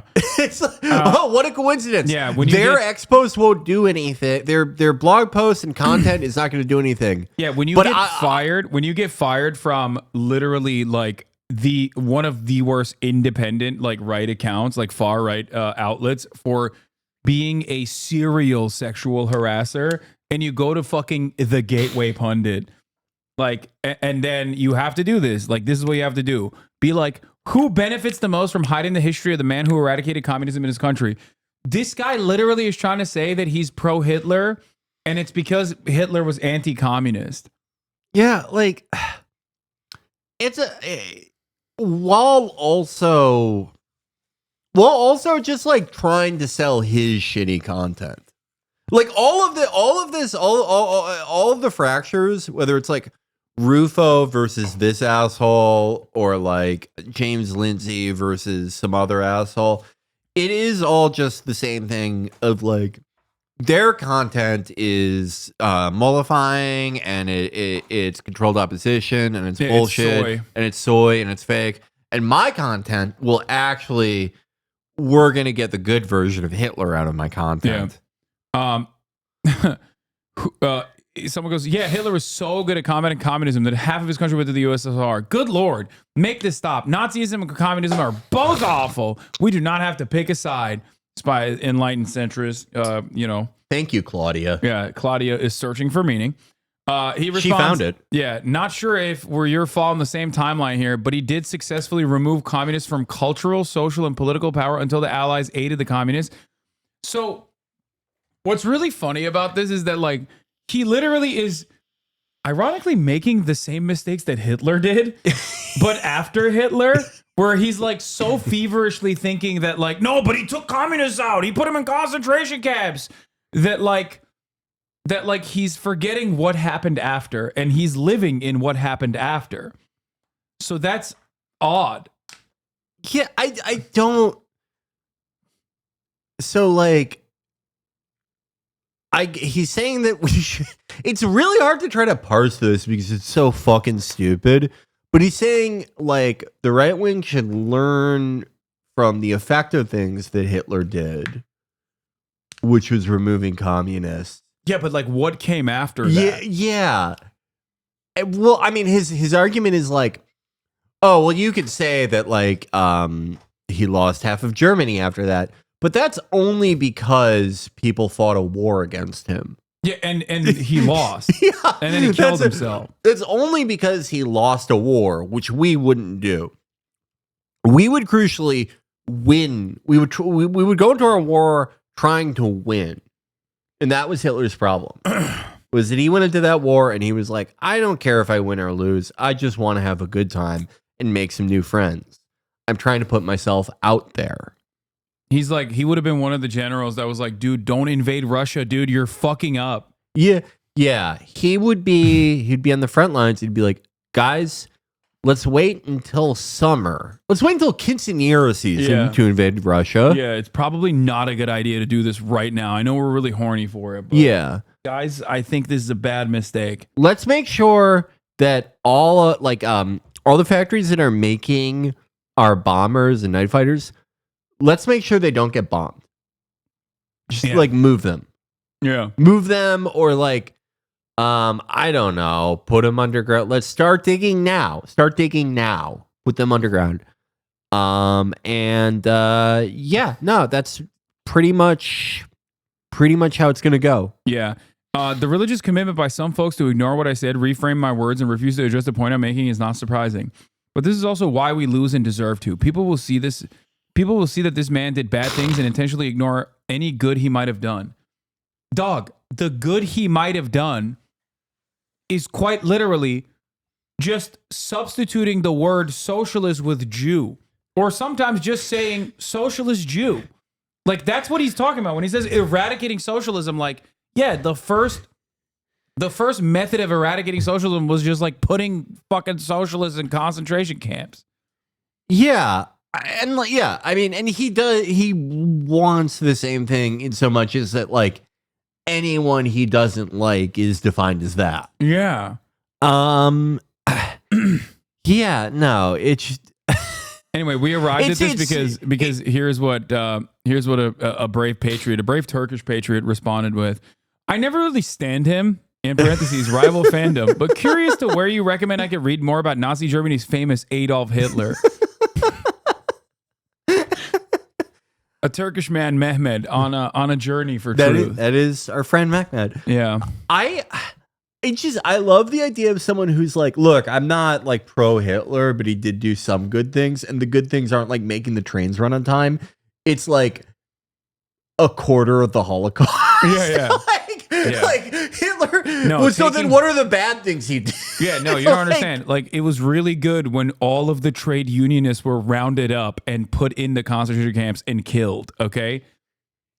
Maybe he went a little too heavy on their Jewish element, but we should do that without slapping that sticker on it. I mean, did anyone get that out of it? Like, what doesn't he like about Hitler? Yeah, no, he does not respond to that at all. I think he just keeps saying like, no, it's because he defeated communism, which he didn't. Yeah. Oh my God. This guy, you have to really be a fucking maniac to get Me Too'd in conservative media. Yeah. Yeah, you got to be you got to be really. Yeah, you've got to be putting up or trying to put up Weinstein numbers. Yeah. Yeah. I don't want to know what the fuck he did, you know? I don't want to know. Oh my God. It just sucks because it's like, there's never going to be another showman like Alex Jones. It's just going to be like guys like this. Yeah. Which is why I still hold some level of reverence and respect for guys like Russell Bonner Bentley III. Okay? Also known as the Donbass Cowboy. At least these guys are like fucking nuts. They're insane in a very entertaining way. Yeah, I mean, would Elijah Schaffer ever... He would not leave his home state for any of this. Well, I think he literally had to go to Australia. Wait, what? Oh, yeah. Oh, because of the sex stuff? I think he literally operates out of Australia, if I'm not mistaken. Which is weird because I'm pretty sure it's... isn't it, like, illegal? I thought, like, Australia had those fucking hate crime laws and shit. Is Australia not one of those countries? It does not have the same, like, hate crime statutes that, like, some European countries have. Though I think they do have some hate crime or hate speech laws. Sorry. Yeah, that's what I mean. It's like one of those like European adjacent nations that like has these like anti-free speech laws. I am like, yeah. Which only activate if you're Arab. Yeah. It's like, oh yeah, no, the white guy running for whatever conservative slant saying like whatever unhinged thing about immigrants, that's not a hate speech. Are you Arab and said free Palestine or Palestinians are human beings? That's hate speech. You have to go to prison now. Yeah, I don't know. Yeah. I see why people like could think that hate speech laws are a good idea, but just like in practice, you are just asking to be arrested for even mentioning Israel. I mean, that is... America's That's how they're so funny. used now. America's so funny because we don't have that and we do that. Like, yeah. We don't have... We're like, oh, we love the First Amendment. And then every like right-wing state is like, it is illegal to ever be mean to Israel. You will go to jail. The Texas anti-BDS law is like... insane.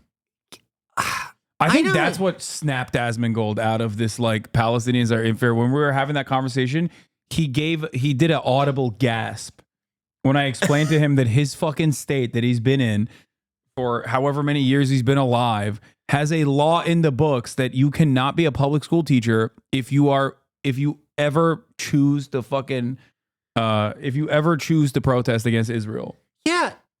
I mean, that is sort of a recurring theme with people who take these like very extreme broad positions.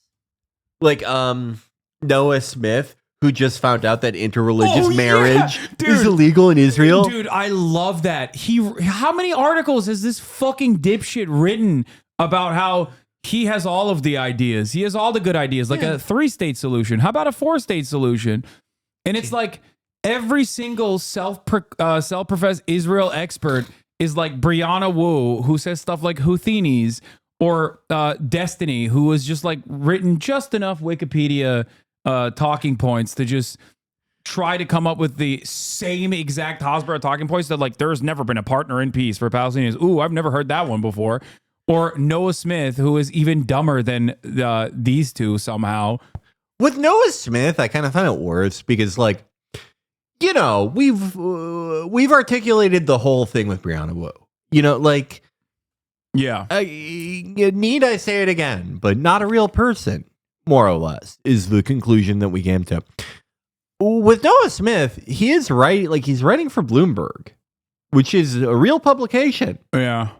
A real publication read by real people. You know, they do a lot of good reporting, actually. He had just said a week before that Palestinians lie all the time. Yeah.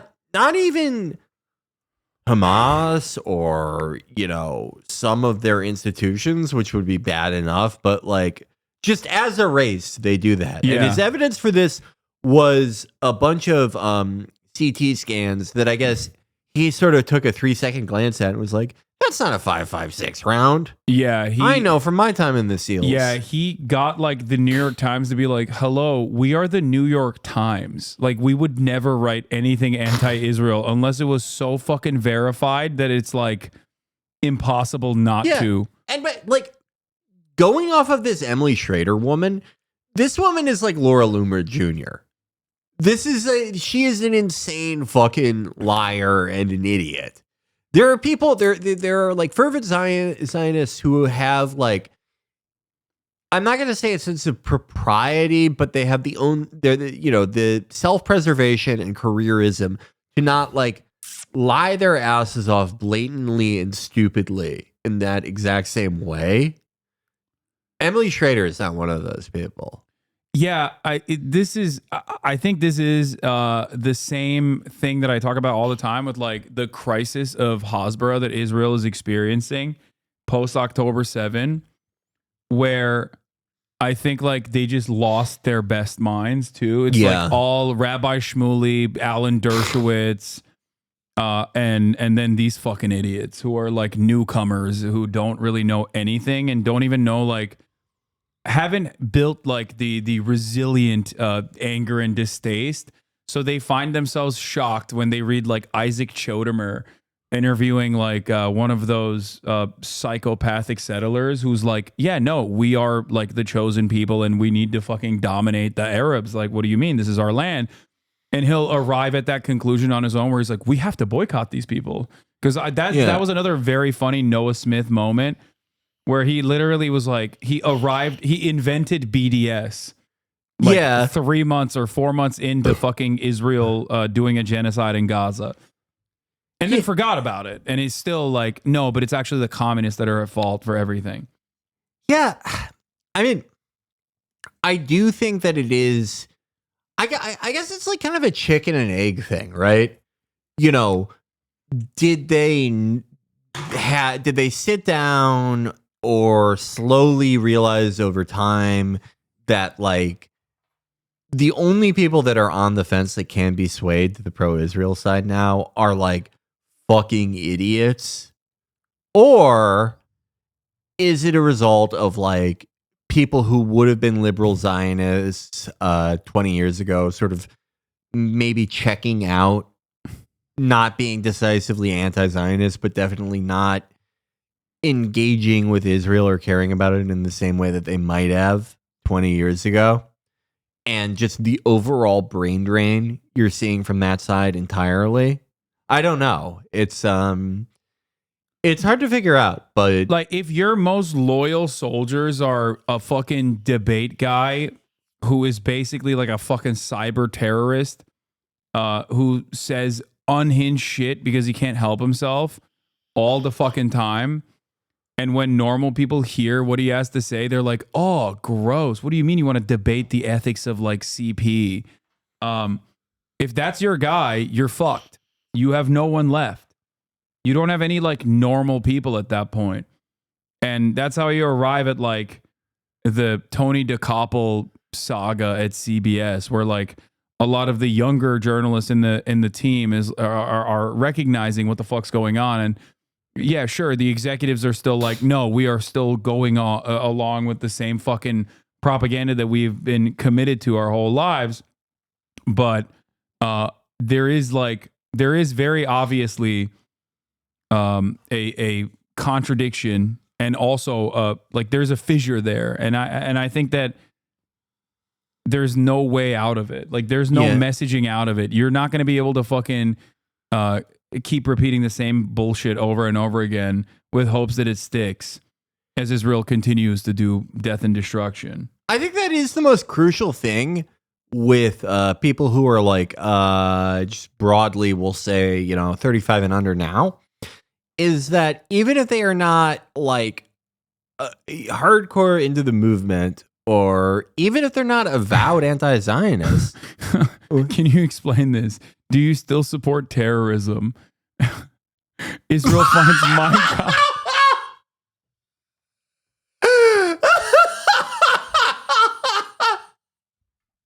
Well, you got us.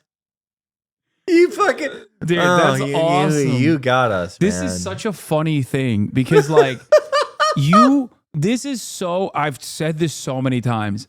This is such Western-focused propaganda to think that, like, people in that region and their association with Judaism is the same as, like, a guy in Naperville fucking finding the hidden tomes of Mein Kampf and, like, radicalizing themselves. Like, no, dude, if they have any anti-Semitic tendencies, it is directly born out of Israel. They don't fucking give a shit about Adolf Hitler. He's some fucking Western German guy. Like, it doesn't make any sense. Yeah, if you...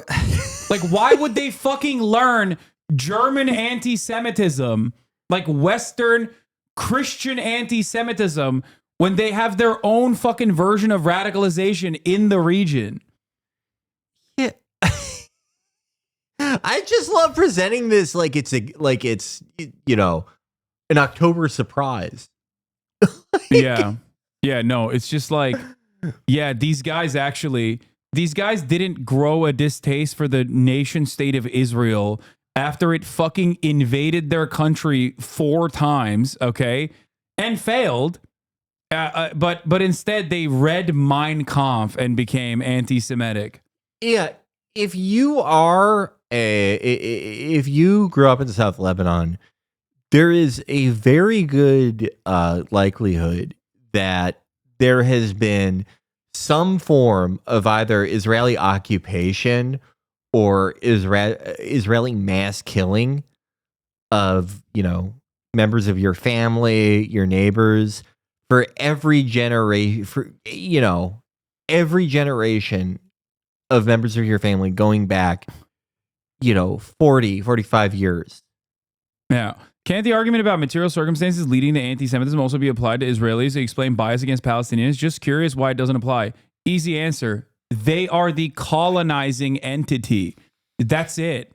Hold on, wait. That's What? it. I was refilling my vape. What did this guy He ask? said, can't the argument about material circumstances leading to anti-Semitism also be applied? And also, I'm not saying that anti-Semitism is valid, dumbass. I don't think you understand that. That is a fundamental flaw here in your argument. There is no world where I'm saying, like, no, this is Jews. I'm saying it's misguided and misinterpreted by those in the region to apply this to Judaism in general. Okay? But no, it doesn't fucking apply in the same vein, because Palestinian resistance is not born out of fucking Islam at all. Just like Israel is not born out of Judaism, even though Israel does claim that it is doing it for Judaism. Do you not understand it? I mean, the other thing is that, like,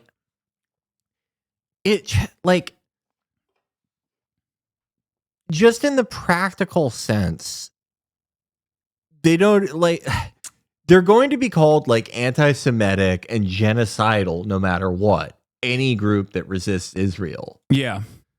Like, if the leadership and everyone there were just unreconstructed Nazis, they wouldn't have that much of a reason to hide it. Yeah, that's the other thing. Like, why the fuck? That's why it was always funny when people were like, Hasan, the guy you talked to, I was just curious what your thoughts are. Analysis saying Second Intifada led to Israeli rightward push in Israel was? No, I think it definitely led to that. But also, how the fuck did the Second Intifada start? Got to think about that a little bit, don't you think? ultimately, the power player is the responsible party. The country that is a militarized state with nuclear arms is, of course, going to be the responsible party that sets the standard of violence. Violence both in the regular maintenance of an apartheid state, but also the violence that the resistance groups engage in an effort to stop the apartheid from occurring. Also, with like a rigidly defined ethno state, things don't really moderate over time unless you end up like getting rid of everyone else. Yeah. Like that is not what happens. It is the same thing we see with any type of like socially reactionary force.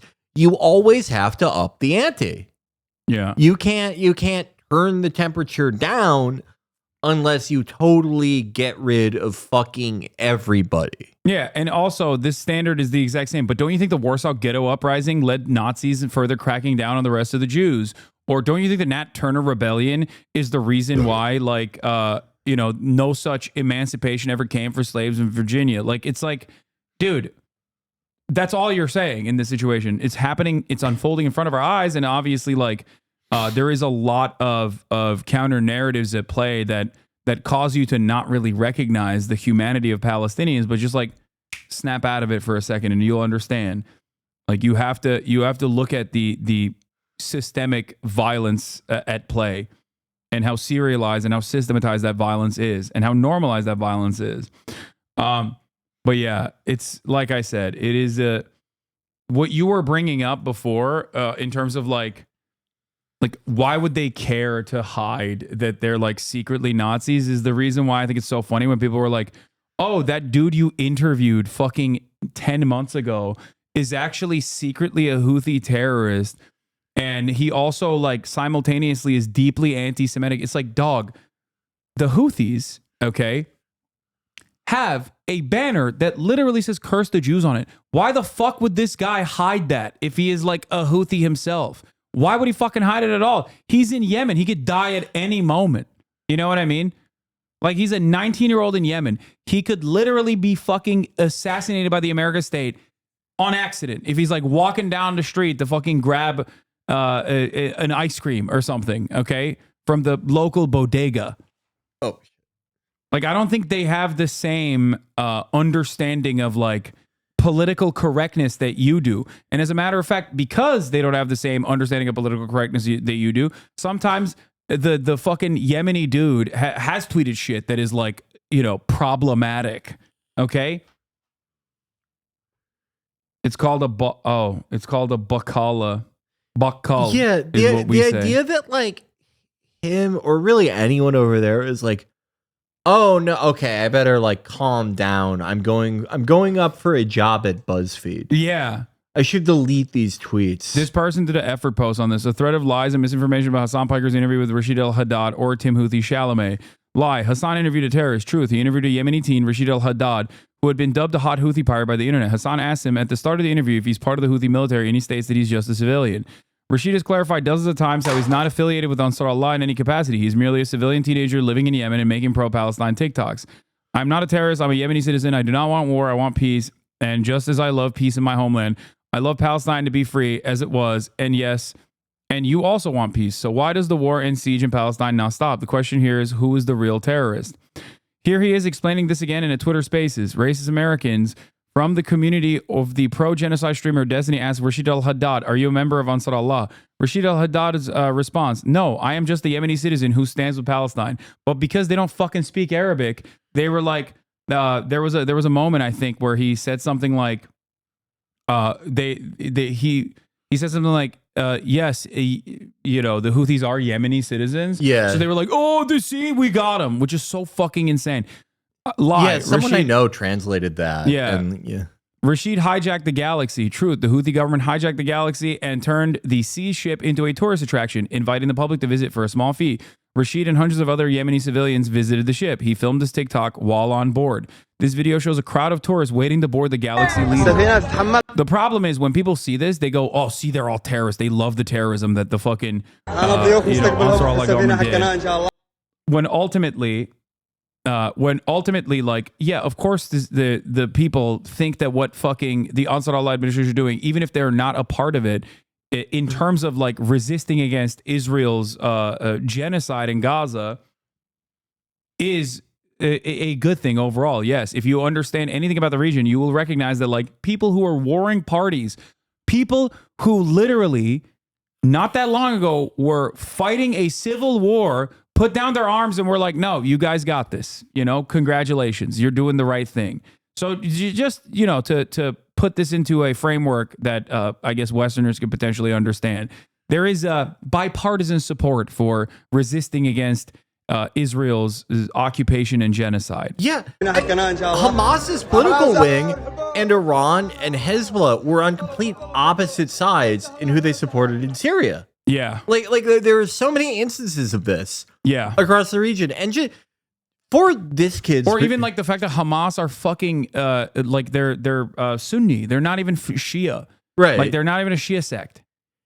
But like for this kid specifically too, this is like something that like Americans in general never afford people like this, is the idea that they have relationships and friendships and the regular social relations that like anyone who is even tangentially involved with like politics or even interested in it in their country might have.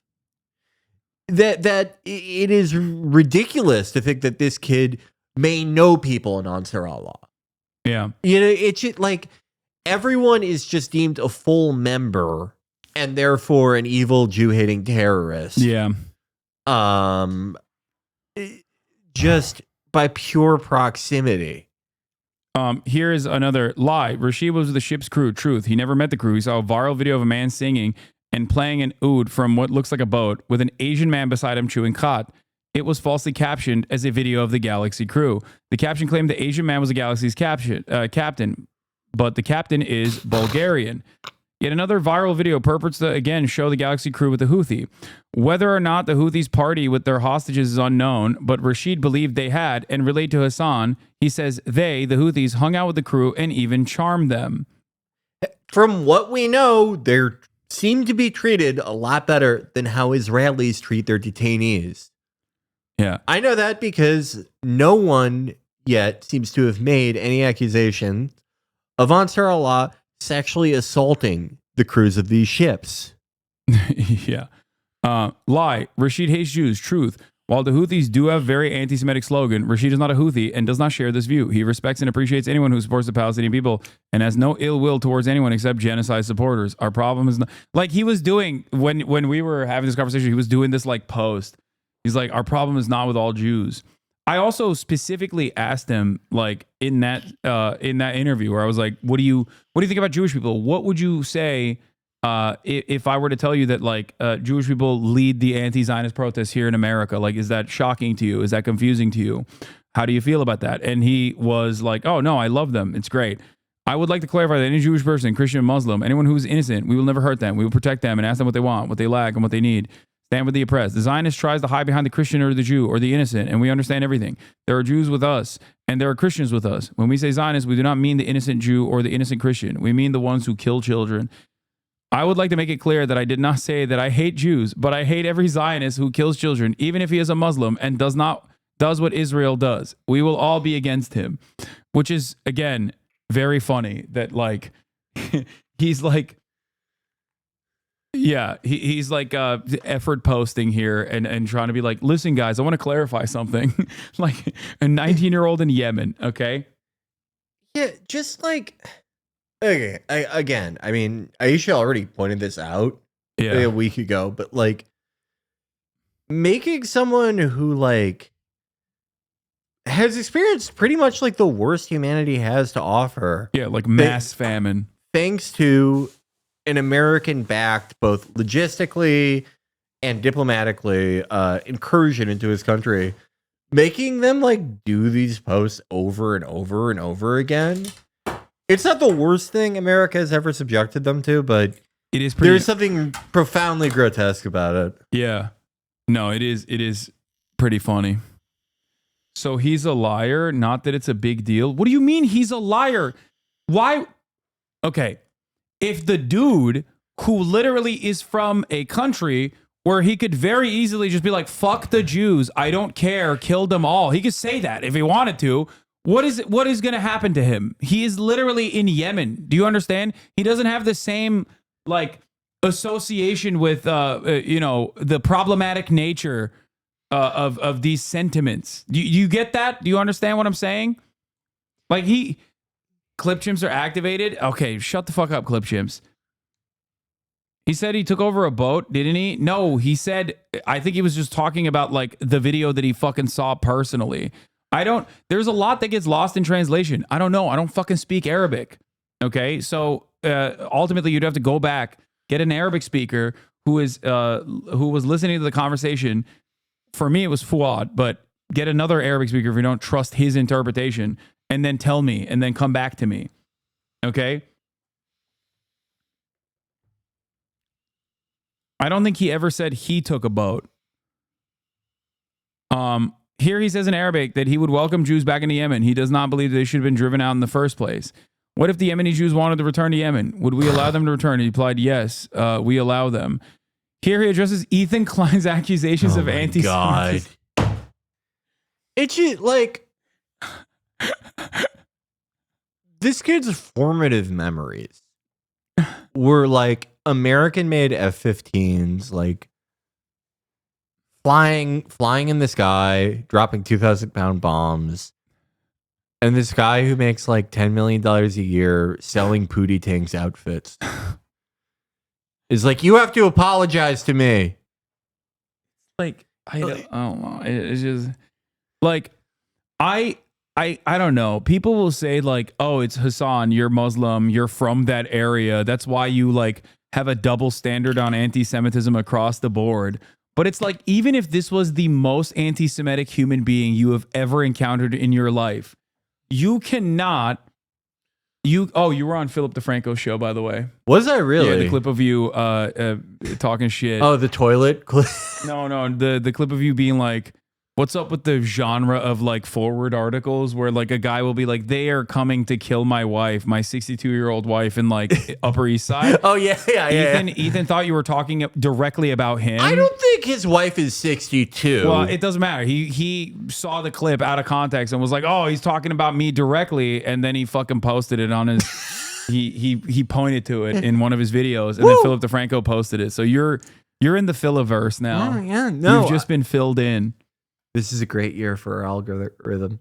It is like 2016 all over again. What about all the American Jews that agree 100% of what you're saying with? Is that not enough? No, I mean, that's not enough for people who still are being like, nah, you don't understand.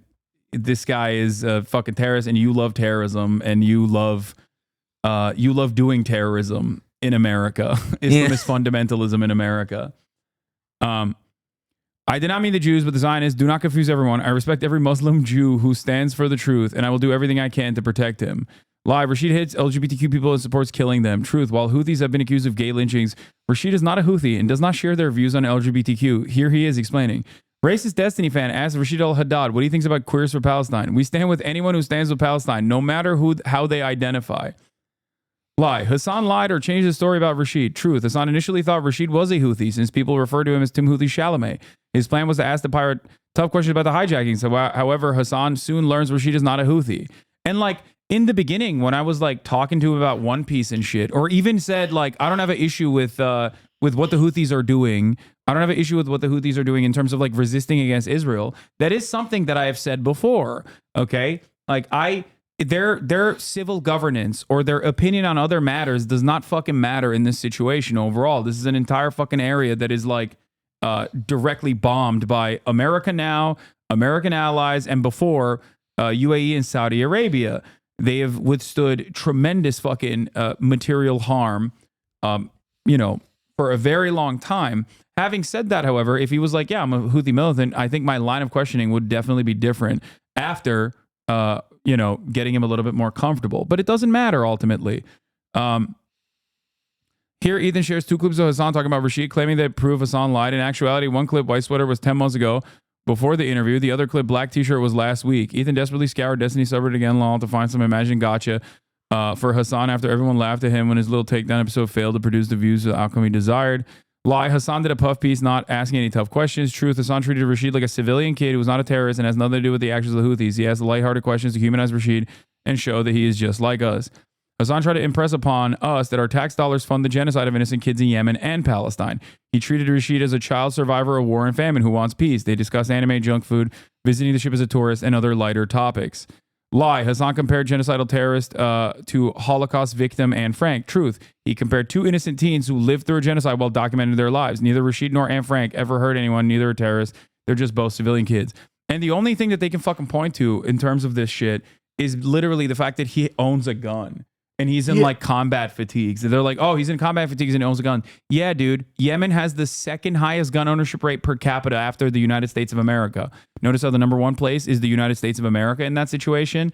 And also, it is additionally fucked up because despite Hila serving in the IDF, I have always been so fucking graceful with my commentary over that stuff and have literally yelled at people for calling her like a fucking Nazi baby killer or whatever and banned people in this chat for saying shit like that. And I've called that unhinged time and time again. I've never once been like, Hila is a terrorist because she was also pictured in combat fatigues with a fucking weapon, you know?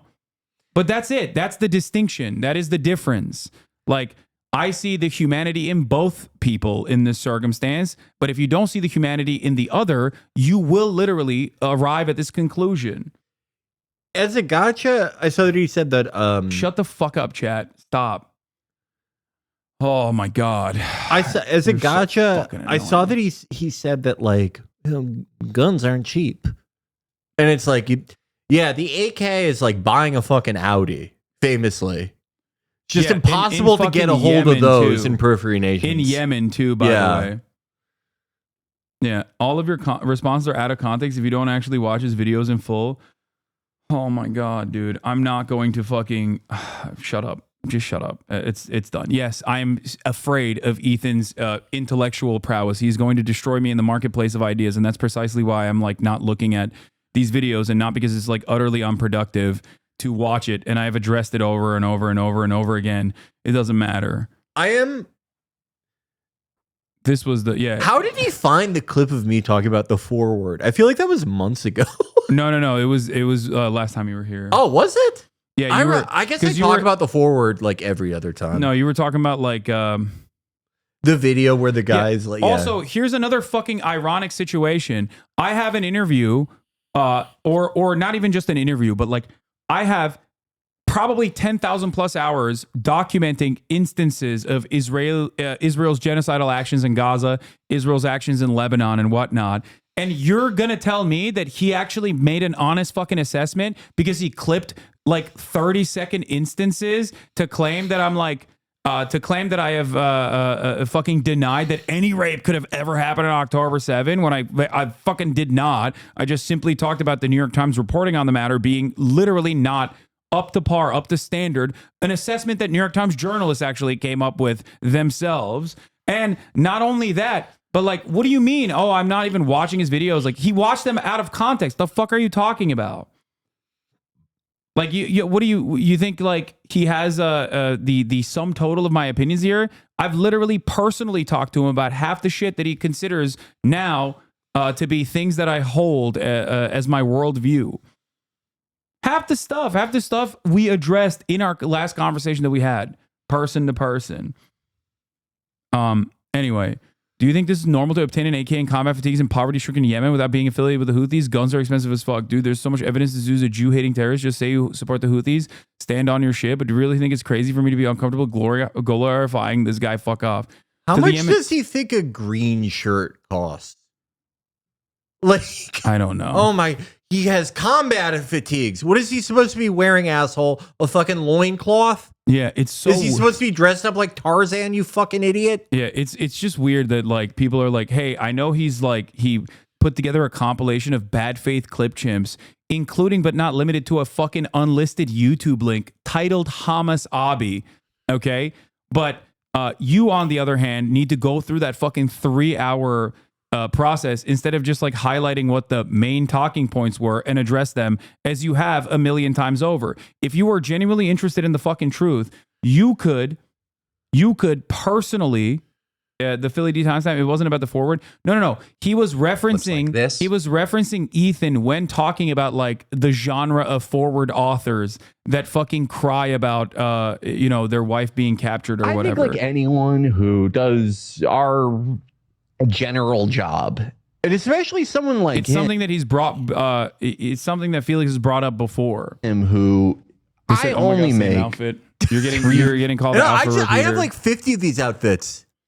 I have so many Like a white cartoon t-shirts. character. I have so many. I have like 85 copies of this outfit. And what's so wild about this like Rashid situation is that like tomorrow he could just be like, yeah, dude, I fucking actually am anti-Semitic. And then everyone will be like, see, we told you. It's like up until this very moment, the only reason why you've caused me to fucking defend this issue over and over again is because people hold this over my head like a goddamn cudgel because they don't give a fuck about what the hell is going on in the world and only want to use this as an opportunity to try and fucking deplatform me. Okay, that's it. Like I have no control over a 19-year-old teenager in Yemen and what dynamic views they might have over the course of their lives. Okay. Jesus Christ. Yeah, they act like I'm his guardian or his like manager or some shit. He's actually signed to WME. Yeah, that's what I did. I got him signed to my agency. It's an Ari Emanuel direct client. Yeah. Well, he does work with the Saudis, as you talked about. That is true. Me and Kareem Zidane did talk did about talk that about on your episode. That's true. Yeah. Yeah, he was like the woke guy, but then he like fucking bought the UFC and was like, never mind, we're no longer woke. Yeah. And Saudi Arabia and Iran just did a joint military exercise. Is WME going to represent the hated Ayatollah? It's in the cards. Yeah. Ari Gold from Entourage will be involved. Honest question, did you throw out all your Teddy Fresh? No, I literally have a fucking Teddy. That's the funniest part about this. As Ethan fucking keeps talking about how anti-Semitic I am, I have a literal fucking Teddy Fresh rug right behind me. That's how little I fucking care about this subject matter, okay? Like I literally just like, who cares? Who gives a shit? It's not anything that I haven't heard a million times over, okay? That's the reason why I don't fucking like talking about this in general, because I think it's like really fucking dumb and really unproductive. And for the record, it is fucking Islamophobic, just so you understand. Just because I don't fucking bring this shit up because I don't want to come across like I'm fucking crying about some shit like this, because the reality is no one gives a fuck in the United States of America, especially. But it is very Islamophobic. It doesn't stick in the same way to other people. It sticks when you're Arab. It sticks when you're Muslim. It sticks when you're wearing a fucking hijab, way worse than anything else. Okay? If people were trying to act like Asmongold was an Islamist fundamentalist or whatever the fuck, everyone would laugh at you. But when you say that about a dude whose name is Hasan, all of a sudden, people are like, maybe he is. Didn't he say that 9/11 thing? Yeah. I mean, yeah, we've talked about this a bunch of times, and there is no way nor any value out of determining who is like the quantitatively like most oppressed at any given moment in America, right? But one of the forms of bigotry that you receive the least employment and social consequences for is anti-Islam and anti-Muslim, anti-Arab, anti-Iranian, anti-whatever subject of the American empire. Yeah. Osman Gold, you're on Israeli news today. I don't give a fuck, dude.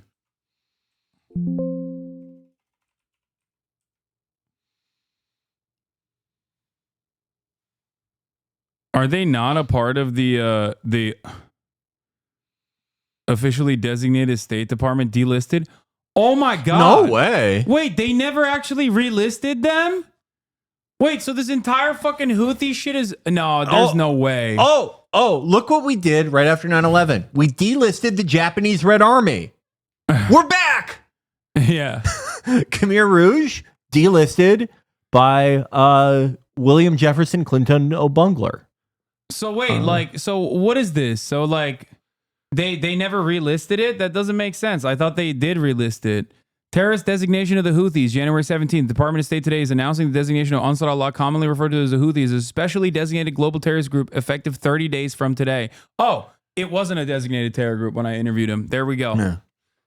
It wasn't a designated terror group, even if he was a Houthi, which he isn't. He literally was arrested by the Houthi government, for the record, but that's besides the point. So they're like too lazy to relist them. That's so funny. They just didn't update the website. This is so Brandon. This is so Brandon. One of these days, Brandon. Yeah. So yeah, at the time of my interview, technically, even if he was a Houthi, which he wasn't, and I don't think he is, even if he was a Houthi, it still would not have been a officially designated terror organization. So I guess it doesn't really fucking matter, you know? They didn't update the website for the ETIM either that they delisted. Yeah. Man, everyone in the federal government has Brandon syndrome. Yeah. I forgot, man. The I'm goalposts sorry. still move. Yeah, I know. It doesn't fucking matter. Because ultimately, the entire point is, the entire point of this conversation is not necessarily that, like, dude, the entire point of this conversation isn't even that I'm like legitimately anti-Semitic. They don't fucking believe that. You think Destiny, who makes a shit ton of Holocaust jokes, that tracks as way more anti-Semitic than anything I could have ever said. I've never said anything even remotely that could be translated in a similar fashion. You think that guy actually cares about anti-Semitism? Get the fuck out of here. Not only does he not give a shit about that, he doesn't give a shit about anything. He's just using it as an opportunity to be like, see, bully this man. Just like he fucking would say the N-word while as a flex, while simultaneously fucking coming after me for, yeah, I mean, this is Destiny himself, 2019, from his own fucking chat logs in his own community saying genocide, you know. What's a Russell search? That's like something that would be used in SVU. No, this is like a website that logs like communications in general. Just all communications? Just like, I think this is his own like Twitter channel or his like DGG or whatever. I hope not. Yeah. I hope it is not getting my FromSoft group chat. It's not. I don't think it's logging you from something. All right. Yeah. It's his personal Gab. Yeah, it's his personal Kiwi Farms. I'm thinking about getting on Gab. Yeah. I think now's the time. I think that Truth Social and Blue Sky should merge. I think you should be able to glomp President Trump. Dude, one of the funniest things that I've seen is all these like edgy fucking accounts. Like there's a shit ton of Nazis on Twitter. But but what was shocking to me is how many of those Nazis who are like who say stuff like, you know, the IQ difference between, you know, a Latin American and a white person in America is like so severe they can never integrate to our culture and stuff. Like without even shred of fucking irony, turning around and tweeting hysterically about like my statements on Israel being anti-Semitic. Yeah, I know. Like that mutant guy, that like fucking classic like alcoholic edgy poster on Twitter. So many of those guys literally like they go from saying the N-word to I can't believe this guy said Israel is doing a genocide. Like someone needs to kill him now. Yeah, I haven't noticed that. Like there are like there's like a smattering of posters I'll see where it's like we're from the edgy side of the ADL. Yeah. Very cool. It's just like very odd. Very odd to see these like edgy boys fucking, you know, repeat the same thing that like a 98-year-old Republican thinks. Yeah. I mean, yeah, This is not your father's conservatism. This is a new movement. That's why I sound exactly like Dick Cheney. Yeah, that is the problem with like trying to make like just being a Republican countercultural. Yeah. You're just like, how many things can you say that Eric Cantor also said? Well, spicing them up. Yeah. Well, it's about like unshackling some of the dog whistles, right? Because like then you get to be edgy. Like, Yeah. Instead of saying like, police in high crime neighborhoods have to be aggressive, you just say like black people are inferior and deserve to be like, bullied in violent means. And then you unrestricted like the underlying principle there, but you're basically saying the same shit Ben Shapiro's saying. You know what I mean? If I was a conservative though, like conservatives were, maybe they appeared a bit dorkier when they, the dog whistle was more dog whistly. Yeah. But like they won. They won in blowouts. And, George H.W. is cooler than any Republican in office today. He sold coke. He fucked tons of women. Yeah. He had tons of affairs. He might have killed JFK. He probably did kill JFK. Yeah. He was one of the youngest Navy pilots ever. The guys who sang Elvira, they're cool. I think that, again, if not for politics, I would have loved to have been a Republican in 1993. Just because I think their whole thing is so cool. But it's not anymore. Did you see someone saying Ben Shapiro was just misinformed on Gaza? Who the fuck was defending Ben Shapiro's statements on Gaza? Like, what part of the political spectrum are you even on? What? Who said that? Anna Kasparian? What? Oh my God. That's so funny. Okay, I think Anna deserves to thrive, okay? Because that is indecipherable. Like, in terms of, maybe I'm too much of a fucking political nerd, but like when I encounter something like that in the wild, I'm like, that's awesome. Like, it is a one of one. Yeah, that's sick. That's like it's like Jackson Hinkle shit. You know what I mean? Where you're like, what are you even saying? Yeah, like, your worldview makes no sense. So according to her, like if you showed Ben Shapiro like a Now This video, he'd be like, oh, I totally got this wrong. I'm sure people are misunderstanding the point that she was making, to be fair. But it is pretty funny. That's great. What is this? This is the thread on it. What? This tweet triggered this response from Anna and Jake, where Anna says she can't take it anymore and decides to generalize the entire left. I think Anna uses this tweet. Wait, what? No, that's not what this is. I'm talking about Ben Shapiro. Wait, Anna Kasparian giving Ben Shapiro a fucking pass, saying he's not informed on Gaza using a genocide because what the fuck in history? Wait, what? There's no way she gave Ben Shapiro a pass. Bernie's cat, who just wrote in on Twitter and accused me of giving Ben Shapiro a pass. Okay. How the F was that a pass? Okay. So she didn't give Ben Shapiro a pass. Why are you guys doing this? I don't know. I think she gave Ben Shapiro a pass on other shit. Probably not on Gaza though. Like on crime or whatever. It makes sense. I don't know. I would have to see the original one. This is the problem with like saying people's ats. You're trying to be like very serious and dramatic, and you're just saying people's shitty usernames out loud. No offense, Bernie's cat. But like, I don't know. There's something very grim about it.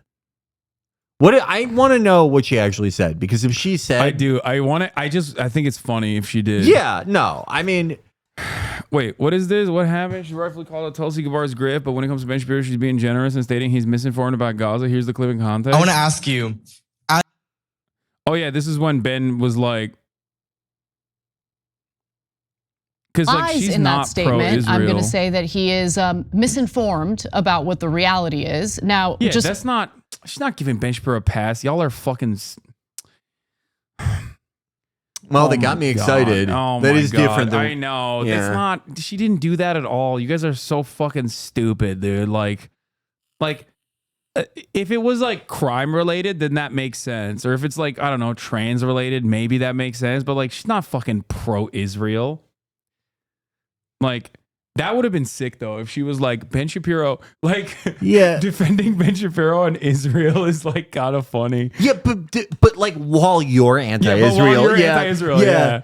That fuck, I got excited because I thought I was about to encounter one of the most unique takes I've ever heard in my life. That is my favorite type of American political figure. Someone who like they love somebody except for their signature issue.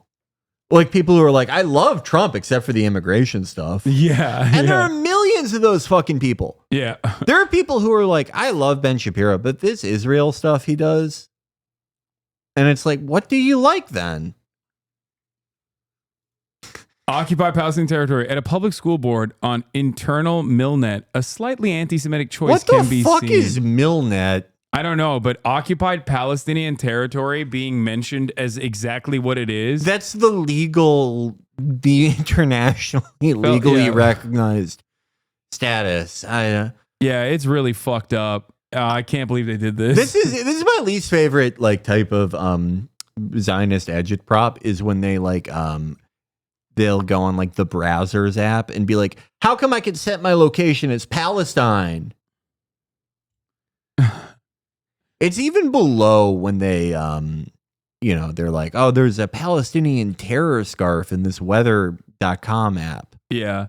But that's when you know you've lost the fucking moral battle in its entirety. This is a point that I made when Bill Ackman was like, let's find the manager of weather.com. That was insane. Like, dude, I was talking to someone else about this last night. Do you remember the doxing vans on October 10? Yeah. And how fucking insane that shit was? Where they just like went and bought fucking those billboard vans to literally dox students at like Harvard and shit, who I assume are from like wealthy parents as well, like from fucking wealthy families, powerful families. And we're like, this is a Jew hater. And I could not I did not understand how quickly like Canary Mission was normalized in that moment.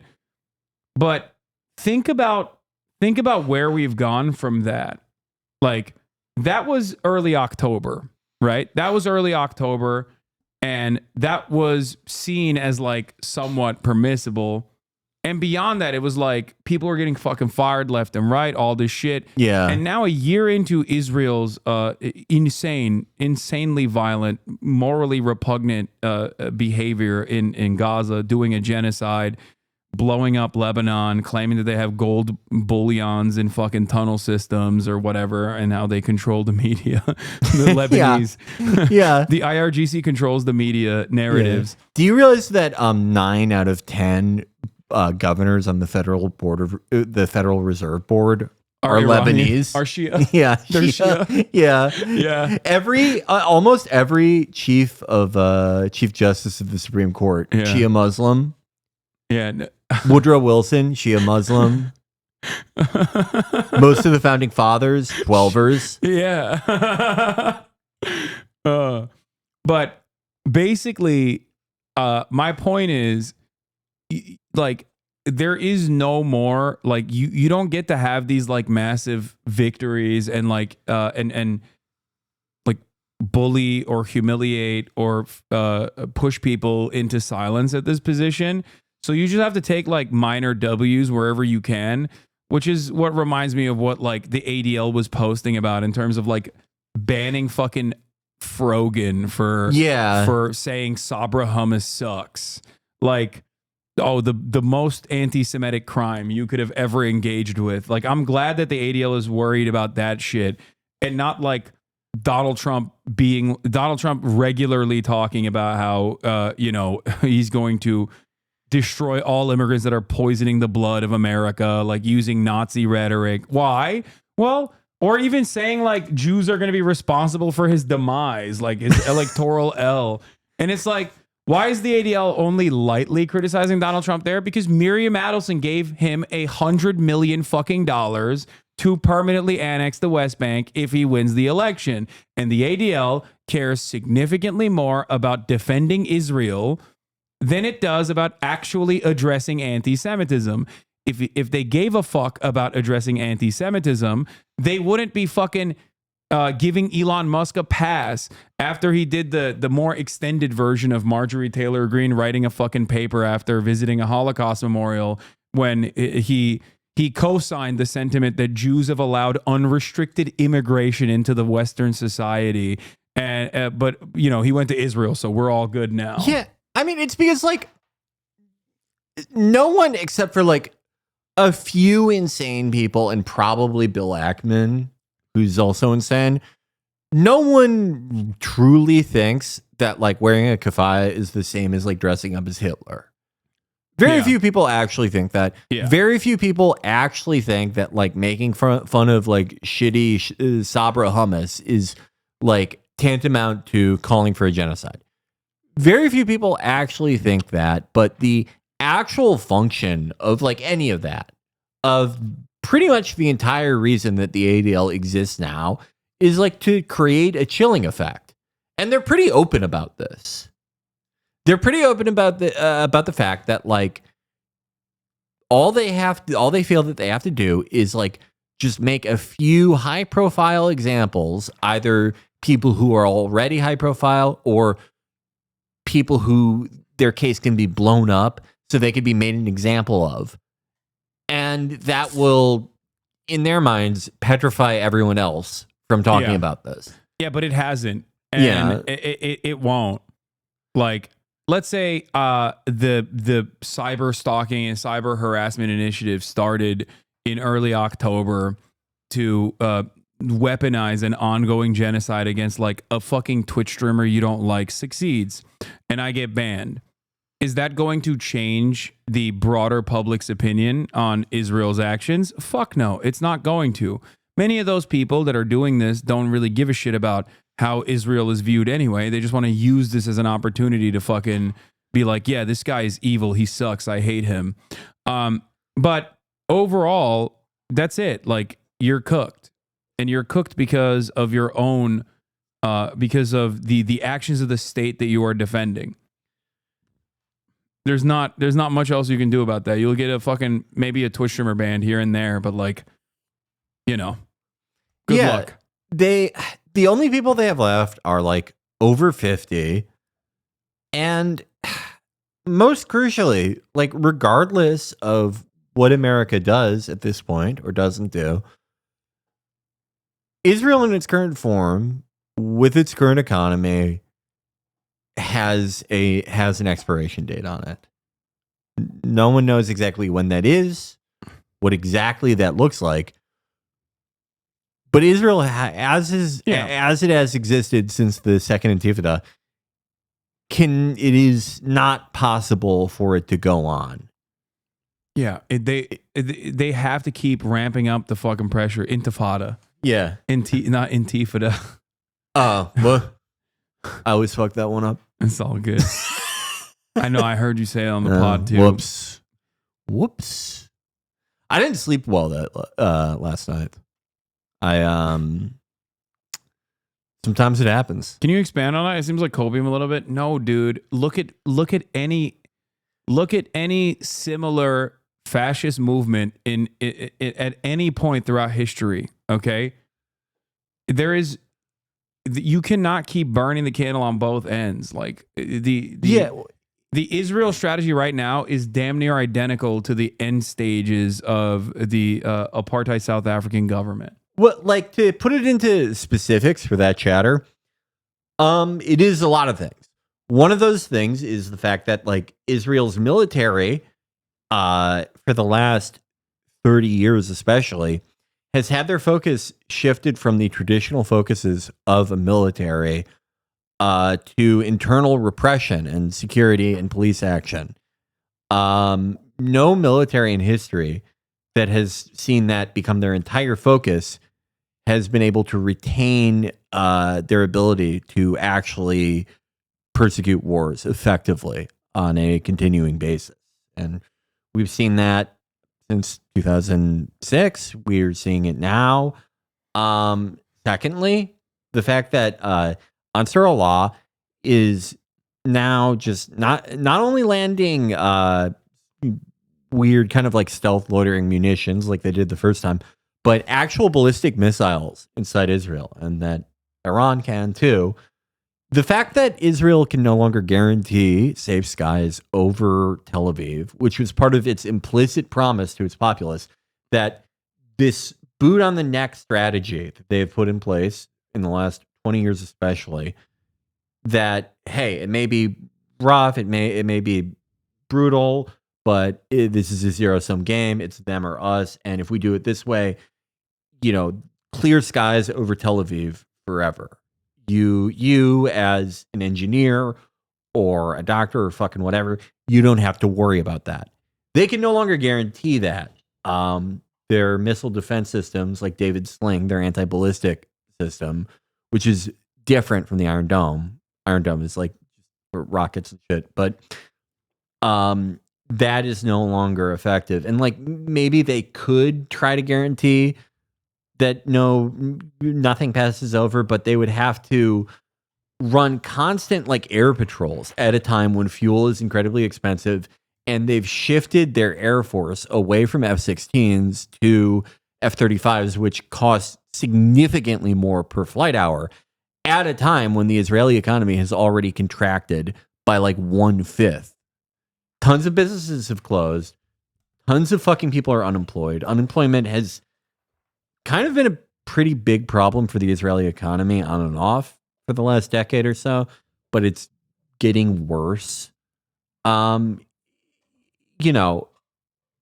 can get a lot out of like an unusual and unprecedented type of American support, be it economically or militarily, or just doing things like providing weapons and munitions at cost or free.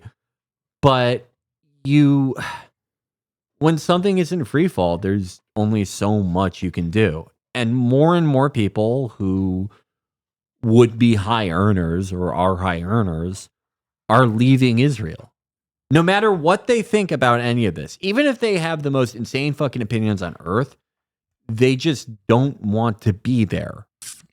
Yeah.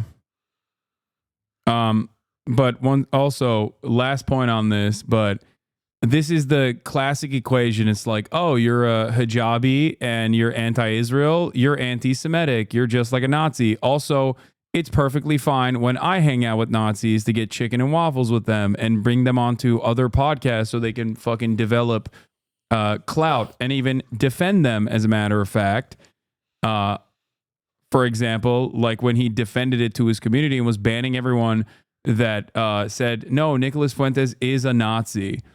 Like this is back when they were hanging out. Or Lauren Southern, another white supremacist that he hangs out with. Or Sam Hyde, another fucking Nazi that he's brought to his community and has interviewed him. Why? Because he fucking hates me and wants to kill me, I guess. So, everyone is chill. Everyone is chill in the eyes of Divorcelli as long as they are, on the fuck Hassan ship. I like that Lauren Southern 20 paragraph post about her divorce. I thought that was funny. He did not debate Sam Hyde. Shut the fuck up, bitch. And also, there's debating someone, and then there's getting them on the fucking Adam 22 podcast, okay? Like, debating someone and then hanging out with them and having chicken and waffles with them is a little different, don't you think?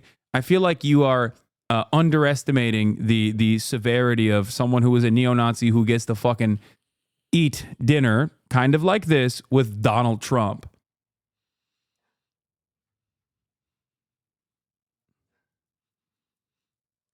I at first thought it was going to be the N-word tape, but the groping one is like... Oh, it already dropped? Donald Trump groped me in what felt like a twisted game with Jeffrey Epstein, former model, alleges. Stacey Williams says the ex-president whose spokesperson denied the allegations touched her in an unwanted sexual way in 1993 after Epstein introduced them. I don't know. I feel like this is kind of mid in terms of October surprise. Yeah, that I definitely believe it, but Yeah. the problem is Apparently he groped someone like a kid. Right, that was the one I was thinking about. That it's on video. And that it was recent. Yeah, I don't think it's that. I don't know. The problem is like accusations don't really sink him at this point. It would have to be something on video. Yeah, this guy said, breaking. I have been told that Trump groped a minor at one of his donor dinners. The Patrick reply. They snatched baby alien's chain. King Patrick. Yeah. I don't know. Yeah. The problem is like I saw this one from like a lot of like Dash Dobrowski type people. Yeah. What is this? I don't know if I can help myself from saying something about the rumor alleged story being pitched in accompanying video because there are full criminal implications involved for Trump if it was truly caught on video and not just spoken word. What? Pro tip, do not openly grope a major donor's teenage daughter at a fundraiser. I don't know. This seems very like resistance coded. This seems like a Seth Abramson Twitter thread. It does remind me, not in content, but in like how it's being disseminated, of when people were like, Beyonce is going to be at the fucking DNC. Whereas suddenly everyone's actually an insider who's in the know. But like, then I also saw like seeing a bunch of Republicans say they're probably going to try to use a deepfake against Trump today. Yeah, but that seemed like they were getting ahead of something. But then again, maybe they're just reacting to the. I don't fucking know. I have no fucking idea. I wish I could be like one of those people on Twitter who's like, yeah, I don't. Can we even, in the age of like nothing really matters, can we even have an October surprise? Is the question I have, because like Trump every day does something that in previous, like maybe a decade ago, 2 decades ago, would have been considered like completely campaign ending. Yeah.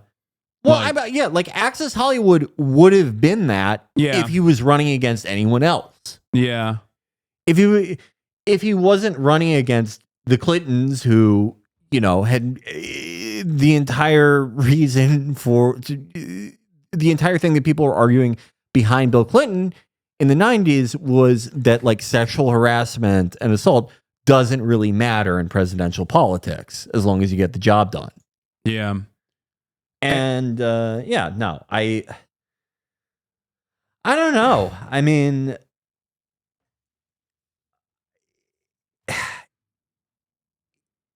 I guess if I had to like come down on one side, I would say no, like traditional October surprises as they existed in elections prior. What could be an October surprise for Trump that would like actually fucking harm I don't his think chances? like anything. I don't think there's anything. Yeah, I don't think anything Like anymore. he could be literally walking into a Planned Parenthood, filmed on camera, and like urging, I don't know, his mistress. He's gay? No, that's a October surprise that benefits him. If it what would the logistics of that be? A gay sex tape would literally, I think a gay sex tape would not take him down. No, I think we're past the point of like October surprises. I think there's stuff that like if it came out, it would make it nearly impossible for him to find a path to victory. But I think the type of stuff where like, oh, now you're going to lose by like 10 points. It's going to be like a historic blowout. Yeah, nothing. That stuff doesn't exist anymore. No, nothing. America is like way too polarized. And there are just way too many outs that people have for their own support. He wouldn't lose some evangelicals with gay stuff. I don't even think so. I don't think so. Yeah. They don't care. They know he's like not exactly Christian like, and neither the fucking evangelicals themselves. Evangelicals love two things, okay?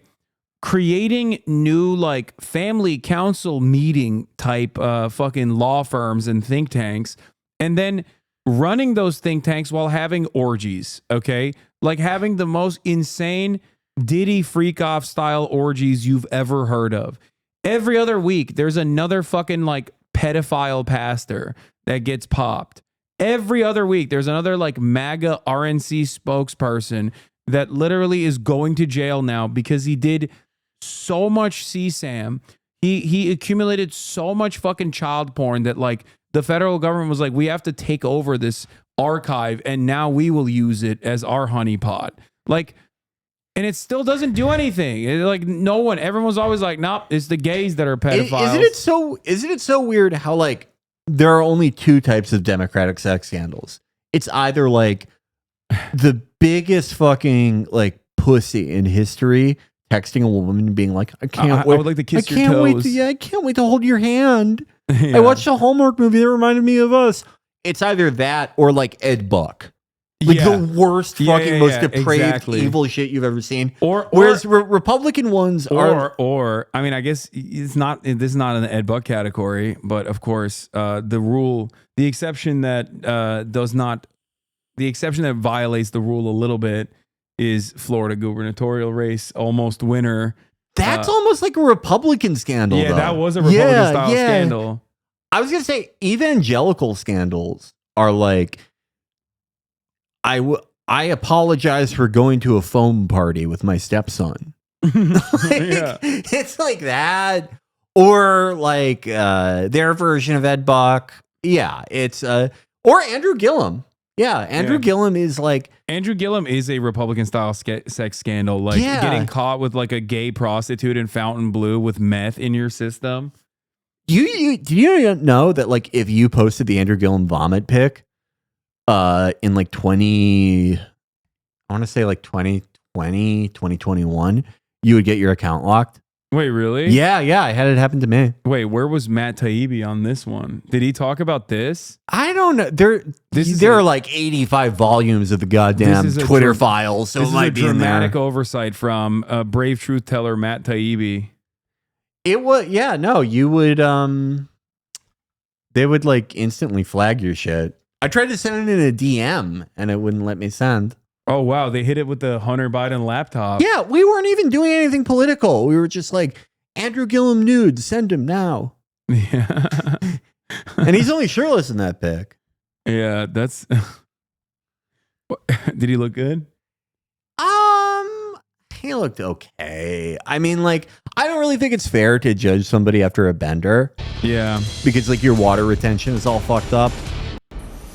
All right, the presidential town hall is slated to begin, ladies and gentlemen. And you are slated to see a 3-minute ad break at the top of the hour, unless you subscribe. It's 3 minute now. Undecided and persuadable voters. That's what they all have said they are at a CNN town hall.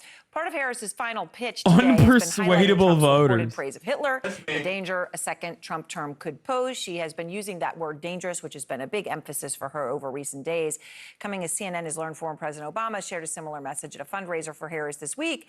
He described Trump as somebody who white nationalists explicitly rally around. It's a quote from the former president there. And on that note, panel back along with Jay Carney, former White House press secretary under President Obama. So Jay, he's been out there now several times. And I actually have listened to a few of them. So he's got a speech. He's got he's got. Harris talking to the 10 dumbest people in Pennsylvania tonight. He's got a message that he's putting out there. How effective do you think he is? I cannot wait for undecided questions, dude. Undecided panelist selector is like a specific pit of hell. Like, I think they bring out Frank Luntz or any number of these different specialists from a unique place that normal humans cannot live in to find truly some of the weirdest fucking people of all time. Actually, I'm quite undecided on on Kamala Harris's defense of Israel. I feel like she has not defended Israel hard enough, in my estimation. What do you have to say to this, Kamala Harris? It's always shit like that. It's always like, will Kamala Harris allow Iran to be nuked in a nuclear first strike by Israel? It's like, how are you this person? How is this even like confusing for you? Bet not a single Gaza question? No, the fucking Gaza question would be straight up. The Gaza question would be straight up just like Kamala Harris, why are you not allowing population transfer to occur in Gaza? Are you anti-Semitic? That's going to be the fucking question. Horrible, and hers are great. If we talk about that, the people. I'm an undecided voter, and I was wondering when the Georgian invitation for NATO was going to finalize. I would like to know that. Hello, I'm an undecided voter, and I was really worried about the Chinese military drills that have been occurring around Taiwan. What will Kamala Harris do to nuclear first strike CCP and China to ensure that Taiwan takes over its rightful claim over mainland China, as once predicted by Chiang Kai-shek? These are my undecided voter guys that I'm inventing at every single. I'm inventing them, and there are Ryan Ruths all around for those with eyes to see. Okay. Separates her from Biden and distinguishes her from. I so agree with what Jay said, and I think you can fall into a trap if you're just listing proposals. You have to talk about the experience of people in this economy, and she needs to make that connection here and talk about how her policies will actually help. She's got practical policies on housing, on taking care of an elderly parent, on the kinds of things that people talk about around their kitchen table. And there are a lot of families in this country who are talking about that, not democracy. Right? I would just say this, with respect to both you guys. Barack Obama's a great surrogate, right? Kamala Harris has to, she's got to close the deal here. On the way over here today, my Uber driver from Ghana, who's been here 10 years. It's HR McMaster, dude. Doesn't know who I am. I'm asking him kind of, what do you pay attention to? I remember him looking more impressive. He can't vote. He doesn't have a green card. He said, all my That's friends, a U.S. general you're obviously talking he's from about, Ghana, soldier. African-American guy. He said, all my friends. I said, He's who you voting favorite of for? Trump's I can't generals. vote. All my friends are voting for Trump. I'm I said, really? Why? He what's said, his fucking immigration name? is Mark terrible. Milley It's fan. killing us. Mark Milley? Yeah. Mao Zedong. Yeah. Mark Milley, Maoist Third World is Mark Milley. I love him. Yeah. Who's gay? He's gay. He's woke. Dude, I love. Have you seen the photos? Right, like you've seen the memes of Mark Milley where they like paint him with like eyeshadow. Yeah, and then like, he's wearing like a fur. hair. He's wearing like furry shit. Yeah, I love the fucking idea. that. I love the idea of Mark Milley glomping people. I also like my other favorite general. Have you the clip of the guy who's like, he was like whoever. I don't think he was in charge of Afghanistan, but he was like on the general staff. The guy who's like, we are the true mujahideen. We are fighting for Allah and truth. Someone in chat will know. Yeah, that's my favorite. Was it spider rapist? What is it? That's one of my favorite. I mean, I lie on his name. His name is not actually Spider Rapist, but I like calling him that because I think it's funny. Who is that? It's like, no, his name is like Spider Mark. And that's how he's like referred to as on CNN when he goes on there, because he's like, I don't watch enough CNN. No, these guys, yeah, Spider Marks is what his name is, but it's always like they always refer to generals with their code names and everything when their job now is basically to just like sell product for Raytheon. Like they go on there and they're like, that's right, the Houthis are actually an imminent threat, and the only way we can stop them is if they buy this Raytheon missile system. If Israel pronto purchases these missile systems that I am contractually obligated to sell on the show. But whenever they do that, it's always like, yeah, it's always a guy whose name is like Henry Spider Rapist Marks. Like Brigadier General. They do, yeah. Like Mad Dog Mattis always pissed me off. Mad Dog Mattis pissed me off because it was like you weren't in combat until you were like 63. Like, fuck, no one called you Mad Dog. They called you Mad Dog because you were so good at doing push-ups, because that's all you did until Iraq. Yeah, well, how dare you? That's a American general you're disparaging right now. Stand down, soldier. Trump. I am on Trump's side against Matt, the so-called Mad Dog Mattis. HRT McMasters. More like HRT McMasters. He's gay. It's like the most thumb-shaped person you've ever seen. I think he's transitioning. Yeah. 32 Pennsylvania voters say they are still undecided or persuadable. All of them are registered. Oh man, these are some great. There you go. Yeah. I called it. Oh, she got the idea of dog tagging and the yellow ribbon. She's gonna stand up and be like, "I'm still." I feel like your loyalty to Israel is questioned. Yeah, I haven't been able to get a good assessment.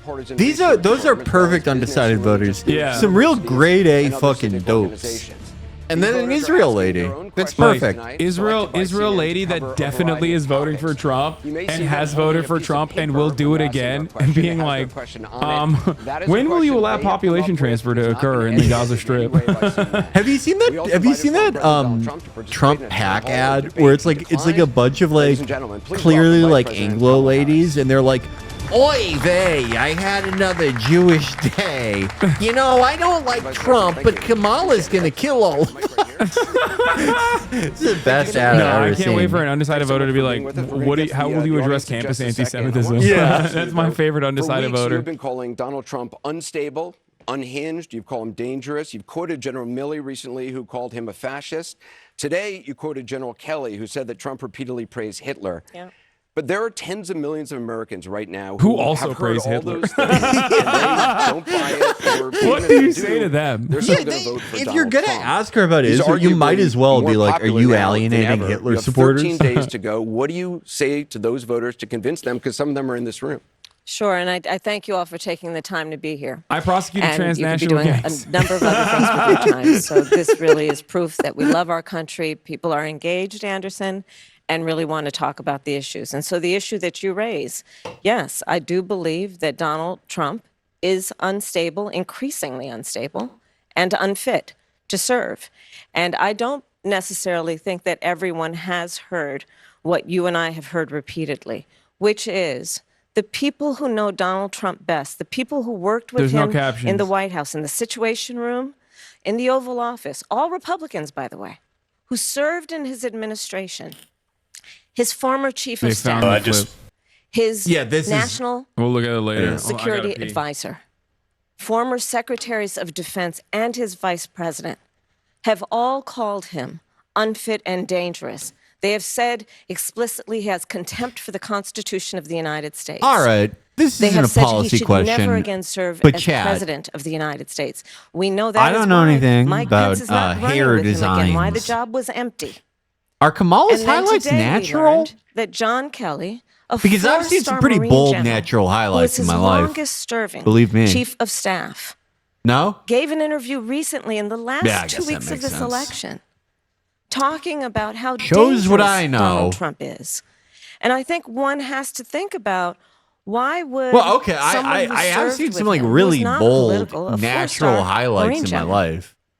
why is he telling My the brother American has like people very now? dark And frankly, hair, I think of like it as mine. he's just putting out a 911 call to the American But then it gets people. kind of an auburn red highlight Understand what in the could summer. happen if Donald And he's Trump not were doing back anything in to the it. White House.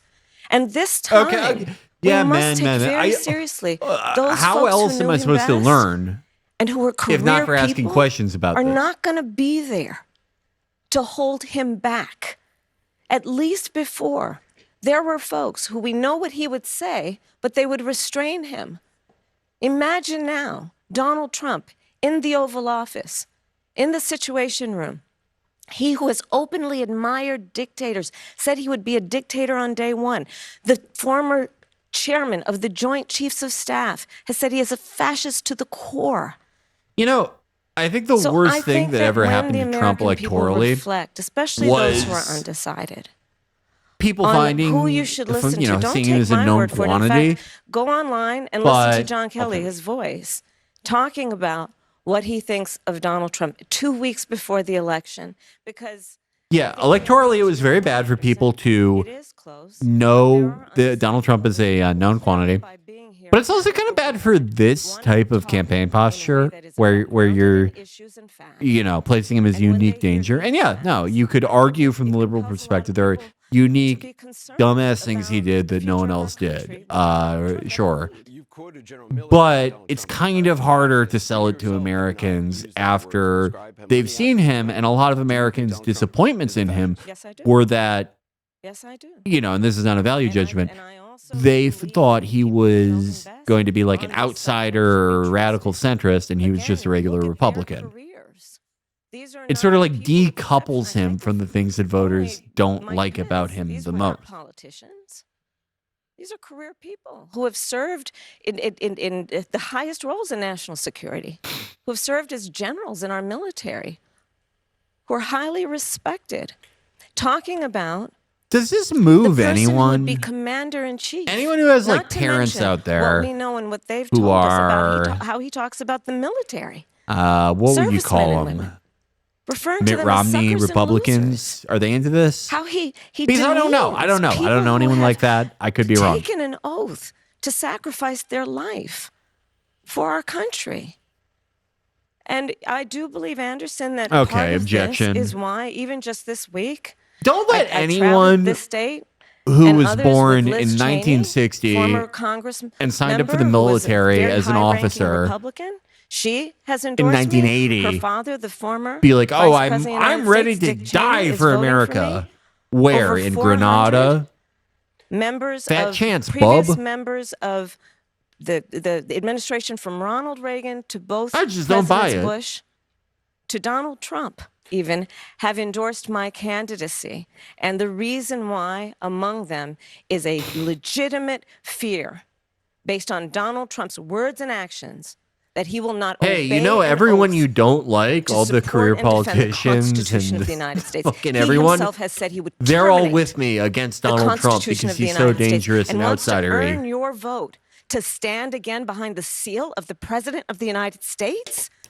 No one standing behind the seal of the President of the United States of America should be in that position saying they want to terminate the Constitution of the United States. Let's get to some of our voters. I want you to meet a registered Republican who's very concerned about Trump's views on democracy and January 6th.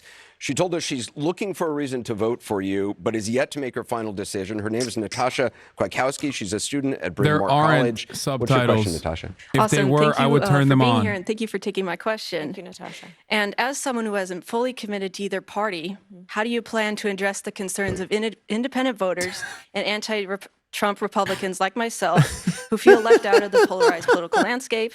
And what specific actions would you take to bridge the political divide and create more unity? That's enough. That's a wonderful question. I love Bradley. I God, he's such a pledge to fucking you to be a ape. president for all Americans.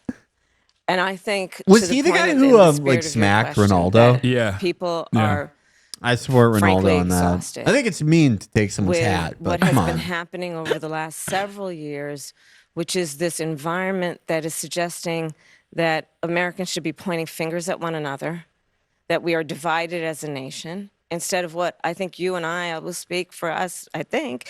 What specific actions would you take to bridge the political divide and create more unity is such an awesome nothing burger question. For like, the American so this is a people student at deserve Bryn to have a Mawr. president Presumably who's she's in grounded like in what her is early common 20s. sense, what is You're so practical, fucked up if you're like and what is in 21 the and you're best like, interest of how are you people, gonna not how are you gonna themselves. bridge the divide? I started my career as a prosecutor.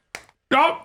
And I will tell you, Take a shot. I never in most of my career was outside of Washington, D.C., by the way. Only 4 years when I was in the Senate were in Washington, other than being vice president. I have never in my career as a prosecutor asked a victim or a witness of a crime, are you a Democrat or a Republican? The only thing I have ever asked is, are you How can I okay? help? Are you okay? And I do What? believe Like- that is what the American people She deserve. thinks that's in like their a president. JFK bar, Yeah, by the way. like no one. It sucks so bad. No one Or what like is in their personal thinks that interest. anyone And I reference that because, as we know, No, it has been I'm a career nurse, and I always ask, are you a Republican or a Democrat before administering first aid?